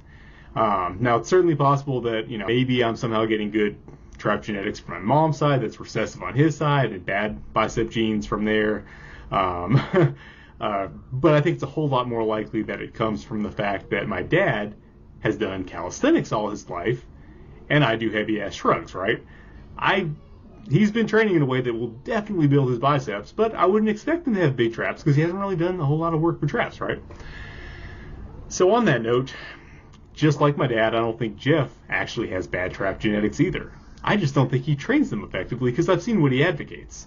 So when you look at natural guys who have huge traps, they tend to have one thing in common. They use lots of force to build them. Whether we're talking about power shrugs, high pulls, rack pulls, heavy farmer's walks, hang cleans, natties with big traps tend to have built them by using tons of weight and or acceleration in a style that's very different than what you see Jeff Nippert using. Here I think his background actually works against him. Bodybuilders, like his parents, tend not to train traps very effectively. That's just part of the culture. And science-based lifters also tend not to train traps very effectively. I think because they both instinctively just shy away from heavy weight, momentum, things of that nature, kind of seeing that as things that dumb, unenlightened bros use. But in this case, the bros are absolutely right. That's unquestionably the way to build big traps. And I'm actually very confident that we could improve Jeff's trap genetics if we just got him training right. Which he would think of as training wrong, of course, but what ultimately settles that is the results. If you want to run the experiment, hit me up, Jeff. I'd be happy to point you in the right direction. Instagram post on the topic is that you might be tempted to assume that just because someone gets results way faster than you, that they're on steroids. But you shouldn't make that assumption because your genetics just might not be very good. Go read his post if you think I'm mischaracterizing. Now, the way he phrases it sounds much nicer because he's kind of framing it as not everything is fair, and just because someone gets better results than you doesn't mean they deserve them more, that they worked harder than you. But it nevertheless carries the implication that if you are tempted to suspect that someone is on steroids just because they got results faster than you think is possible, it might very well be that your genetics are not that good, right? So yes, that is gaslight. Crazy. Curve could expect to gain 10 pounds of muscle. I know you'd probably gain more than that your first year, maybe less other years. Suggest that somebody might gain as much as 25. They'll just look better when they do. It could be that in some cases you do have somebody who has. This is going to be stupid. Already late to school, but he grabs his phone. Jeffrey's depressed. Is this all there is to life? Just go to school, go to work, and then die? Isn't there someone who can show Jeffrey a better way? Adonis. Adonis takes Jeffrey under his wing and shows him the ultimate life for young men. He teleports him to Bali, surrounded by other masculine men. They're lifting weights, they're talking to girls, they're eating good food. He lives in a beautiful villa, he drives a motorbike, he makes money online. You can achieve this, Jeffrey. There's a whole world out here just waiting for you to take life by the horns. Poof. Wait, what? We're back in Jeffrey's room. Was it all a dream? Did that actually happen? Oh, Jeffrey's gonna slump back into his old ways, isn't he? Wait, what is he doing? He's writing something down on a piece of paper. He's sticking that paper onto his wall. What does it say? For the first time in Jeffrey's life, he wrote down his goals. He smiles and gets to work. One day when I was 10 years old, me and my brother wake up early and we sneak downstairs to play our favorite game, RuneScape. We're not allowed to play video games in... Retard confirmed. RuneScape, his favorite game. You're a certified fucking dumbass. Holy shit. Like, he's younger than me too, so he, like, this would have been... He would have grown up, like, at least PlayStation 1, N64 generation. Like, he's after, like, the 2D stuff. RuneScape, of all fucking games. Buddy. Like, Gran Turismo would have been out by then. Like, Metal Gear, fucking Banjo-Kazooie, Legend of Zelda, like, you name it. A bunch of 3D fighters would have been out by this time, like Virtua Fighter, Tekken. A lot of fucking games. RuneScape. Like, this guy is a fucking moron.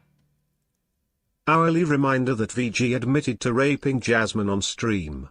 He admitted to coercing her to have sex and arguing with her for hours to have sex. She said she didn't enjoy it and she was bleeding, but VG didn't stop. Jasmine has a real case here. That's great. Thanks for the donation, CDG. In the home, because my dad tells us not to. But my mum lets us. But since it's a Sunday and he's not working today, me and my brother have this habit where every Sunday we wake up early, we grab our walkie-talkies, and one of us stands near the stairs, just hearing out for the noises that my dad might make if he wakes up, whilst the other one plays this video game, like on the computer, for like 5 minutes at a time, and then we switch and switch and switch. What does this got to do with pussy? Not much. Thanks for the donation, Jeffrey Epstein. I was addicted to this game. It's kind of like an MMORPG. You have like a character in this virtual world, and you can literally play this game for thousands of hours without completing it. Alright, you faggot nigger light skin mulatto bitch, you crossed the line. RuneScape was the fucking shitnjga. I used to grind that game, stacking GP, mining coal and slaying dragons. That was the best game ever. Fuck you nigger for dissing RuneScape, bitch. RuneScape sucks. Thanks for the donation, Kid Boo. So that's what I did. Age 10, 11, 12, 13, 14, 15, 16. Oof. Every day, hours and hours and hours just put into the virtual world. I'm sat there with pizza, Doritos, Lucozade, like Mountain Dew energy drinks, brownies and chocolates, just eating and playing. Whilst other kids are learning to socialize and be confident with girls and go into sports clubs, every day I'm just playing video games, eating junk food, and watching porn and jacking off 2-3 times every single day through my teenage years. I get to 18, 19, 20 years old, eating junk food, like the unhealthiest food, from the takeaway, where it's fried chicken with this greasy sauce, or it's from the supermarket, these bags of cookies, staying up late drinking. Eventually I start smoking weed every single day, which of course, weed is the perfect companion to the life I was already living, playing video games every day. By this point, I'm playing like Fortnite with my roommates, we're smoking every day, we're drinking 2, 3, 4 times a week. There you go, Fortnite, certified retard. Not even Call of Duty. Like, if he would have at least said, like, Battlefield or, like, Counter-Strike, like, I mean, this guy's dumb as shit. A week or eating junk food. My entire teenage years and early adult years were just spent consuming. It went from... Wait. He might be lying. When did...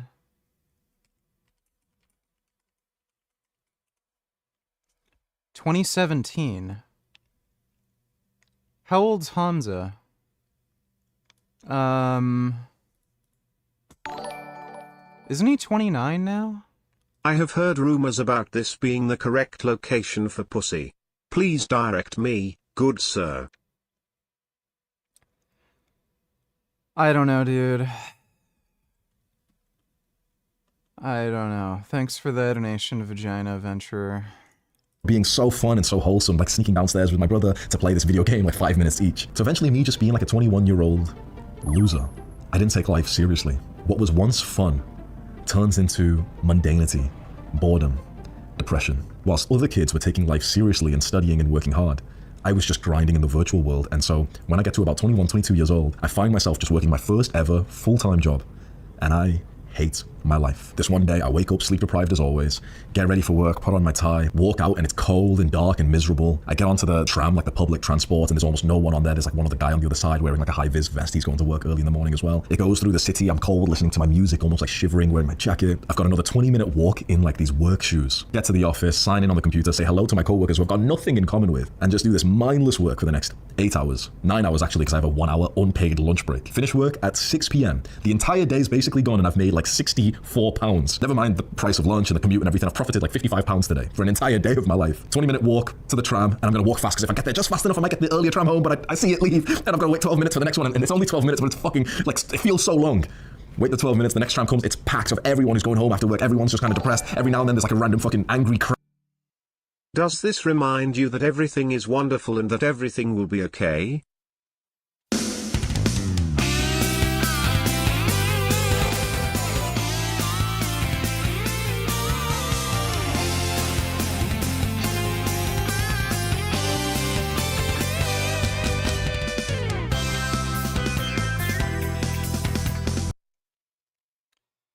Yeah, that's some good cheery music. Thanks for the donation, Hamza's sad LARP. Crackhead just being loud or whatever, you feel so uncomfortable. I get off at my stop. It's already dark outside. I've basically not even seen the sun today. I walk down the stairs, choose the shortcut to get to my apartment building. This shortcut's like kind of undeveloped. Son Goku, don't you tell her he spends too much time in the sun, he's aged badly. Yeah, probably. I know he's vacationed a lot in, very sunny countries, and he also eats like shit. He's been on the carnivore diet. Like, I think that's the big recipe for aging horribly. 1, spending too much time in the sun, and then 2, eating a meat-based, low vegetable fruit diet where you're not getting any antioxidants. And the carnivore diet in particular, it's low in vitamin A and vitamin E, so you're not getting any antioxidants that are particularly beneficial for your skin, and it just ruins your fucking skin. Like, look at Paul Saladino. He aged like 10 years in 1 year when he moved to Costa Rica. So, thanks for the donation, Son Goku. The difference between RuneScape and Super Mario 64 is that RuneScape has nothing to do with pussy. Mario hunting down Peach's pipes in every game. Total hound. Give my nigga a golden pussy medal. Need a Mario game where you can crack toad shites. I don't think Nintendo's ever going to make that game, but thanks for the donation, Jeffrey Epstein. There's no street lamps, so you have to use the flashlight on your phone to be able to see the floor because it's completely dark. I'm using the flashlight to walk over to my apartment. I can see it in the distance, and I am so miserable. I can't believe this is what life is like. When you're young and you're in school, you feel like it's going to last forever, this school mindset. Who you have a crush on, who you're going to hang out with today, what you're going to watch when you get home. But when you become an adult, when you grow up and you realize this is what life is, it's miserable. And so I go on my phone and I turn the flashlight off. So I'm just in complete darkness outside, like on this random street. It's completely dark, like you can barely see anything. And I just start crying. This is what life is. I'm depressed. And it's my fault.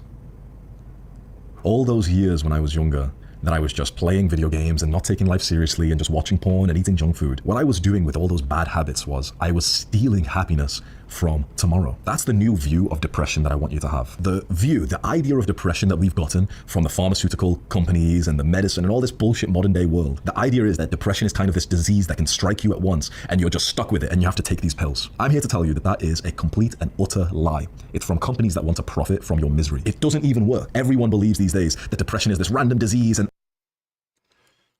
the idea that depression is linked to a chemical imbalance in the brain, that was essentially a marketing pitch by pharmaceutical companies. I don't know to what degree they actually believed that. I mean, there are chemical changes in the brain that occur when you're depressed. Like, there'd have to be. Consciousness is it's something physical that's happening. So, like, your brain is what produces consciousness. So, if you're depressed, there's clearly a change in your brain state. So, logically speaking, you would assume, okay, there's got to be some chemical thing going on in the brain with depression, and maybe it can be fixed with drugs. And these drugs do work. There's plenty of randomized trials. The issue is they're less effective in younger people, and they're more effective in older people. So if you're 20 or younger, they tend to not work so great. If you're like over 30, or especially in your 40s or older, they tend to work better. No one really knows how they even work, but again, they do work. You can look at the randomized trials. They don't tend to work lifelong, so if you have a bout of depression that's lasted for a prolonged period of time, generally speaking, people do get relief from taking these medications, but if you have depression that's persisted for a very long time, and you take these medications, the medications eventually are likely going to lose effectiveness. I've been through this whole thing. I was on antidepressants for a while, and I had to keep switching medications. Like, the thing is, if you're not able to, treat the root cause, whatever it may be,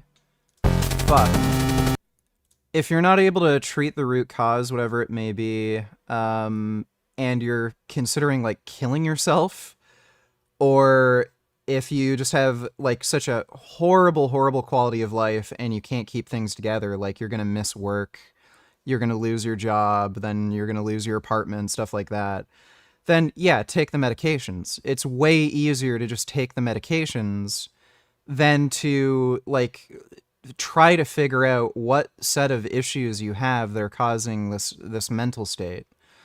So him saying this, like, he's not wrong, but he's also not right. The medications are useful and they have an application.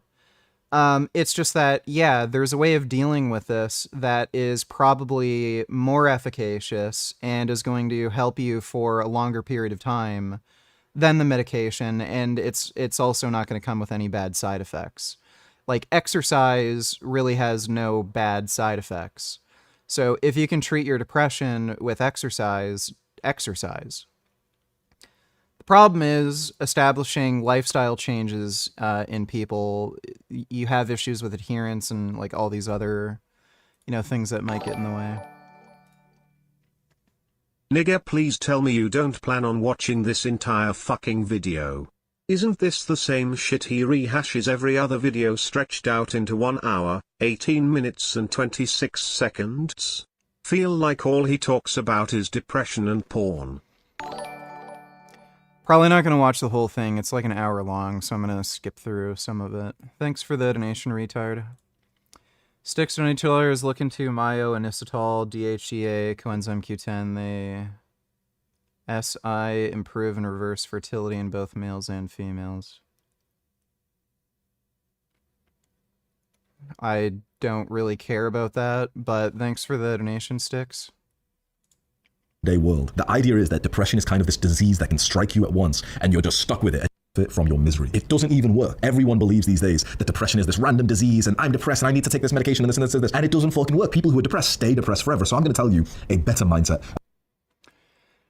I'm pretty sure, generally speaking, people who get depression only get it for like 6 months. I think that's the average. Average length of... depression. Yeah, it's 3 to 12 months, so split. It's about 6 months. People don't usually have depression indefinitely lifelong. Usually, it's about 6 months. So that's not true. Usually resolves on its own. A better view with depression. If you are depressed, it's because you deserve it. It's because you have done so much of the instant gratification habits that I developed severe suicidal depression when I was 6 years old. I almost killed myself with a toaster oven in the bathtub. The reason I knew how to commit suicide like that when I was 6 was, I think because my grandfather mentioned it in some conversation. I can't remember how it was brought up, but yeah, I learned you could kill yourself by connecting a toaster and then getting in a bathtub and electrocuting yourself to death. I was about to do that at 6 years old, and I was a very, very active 6-year-old. So I was exercising every single day. I was playing hockey, rollerbladed.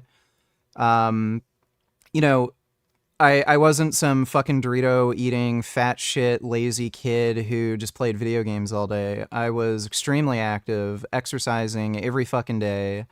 And obviously at that age, I was also going to school and socializing and shit like that. So I may be genetically prone to it. Who knows? There's a lot of mental health issues that run in my family. There's at least, I think, 2 or 3 people who are very close relatives of mine who have schizophrenia. So saying that is just fucking stupid. bad habits like porn and video games and junk food and staying up late. You've done so many of those bad habits. Each one of those bad habits steals happipiness from tomorrow, and when you keep doing them, you stole so much happiness from tomorrow that then you wake up and you feel depressed. Instant gratification is the word that you need to understand. This guy's an idiot. Instant gratification isn't something that causes depression. At least not in males. So what causes depression in men, typically, like when we're talking about lifestyle factors, it's the sense that you don't have any kind of control over things. And that's why writing down a list of goals that you have and like, okay, I'm going to lose this amount of weight, this month. Or I'm going to go to the gym and try to bench 200 pounds. Or I'm going to try to get, A's in school, that sort of thing. The reason that helps reverse people's depression is because particularly in men, is it makes you learn that you actually have control over your life. And men usually get depressed when they feel like they have no control over anything.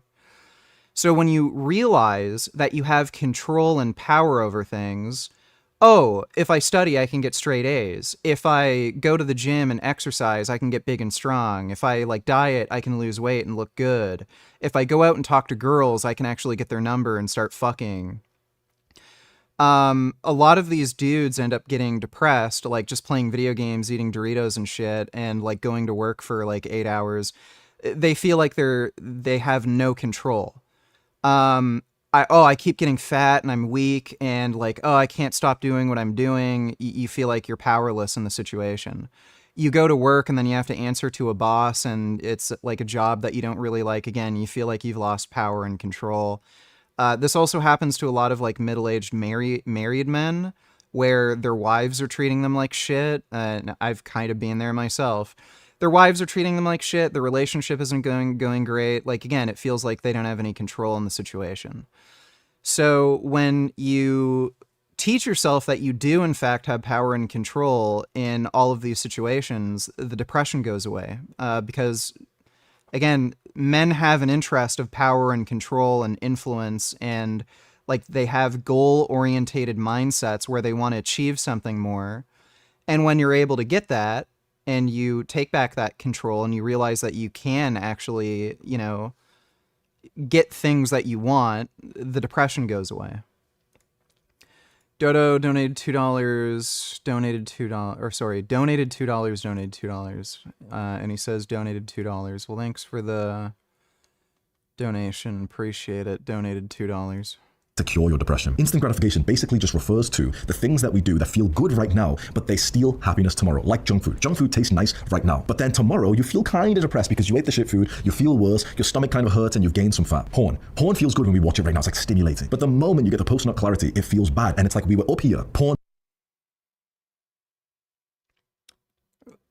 The post-nut clarity thing, that can actually be a sign of low testosterone.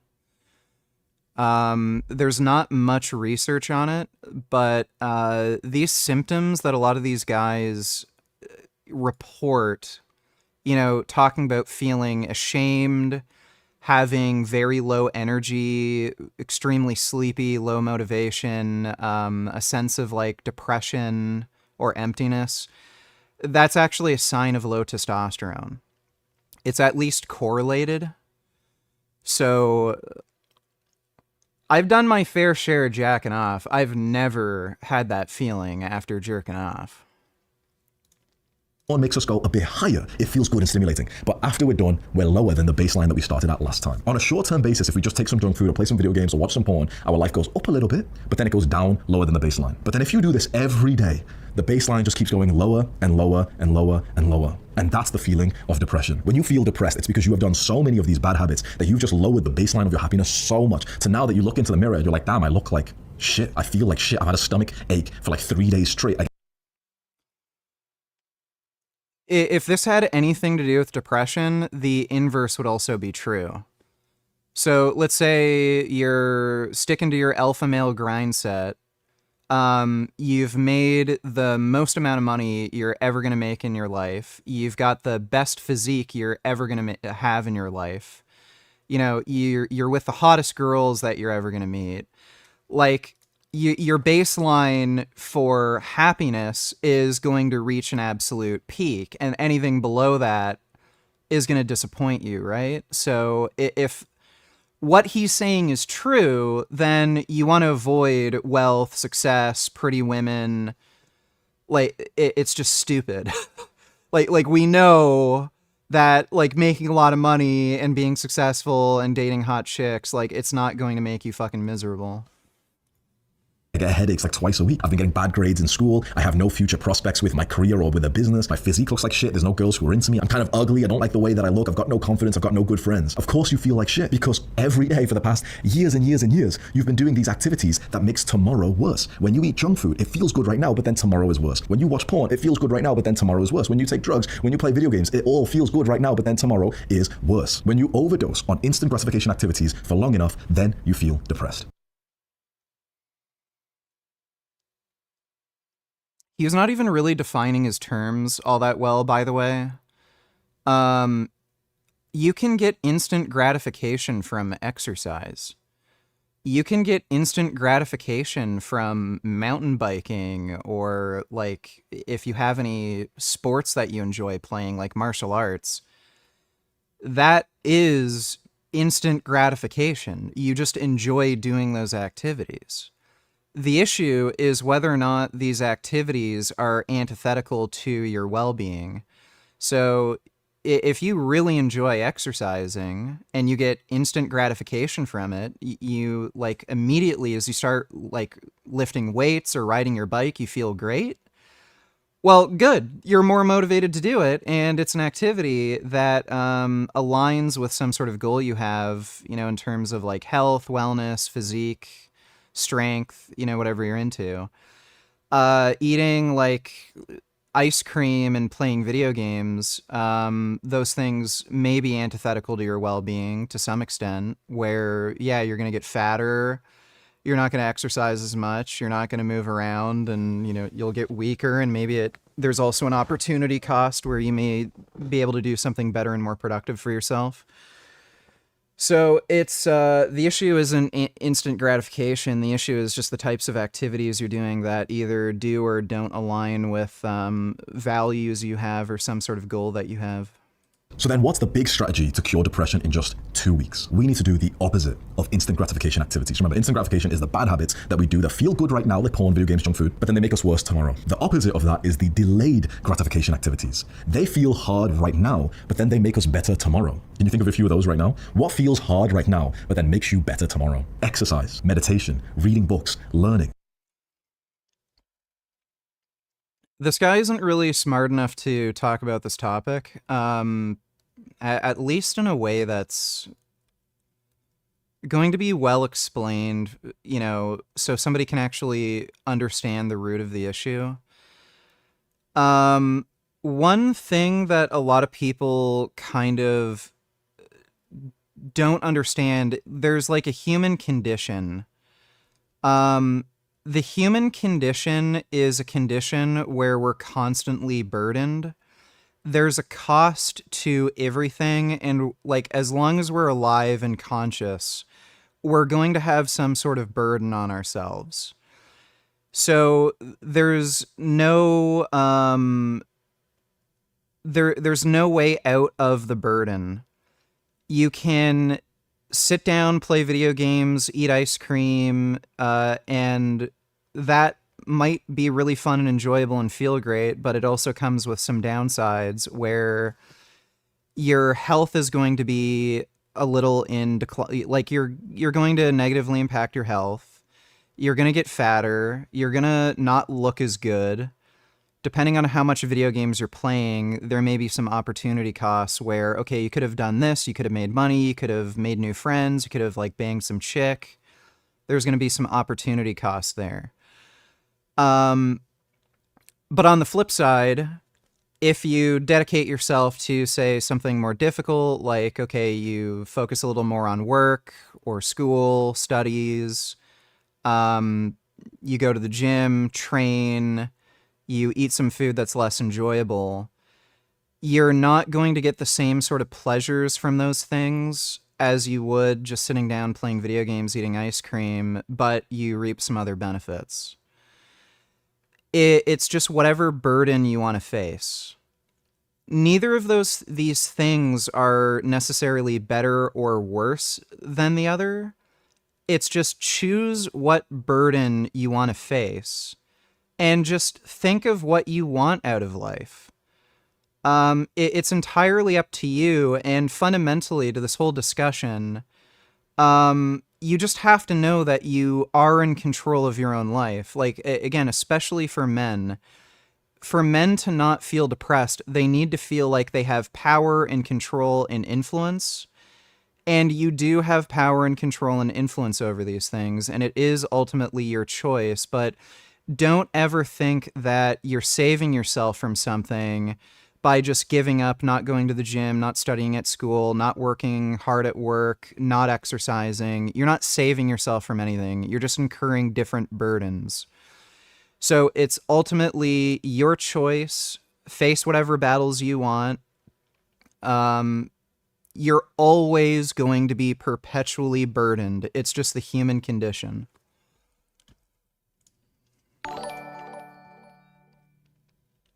It's crazy cause every time I bust a nut I feel amazing. I don't have any judgmental afterthoughts. I don't know why they're making it a big deal choking your chicken. Yeah, same. You know, they also really harp on about how jerking off makes you desire women less.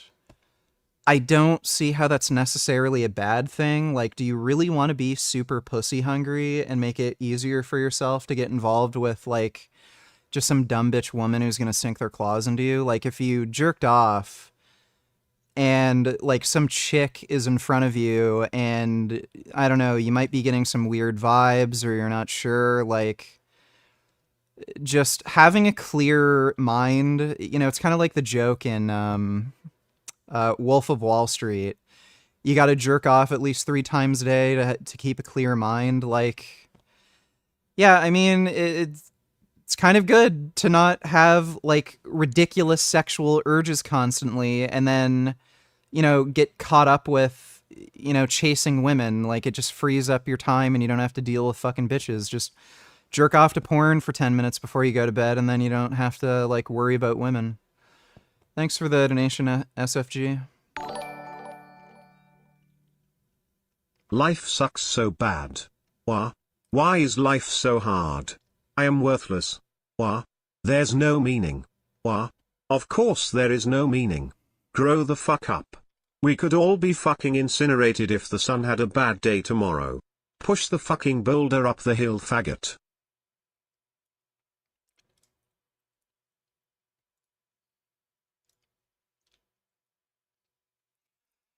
Yeah, I've made a video on this exact Berserk panel. Thanks for the donation, Existential Goof is pussy. So this is the point I'm making, and I actually learned it from reading Berserk. Like, this wisdom. So this girl was getting abused by her father. Her father was a piece of shit. He was a drunk, beat her, and her father's friends also sexually abused her. And she wanted to run away from home. She ended up meeting Guts, who's this guy who's getting chased by demons. I don't need to get into the plot too much. But she ended up saving her from a bunch of demons, and then she wanted to come with this guy Guts because she thought he would offer her protection. And in the previous panel to this, he walks into the shadows and shows her, I'm constantly getting attacked by demonic monsters. He has a brand of sacrifice on the back of his neck. And it's this mark that makes it so demons just constantly are chasing him down. And he tells her, no, you shouldn't come with me. There's no paradise for you to escape to. And, like, the lesson is, there's nothing you can do to escape the burdens of life.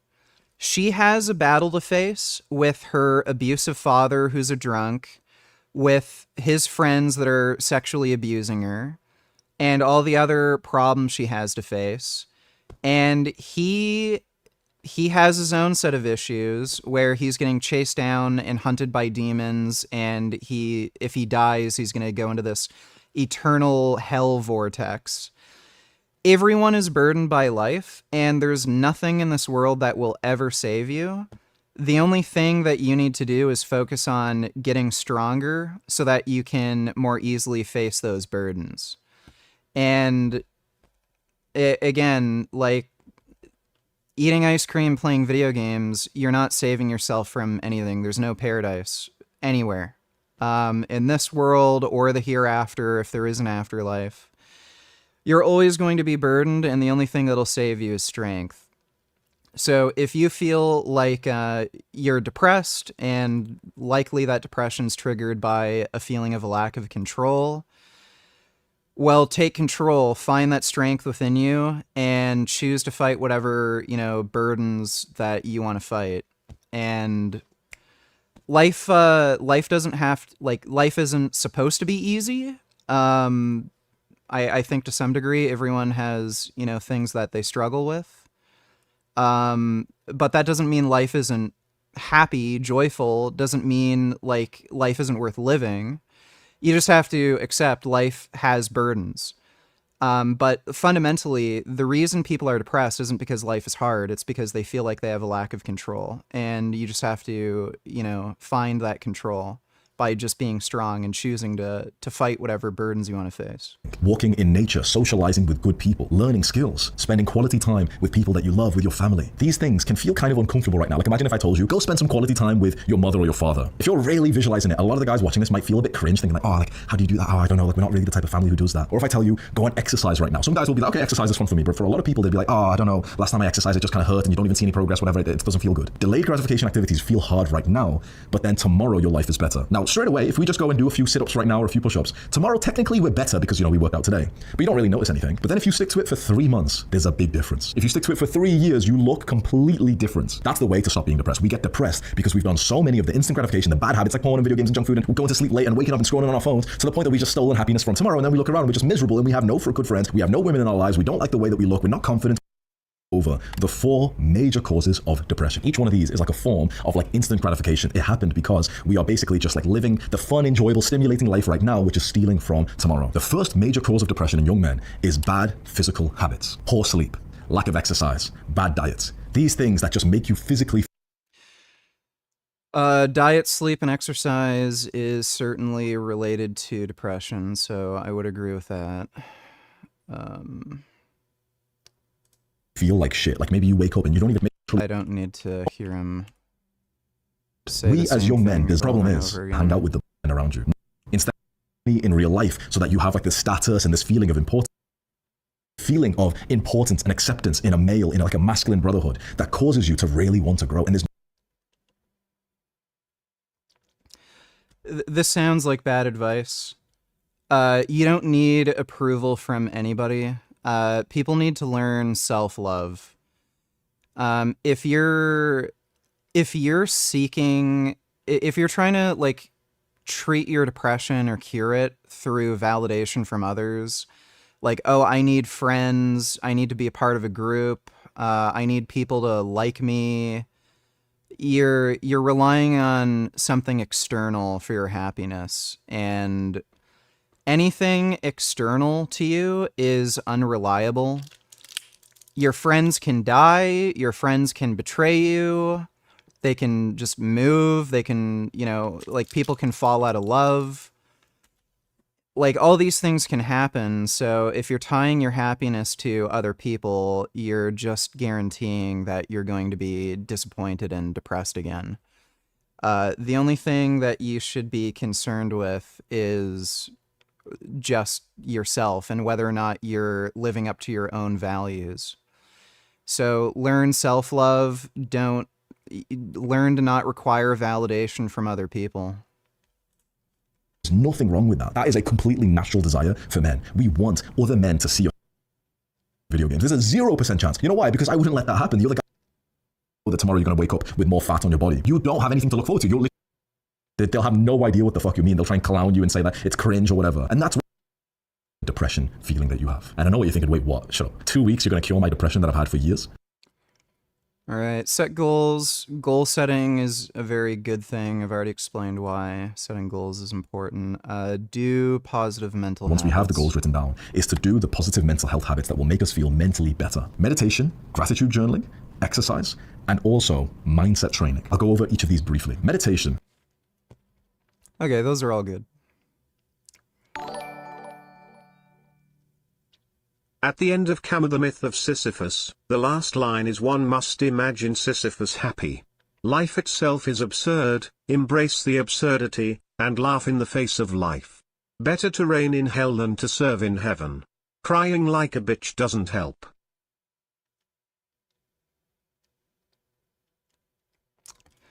Wise words. Thanks for the donation, retard. Alright, the rest of this video just seems fine. I'm not going to bother watching the rest. Delaware up until 1871. Here's what happened.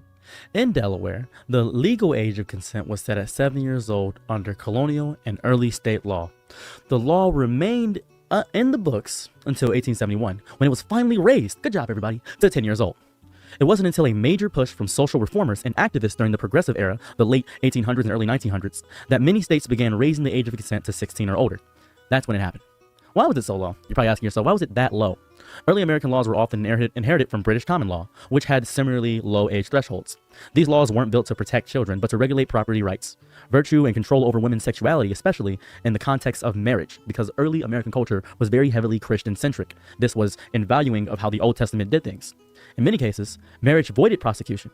So if a man was caught having promiscuous activities with an underage girl, he could often avoid punishment simply by marrying her. Why do I know these things? Why am I bringing this up? We got to talk about this deeper and deeply, because Delaware wasn't the only place. It's just the part that I brought up the most. This is a very big issue, and it hasn't just started recently. It's not as if this came out of nowhere. You can go back and watch Elvis' Hey Little Girl, Come On Here if you want to figure out how deeply it is. And that was in 1965 when that song came out. This is serious. Let's talk deeper about it. I've heard a lot of people say, well, what if it was about love? It was never about love. It was about control. It was early American culture, and really across the history of the world, about adult men often sought extremely young girls, not because it was normal, but because society allowed it, and sometimes even encouraged it. This wasn't romance, it was ownership. Young girls were treated as an extension of property. Marriage wasn't about partnership, it was about alliances, land, inheritance, and male dominance. The younger the bride, the more control the man had over her body, her mind, and her legacy. It's good to get them while they're young, essentially. Consent wasn't a concept, it was a commodity, is how everybody felt. We forgot that age of consent laws are relatively recent. In the 1800s, some U.S. states actively had an age of consent as low as 7 years old. That's what we talked about. It's not me saying something crazy. You can look it up. It wasn't raised to 16 or 18 until activists, especially women, pushed back in the 19th and early 20th centuries. The system didn't care about a child's well-being. It cared about preserving purity before marriage. That's what happened. Not protection from predators. It was about the purity of everything. Religion and the patriarchy gave it a cover. Biblical precedent, and I love the Bible, by the way, just in case any Christians want to come in here and argue with me. I love the Bible. I really do. I love everything that represents. I just don't like how people use it. Biblical precedent was often weaponized to justify older men marrying young girls. Is it good enough in the Bible? They'd argue, is what a common argument was. It's good enough now. The patriarchy wasn't just social. It was spiritualized obedience, submission, chastity. All these were demanded of women from an impossibly young age. And once a girl could bear children, society often decided that she was no longer a child. Upon that first period hitting, whether you're 10 or 12, well, guess what? You are now a woman. Good on you. This was so prevalent in early culture that it was asinine. It was absolutely psychotic in the way it operated. Weird, isn't it? You're probably asking yourself, well, why didn't anybody fight back? People fought back, but they were erased.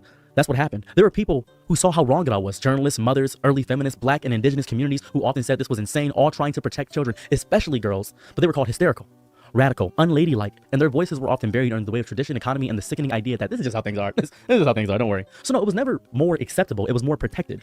And the fight to name it, expose it, and stop it has been going on for centuries. We're only just now unlearning the idea that silence is safer than justice. Think about this for a second. Because of the advent and rise of social media and the Me Too movement and things of that variety and cancel culture, we've actually been able to get more out there. And there are negative effects to Me Too and things of that variety and negative effects to the aspect of cancel culture. But if they didn't exist, it will probably go out forever. And you may have said to yourself, well, this only happened to young women. What about young boys? Why don't you look at Justin Bieber? He was on stage and he got kissed by an older woman. And people just said, oh, that's funny. And he said, well, that would make me uncomfortable. Children have not been protected by people that claim to have wanted to protect children. We got to protect the kids. We can see this so prevalent with Jeffrey Epstein and things of that variety. It is a common part of American culture. It is deeply ingrained into the roots and bones of the structures and the systems. And you're acting surprised why it's happening. Don't be surprised. It's always been this way. We're just seeing it more because we actually have the means to see it. We have immediate access to information that cannot be manipulated as deeply as it was back then. It can't be edited and curated. It can't be picked out and pushed apart. People can get instant information nowadays. That's why we're seeing it more. Girls back in the day were assets, not people. Hence why we have the term trophy wife, because women were viewed as a prize. Other men would use women as leverage to get the things they wanted. In early America, especially colonial through the 19th century area, girls weren't seen as full individuals. They were seen as property, potential breeders, and domestic laborers. When a man married a 12-year-old, it wasn't seen as creepy. It was seen as pragmatic. That girl could bear children, cook. I'm sure you may know this, but many people don't understand what Fight Club is about. It's a nihilist manifesto. Tyler Durden represents the constant drone of life is meaningless. While true, it doesn't mean you reject yourself, or reject love. I don't think that had anything to do with the plot of Fight Club. Pretty sure it had to do with masculine identity, dude. That's why at the beginning of the story, the guy was gonna have his testicles removed because of cancer. Thanks for the donation though, retard. Nate Higgers, donated $2. Are you locked in? This is day 183, going homeless to buy cryptocurrency. And I've been locked in for 6 months now. Let's take a look at the gains. Since the beginning of 2025, I've been able to invest $7,000 into cryptocurrency that otherwise would have gone to rent. At the same time, I've been able to increase my income from $4,000 a month to upwards of $8,000 a month by working a residual-based sales job and taking side hustles on the weekends. On top of all of that, we've also been able to pay down over $13,000 worth of debt, significantly decreasing my debt-to-income ratio and increasing my credit score. But while I was willing to give up a bed to sleep in, I was not willing to sacrifice my health. So to top it off, we maintained a pricey bulking diet and put on 15 pounds of muscle. This is what it looks like when you lock in for 6 months. Winner. Based. Sounds like he's on the alpha male grind set. I wouldn't recommend most people doing that, but if it works for him, then what can I say? Thanks for the donation, Nate Higgers. Clean and be molded. Love was irrelevant. Compatibility was irrelevant. She was a living dowry. In Puritan New England, girls as young as 10 to 12 were often promised. You know, I'm sure there's other practical considerations too. Like, this is before antibiotics. So if you're able to secure a young virgin for marriage who's like, 6, 7 years old, well, your wife isn't going to have any sexually transmitted diseases. So I'm sure that's also part of why like that sort of culture existed for so long. But yeah, it's still just fucked. To older men in arranged or apprenticeship marriage setups. These marriages consolidated wealth, land, and family alliances, not affection. You see this in where you see a big castle and you say, oh, I'm being married off. Oh, have my prince come save me. Still being saved by a man. It's still patriarchal centered. The structure was imported from British common law, which technically allowed marriage as young as 7, as we talked about before. And in such cases, the man wasn't 14 or 16. He was 30, 40, or even older. The age gap wasn't incidental. It was desired because it guaranteed control. Now, let's talk about the age of consent. I really want you to hammer in this point because I'm going to keep saying it because people don't really grasp the gravity of why I say it and why I keep saying it. In the 1800s, the average age of consent in most U.S. states was between 10 and 12. In Delaware in specific, it was 7 until 1895 specifically, around that range. Let me say that again. 7 years old. It was written into law. Written into law. Consent didn't mean emotional maturity or self-determination. It meant a man could take you without it being called the R word, as long as he wasn't caught forcing it. This only began to shift during the Progressive Era. I'll give you an example of a few people, as I stated earlier. There were Christian reformers, God bless them, very early feminists who were beaten within an inch of their life for talking back to the men. There were journalists who were bombed and lit on fire and destroyed and annihilated. This is what happened. There were women in the Women's Christian Temperance Union. They launched moral crusades against what was called, back in the day, white slavery and child exploitation. Now, I know what you're going to say if you're a white person saying, this isn't just white people. There were other communities doing this. Yes, there was people in Belgium. There was people in Muslim communities doing this. There were Arabic people doing this as well. It was common in Chinese culture and Japanese culture. You're not wrong. You are not incorrect. And you are not invalid to say this. As a matter of fact, even in Africa, among the black community, this is happening. But in America, this was ingrained and deep and sedimented in the culture. It was popularized because America became a superpower. This is the important part. America became a superpower. So every other country followed suit what America did. That's why you see progressive movements happening around the world right now, because people follow suit with America. And they weren't perfect. No country is perfect. Some of it was radicalized fear, but it did help raise the age of consent in most places to 16 to 18. And I made this argument one time and people disagreed with me. I said the age of consent was 7, men would do things. And people said, no, they wouldn't. They already did. They already proved they did. It's history. I'm not stupid. I research, I learn. I look past things. The reason I even cite articles and things of that variety and actually have things to talk about is because I read and research. Enforcement was still rare though. In the early century, 16 to 18, it was still rare to see enforcement.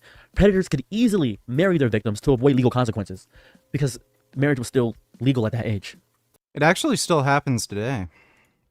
Child marriage is still acceptable in certain states. It's insane. The Bible I think California still allows child marriage.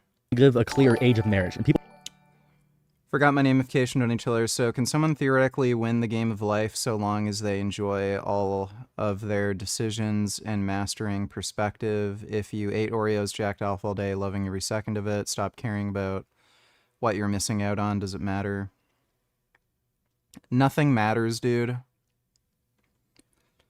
Whether you die now, die tomorrow, die in a million years, live forever, never lived at all, how you lived, what you do, none of it matters. So whether something's good or bad is all a matter of perspective. So it's like I said before. What is true is there's a human condition. We are always going to face burdens, and you just have the ability to choose what burdens you want to face. So, and whether you're happy and content with whatever burdens you're faced with, it's all a matter of perspective. Thanks for the donation, though. Forgot my namification. Appreciate it. People often rely on the Bible for many things, and in many cultures, that ambiguity was weaponized. In the Hebrew Bible, Mary is often believed to have been around 12 or 14 when she betrothed Joseph. This became a theological green light for the centuries of child marriage. Clergy and religious communities in early America, especially Puritan and frontier evangelicals, often blessed these unions. They were anomalies. They were endorsed as holy. In many fundamental offshoots today, the fundamentalist Latter-day Saints, I believe it's FLDS, I believe that's what it's called, I don't remember. Child brides are still married to much older prophets, justified through a divine authority. It's not new. It's the same theology, just uninterrupted. And if you don't know about the fundamentalist Latter-day Saints, I encourage you to look deeper into them besides the things I'm putting on the screen so you can get some justification for my words. Much like how Donald Trump is protecting Epstein right now, elite men have always protected each other. It wasn't just poor families or isolated communities. Wealthy, powerful men, landowners, judges, politicians, regularly engaged in relationship with girls far younger. Why? Why did they do this? Because they could. Because they could. They could shape their small little girl brains. No one wanted to challenge them, especially not when these men wrote the laws, funded the churches, and owned half the town. Think Jefferson and Sally Hemings, a 14-year-old enslaved girl who was destroyed for years, fathering multiple children, all while publicly upholding virtue. Think of that. This was the norm on plantations and gilded mansions and parliamentary halls. Girls, especially poor, black, or indigenous ones, and poor does include white girls as well. I want to point that out since you guys don't think I'm excluding white people here. Were seen as disposable, desirable, and unprotected. And when these men were exposed, they married the girl to save her honor. The sterility of culture and masculinity, consumerism, is what induces nihilism. In the end, the protagonist kills Tyler, who represents cynicism, and reclaims his identity. He thought Marla was with Tyler, which really meant he rejected love.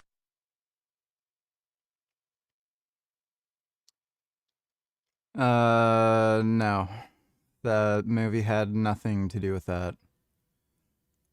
And the woman in the film, Marla or whatever, it's likely she didn't even exist and she was a figment of his imagination.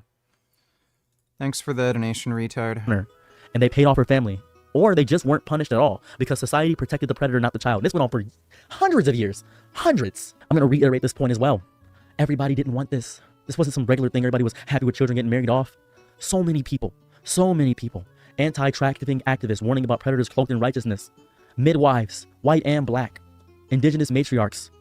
In the 1870s, discriminated in society for women to shave and men not to shave. Do you know why? Because it's childlike. Childlike features, petite, clear skin.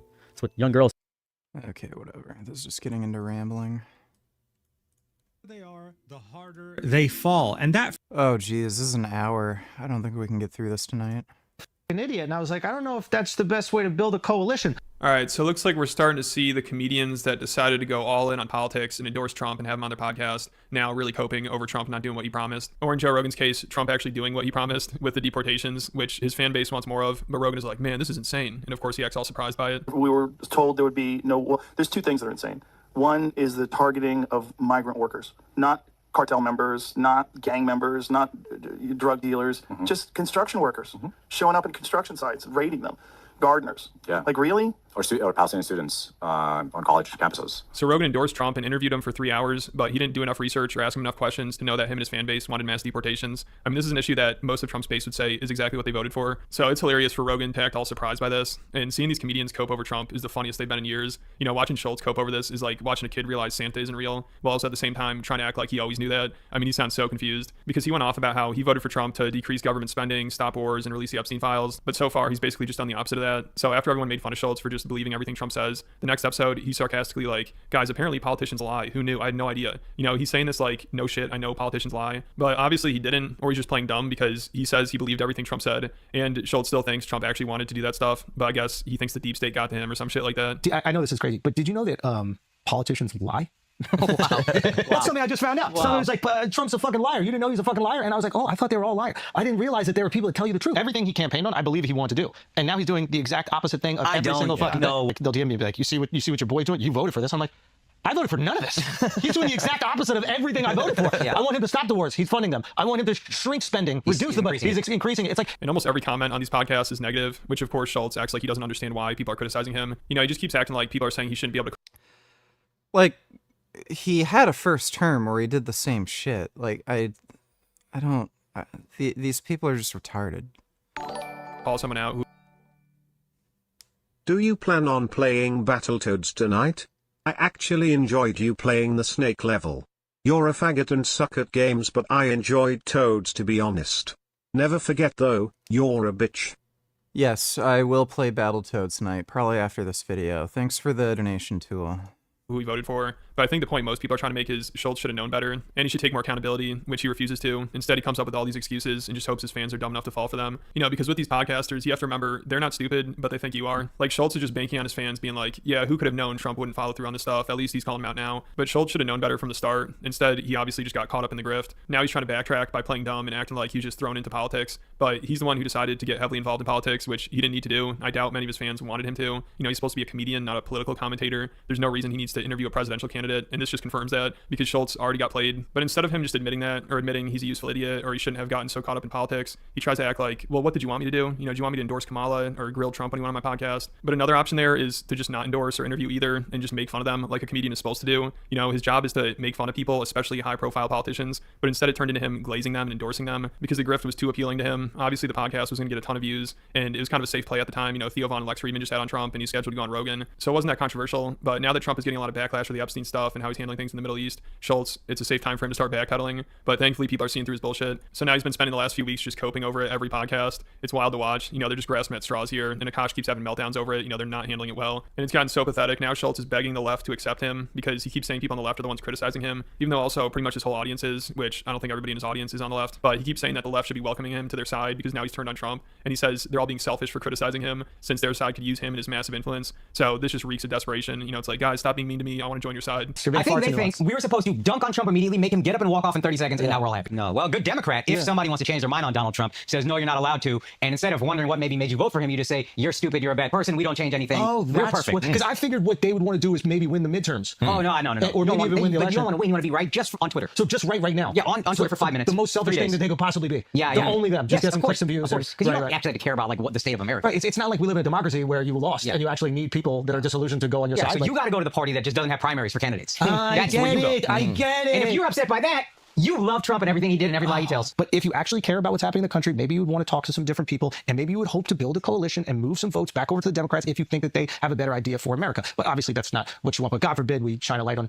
the people who... You know what I'm getting a lot of? You talked to him, you platformed him, as if he was at 0%. And then we talked to him and then he won the election. As if he had fucking no shot of winning. Hold on. People were like, this guy's a monster, he's not a human being. Then we humanize him. That's what he keeps saying. Let's game theory this, Akash. Okay, we are so powerful and influential by simply sitting down with him, right? We made him president. So one would think that if we are disillusioned by some of the things that he is doing as president, and we're upset that that same influence might be able to make someone else president. So shouldn't you be embracing this massive influence? Yeah, come to our side. Claim we have, Or you just want to take no accountability for the fact that you ran a dead guy and a woman that couldn't speak. I wanted something different. I was hoping for some sort of change. Oh, no, yeah. Then you should have voted for Kamala.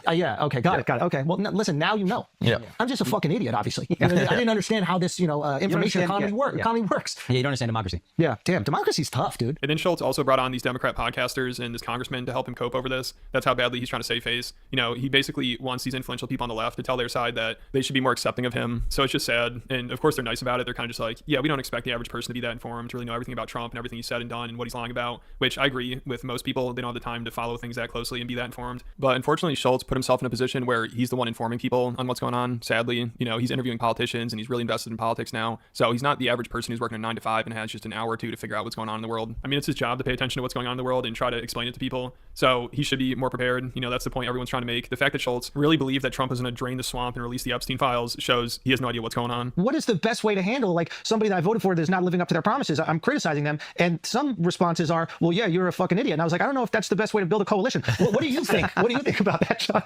No, that shit drives me nuts because I think, first of all, Trump lies a lot. He's always lied a lot. And it also assumes that every single person in America was supposed to be paying attention to like every single word that Donald Trump has ever said. Right. And which they're not. But then aside from all that, like you said, if you want to persuade people to join your coalition, which is how you actually win elections, then when someone says, oh, I'm disappointed in the person I voted for, you say, well, These are all children. You have to, like, just treat them like children.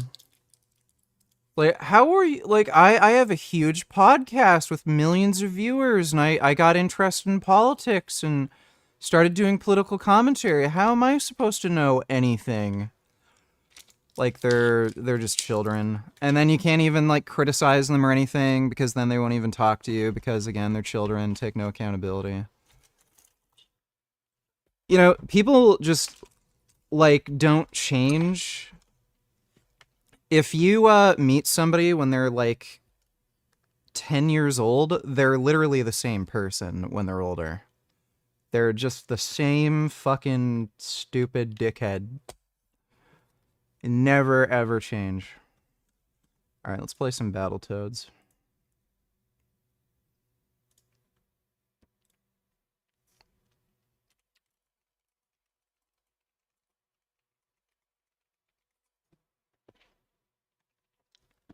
So, we'll probably start at the snake level and just try to fuck around with that for a bit. I might just use you know, the save states and try to get through the whole game to get a sense of like how to get through everything. NES emulator, there we go.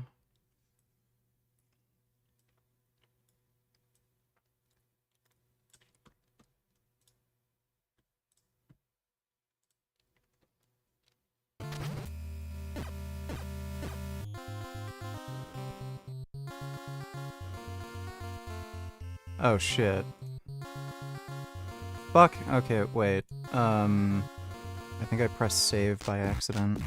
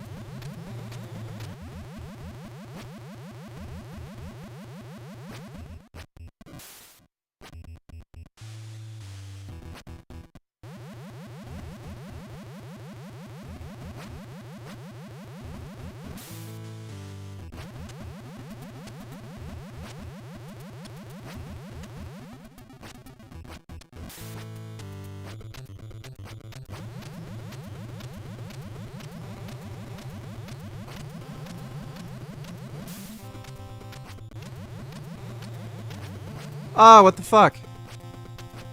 I can't believe that. Fine, here's a bicep flex, jackass.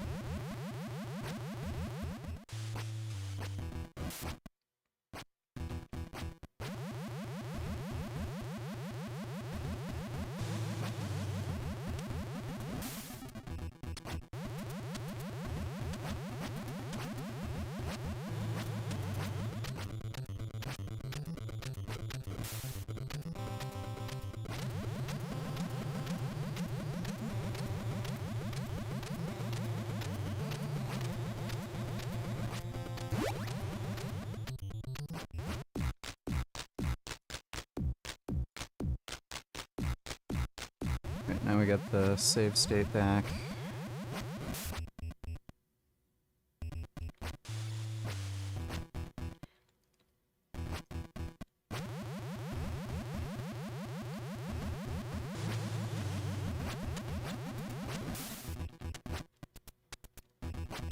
Damn it. Yeah, that jump is tricky.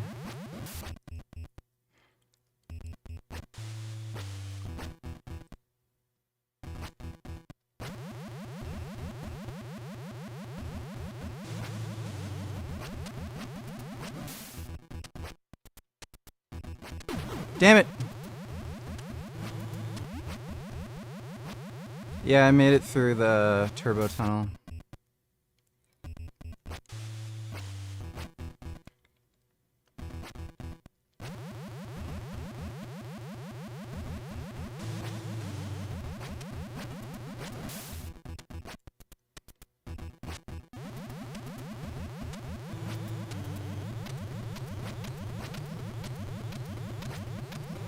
Holy shit.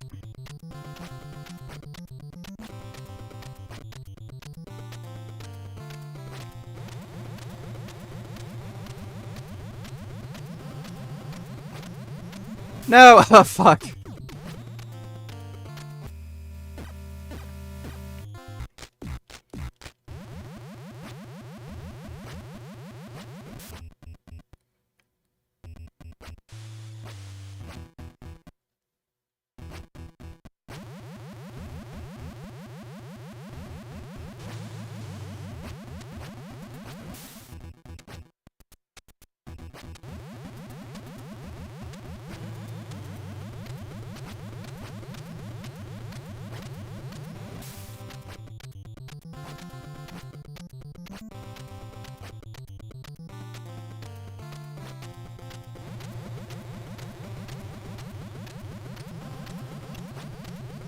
No, ah, fuck.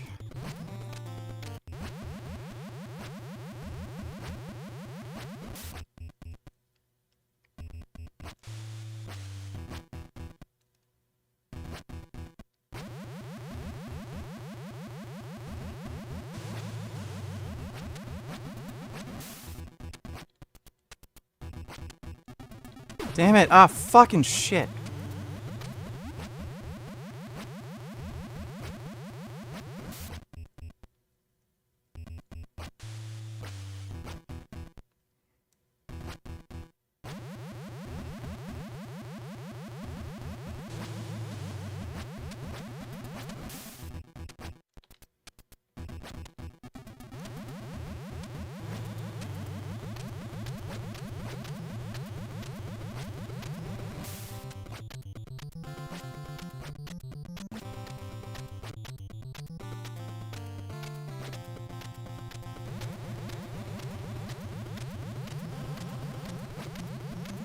Fuck! Dude, you have to be so precise.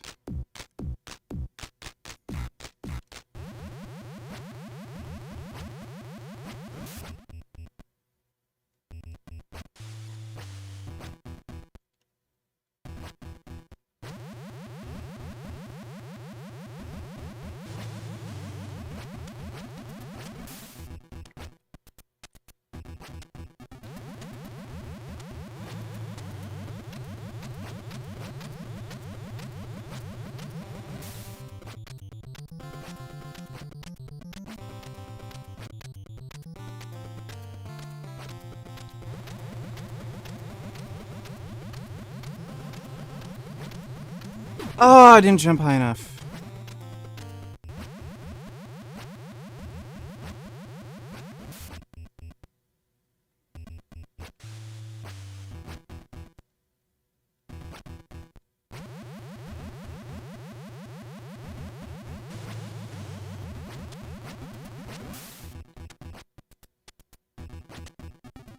Damn it!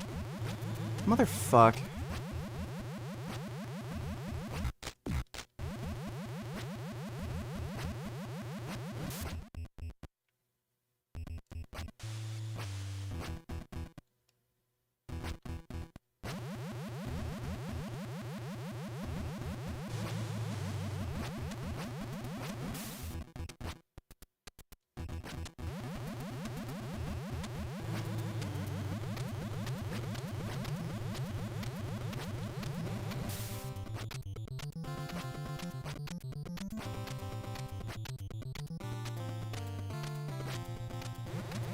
No! Oh!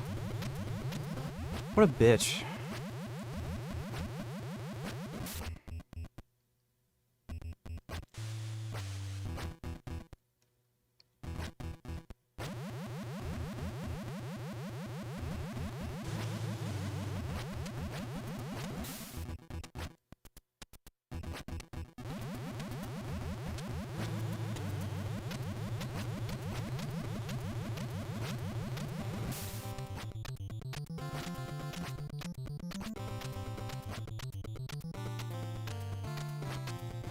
No, oh my god, okay, I gotta...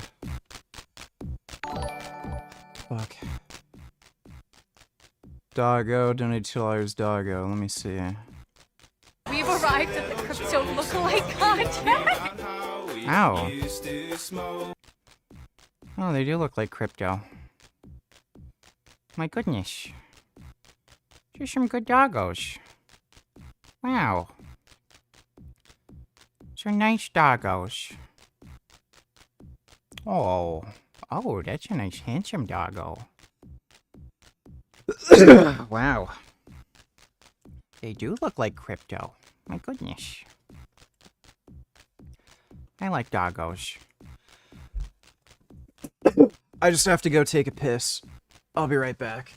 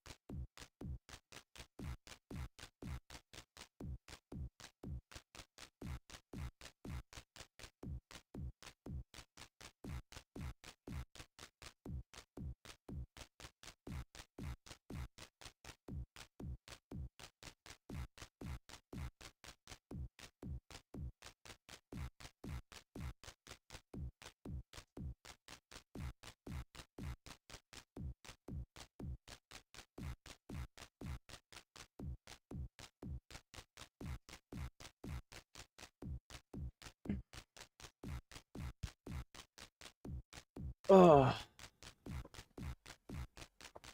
All right. Yeah, I had to kind of pee, I think. I was a little distracted from having to piss.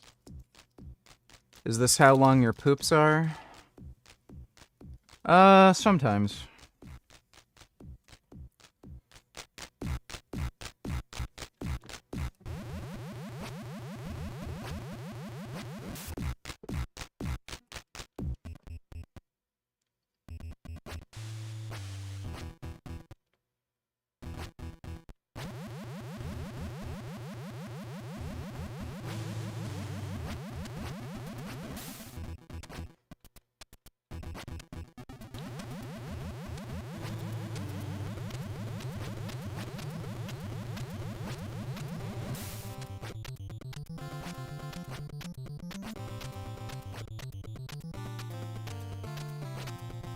Oh my god, this is fucking hard, man.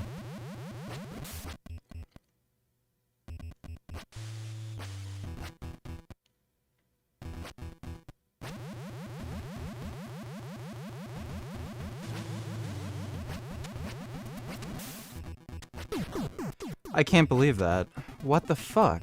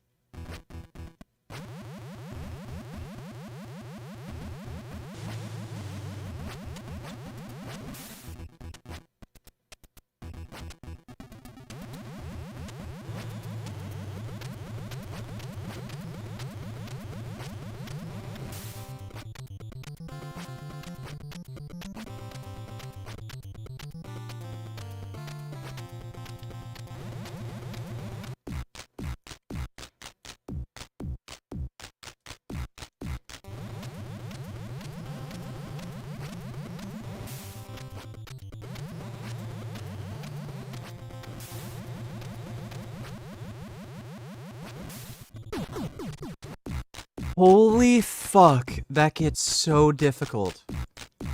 I didn't think they'd even take it up. That is stupid.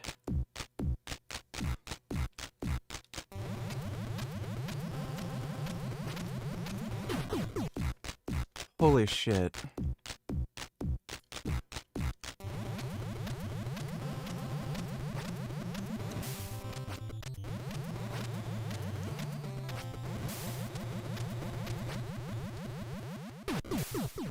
There's 2 to jump. This is crazy.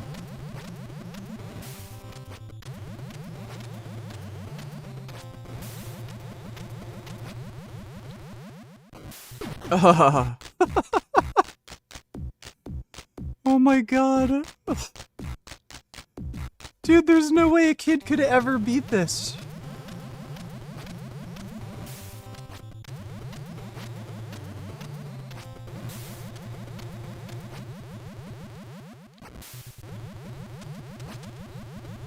Ah, crap, I mistimed it. I was almost there.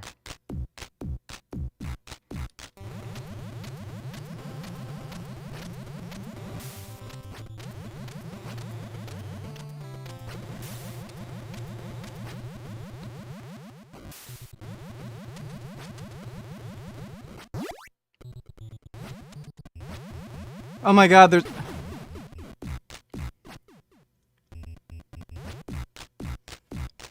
there's another one.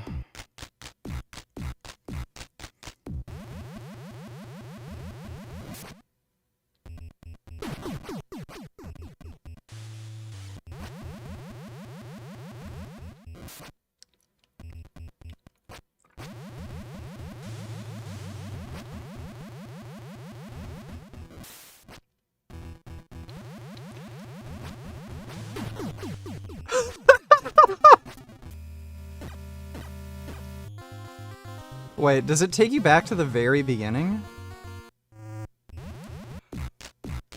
There's no way! Like, I'm actually... This has to be, like, one of the... This may be the most difficult game ever made.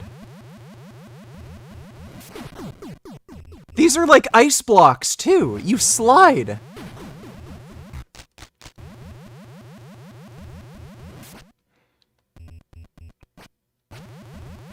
What the fuck?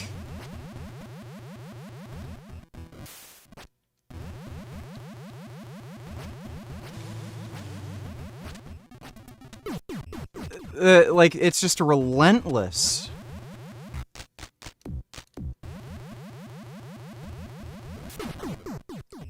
Dude.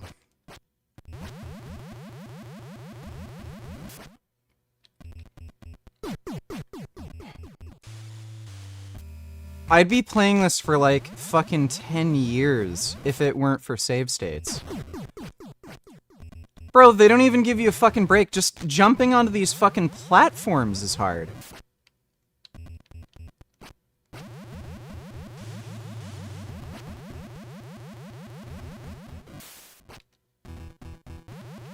Oh no.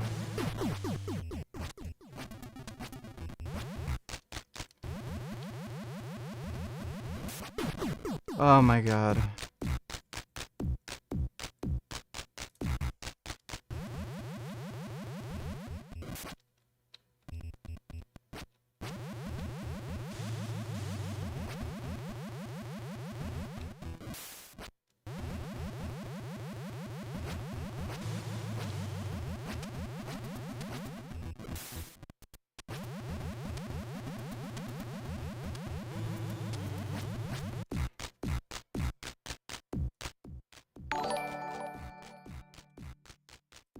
Are you gonna save state like a little bitch the whole time, or when the time comes are you going to run the game with the limited lives like a man?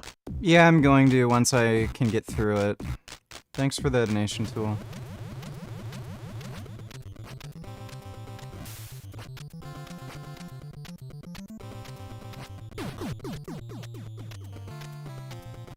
What are you even supposed to do there? Holy Holy fuck. Like, when you think the game can't possibly get any more difficult, it just fucking anally rapes your ass even harder than you could have ever fucking imagined.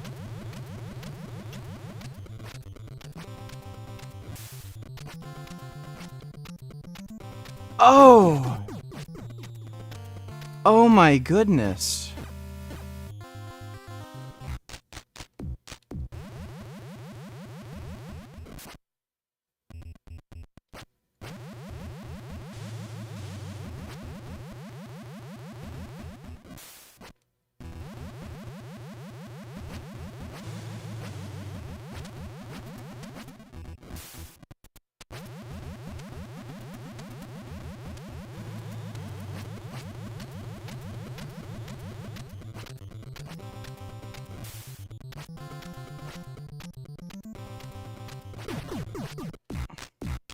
So you have to time that one jump, like, perfectly at the end. Dude, like, to get to this point without save states, like, it would take you so many fucking tries. Like, it'd be ridiculous.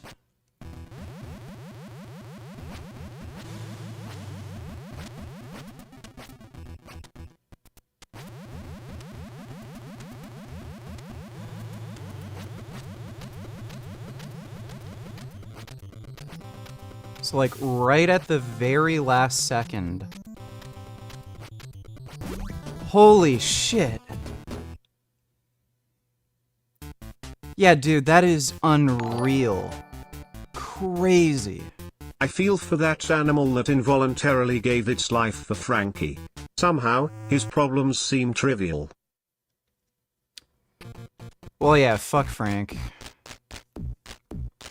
Frank's a piece of shit. Thanks for the donation, James.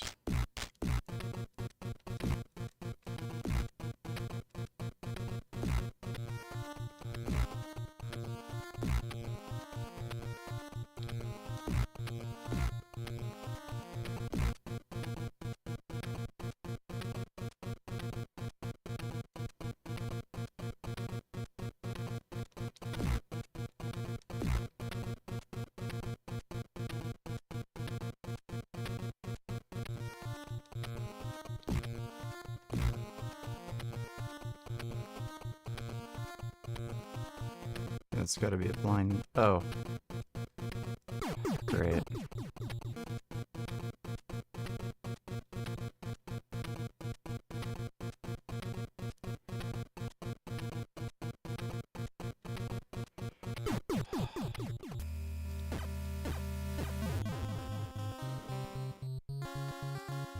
You know what? I'll just load it from the save state.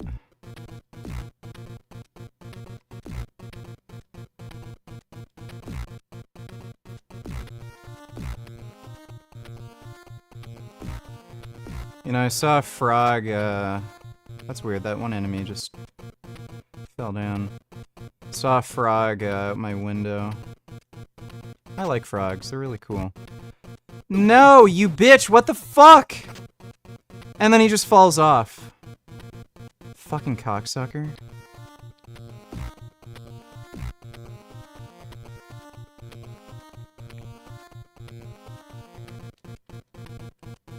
Oh my god.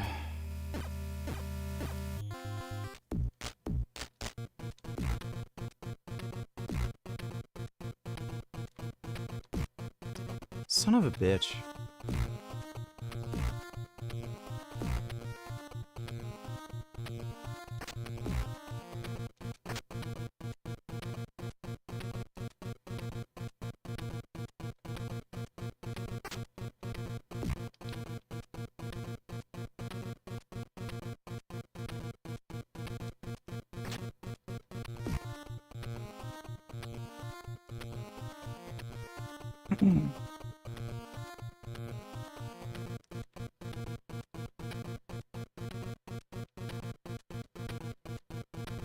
Oh, you roll off so easy.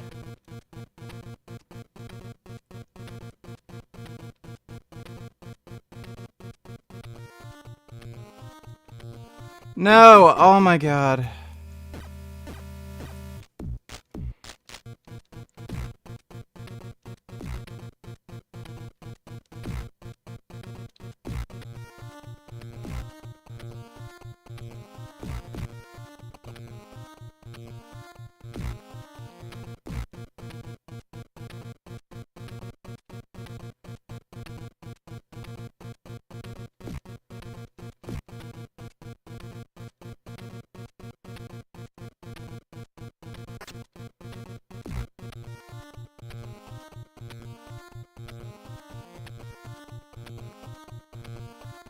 Yeah, you basically have to land on it perfectly, and you can't, like, adjust. Fuck.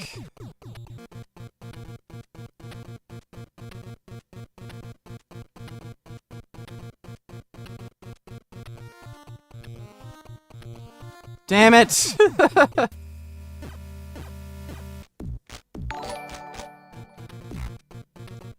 It is so creepy that for the longest time in our country child marriage was seen as perfectly normal. Yeah, it's, I can't imagine what people might have been thinking. Oh my god.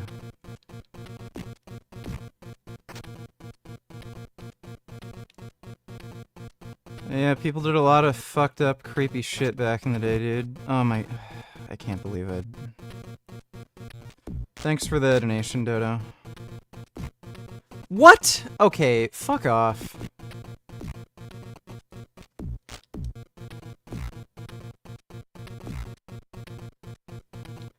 Oh my god.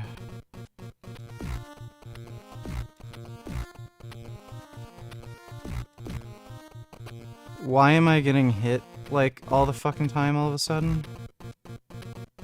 It's like the game knows.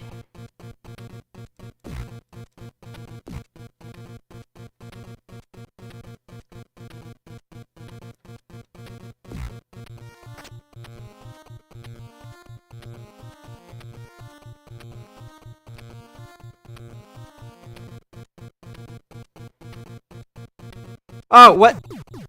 He just fell off. Fuck it.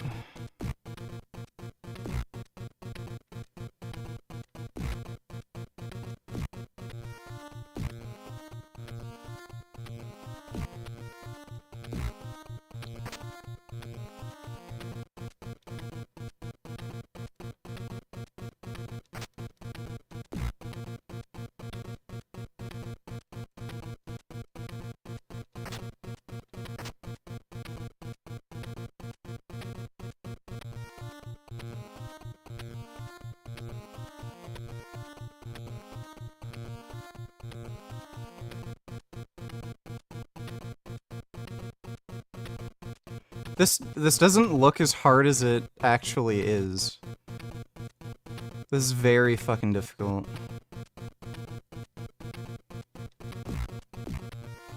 Ah, you fucking pussy.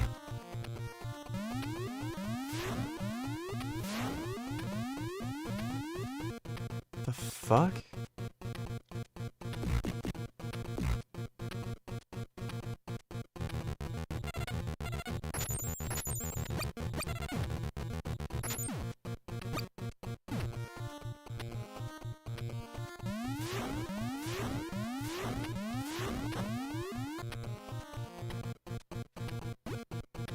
The hell even are those things? Those polar bears on igloos or something?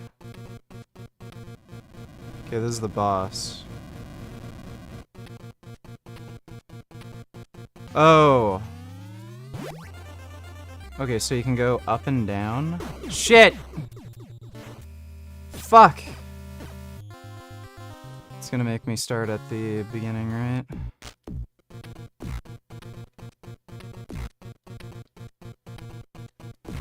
Okay, I probably want another save state for that one then.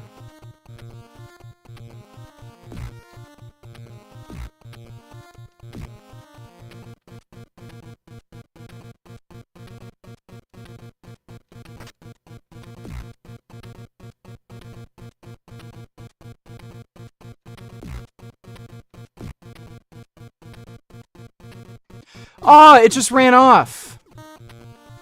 Fucking bullshit.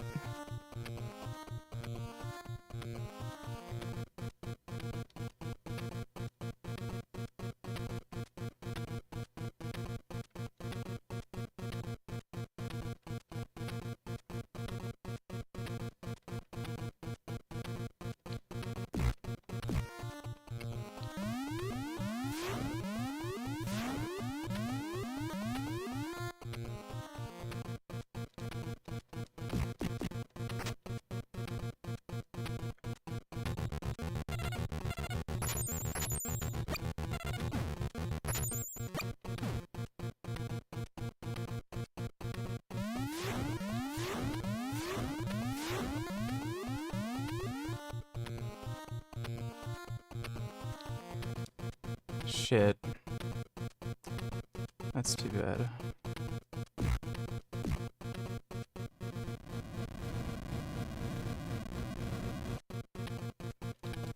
Okay, and this is like where the boss is. Okay, so you can go up, down, left, right. Fuck. Oh!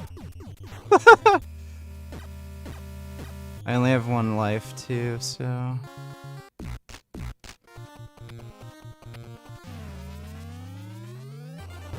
I'll just stay right at the back, so I have the most amount of time. I'm sure memorizing where some of these things are too is gonna help.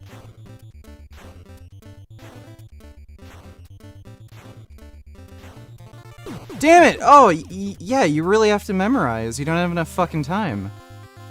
I don't know if you can, like, tap really quickly. If that makes it move a little faster.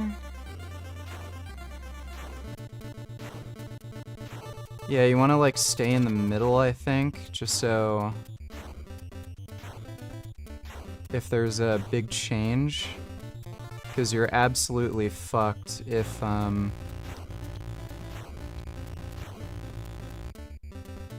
you have to go, like, up and then down. Oh, you can't even fucking cheese it like that.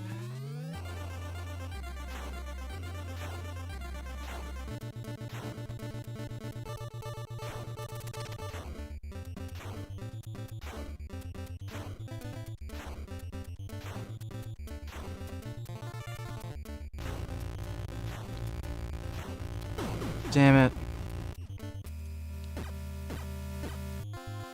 What's this auto? Huh.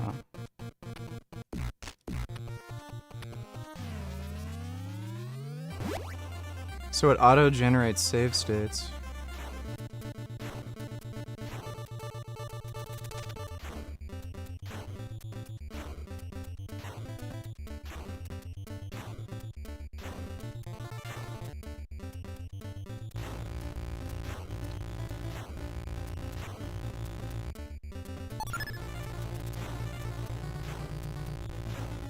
Damn it! Dude, that's fucked.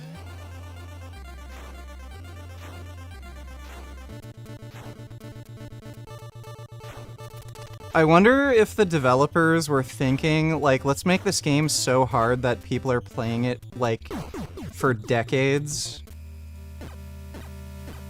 It's just so hard. There's no way a kid in the 80s would ever beat this game. Like, unless they're fucking losers.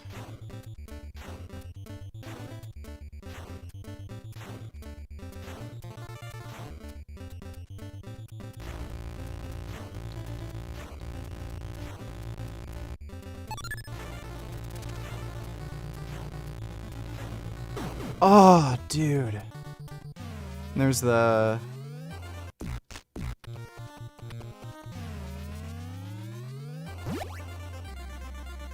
There's a save point right there, too.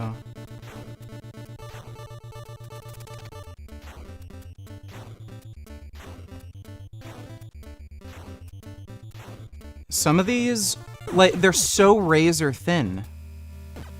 You have no fucking time.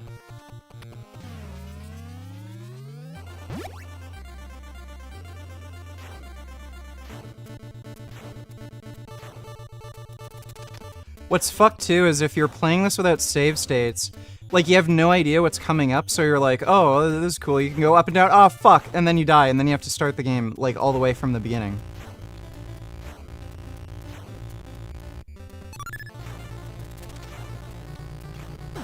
Fuck, dude.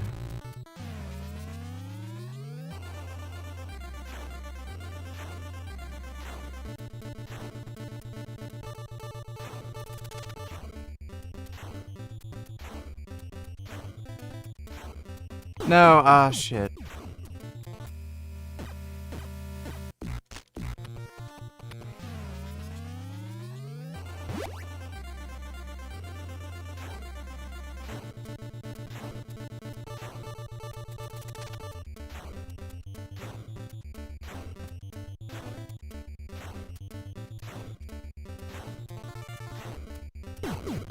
Son of a bitch! I honestly don't even believe they were thinking at all back then. I don't know.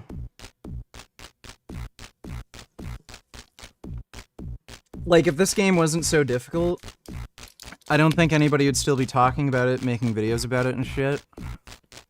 Like, this is ridiculous. This is harder than Sekiro. I'm having way more trouble with this than Sekiro.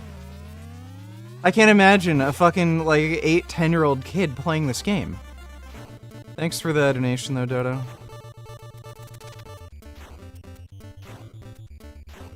Yeah, this is by far harder than Sekiro. Like, a large margin.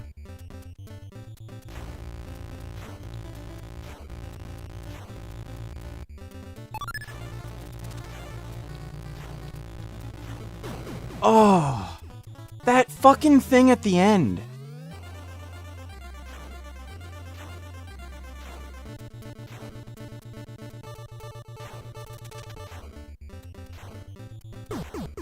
Bullshit.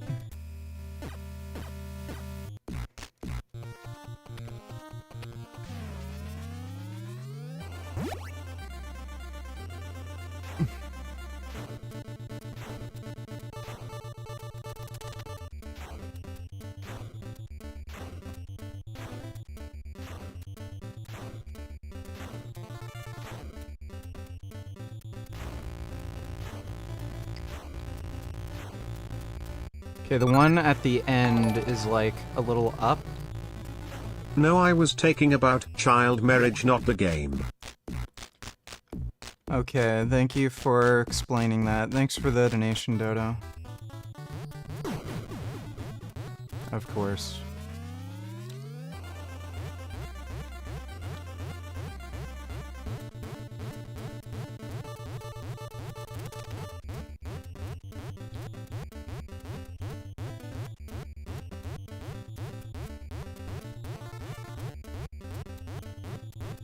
Oh, hey, I got a 1-up.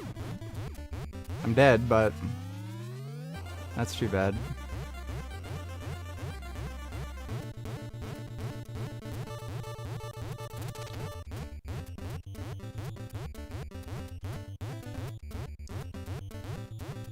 This sort of shit is really hard for me because my vision gets really easily distracted. There's so many, like, different moving lines and shit. It's hard for me to keep focus. Okay, well, I still got the 1-up. Ah, they go. They come from up top too. Fuck.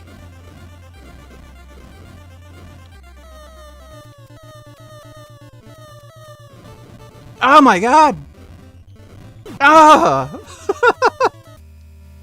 Dude, this is insane.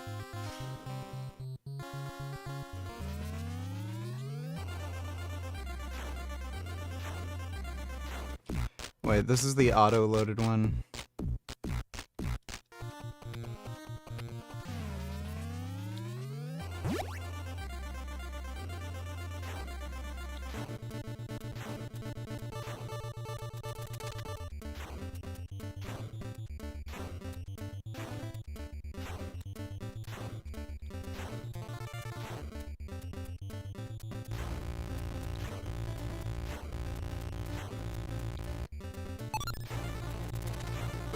Shit.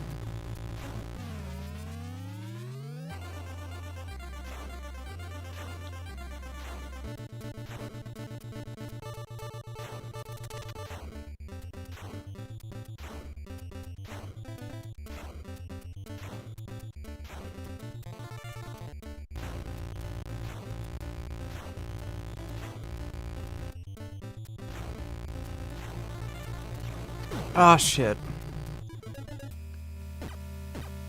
So it's like middle down, middle up.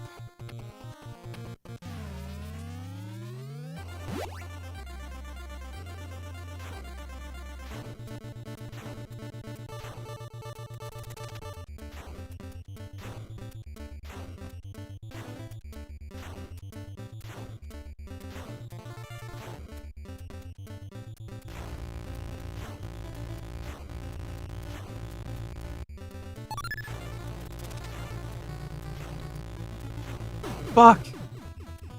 It's just... Ugh!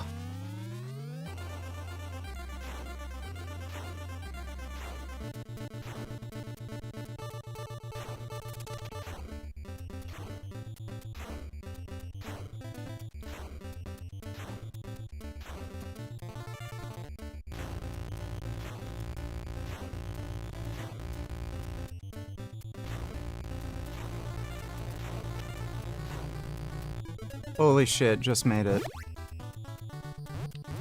Ah, damn it, and I died.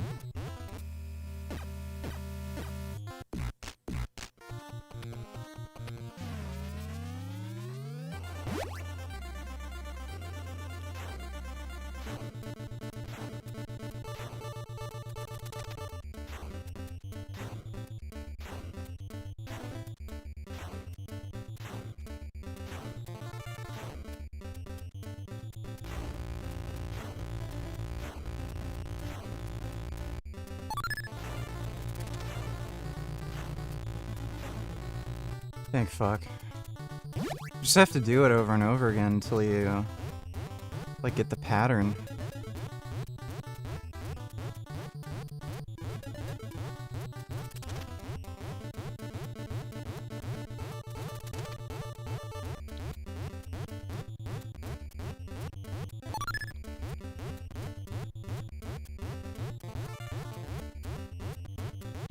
Oh, damn it.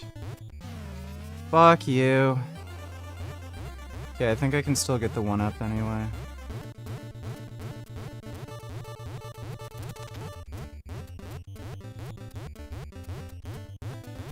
No, what a bitch.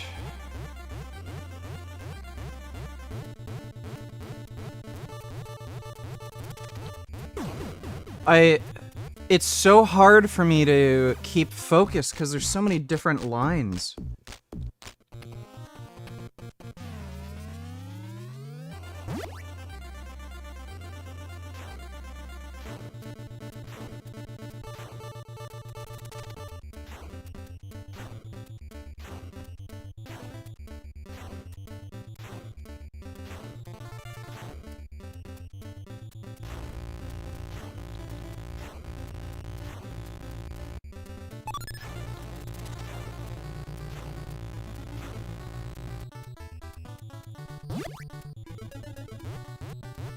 Oh, shit.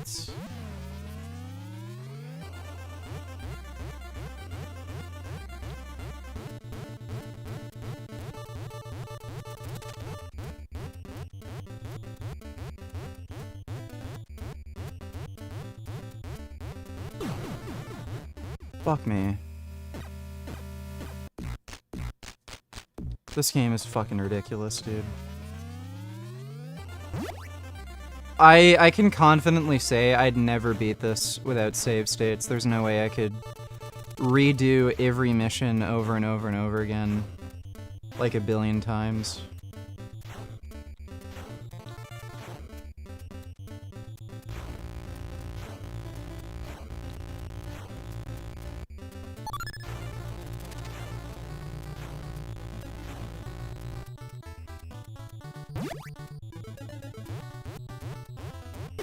Oh, how did I even...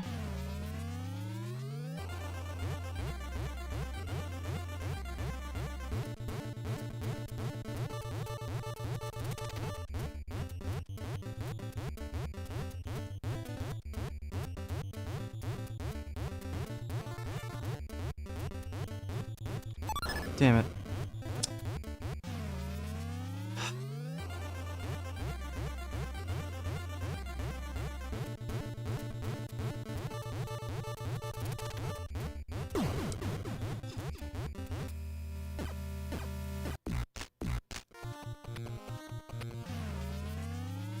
I can get through this section fairly easily now.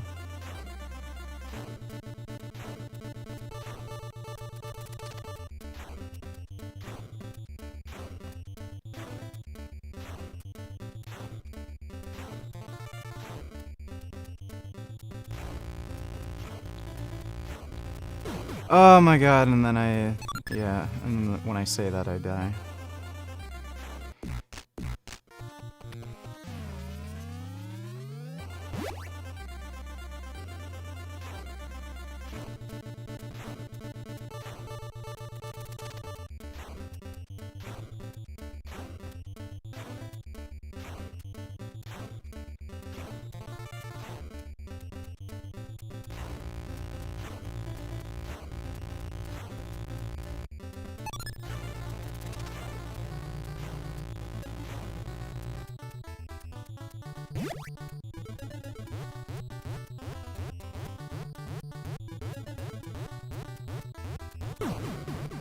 I swear I didn't even hit anything. Oh my god.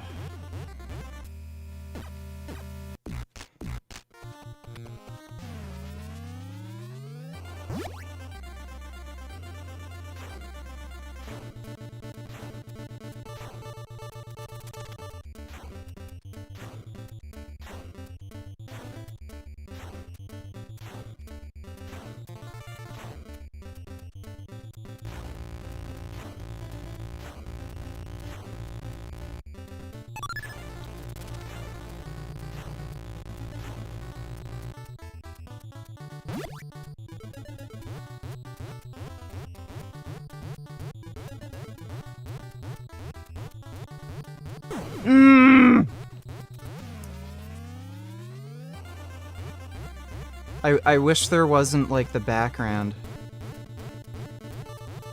That flashing, especially.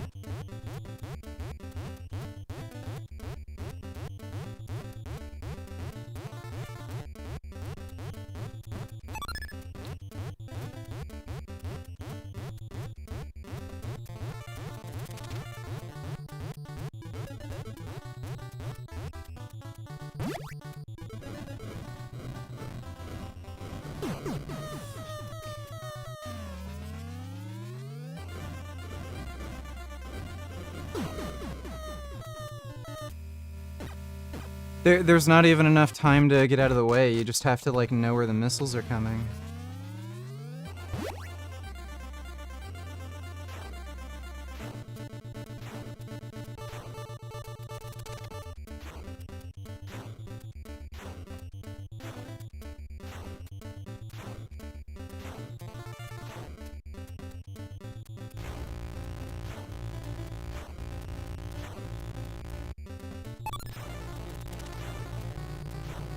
Shit!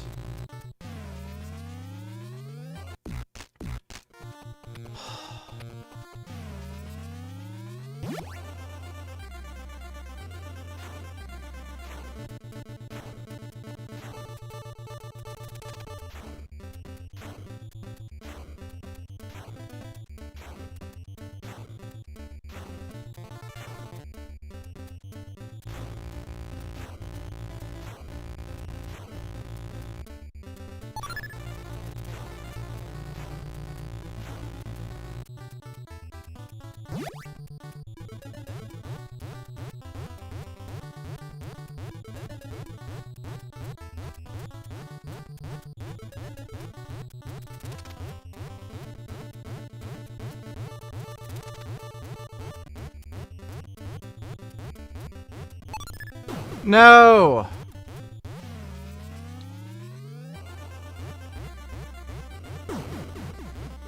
I'm gonna try this one more time.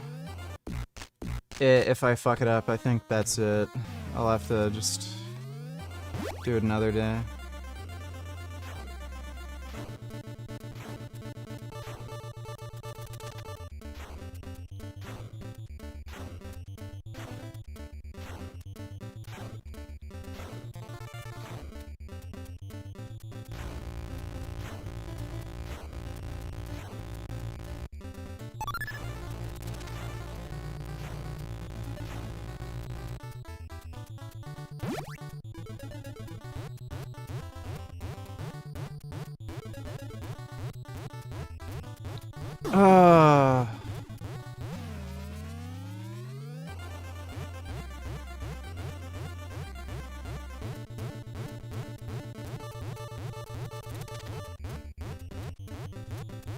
Okay, yeah, I'm just gonna have to do that another time, like tomorrow night or something, but my brain just needs to be able to, like, process, have some sleep, and then I can just retry that later. But hope you all had fun. Big thanks to everybody who donated in Streamlabs. Really appreciate it. I should be on tomorrow around the same time, so I'll see you all then. And sweet dreams. Don't let the Epstein bite.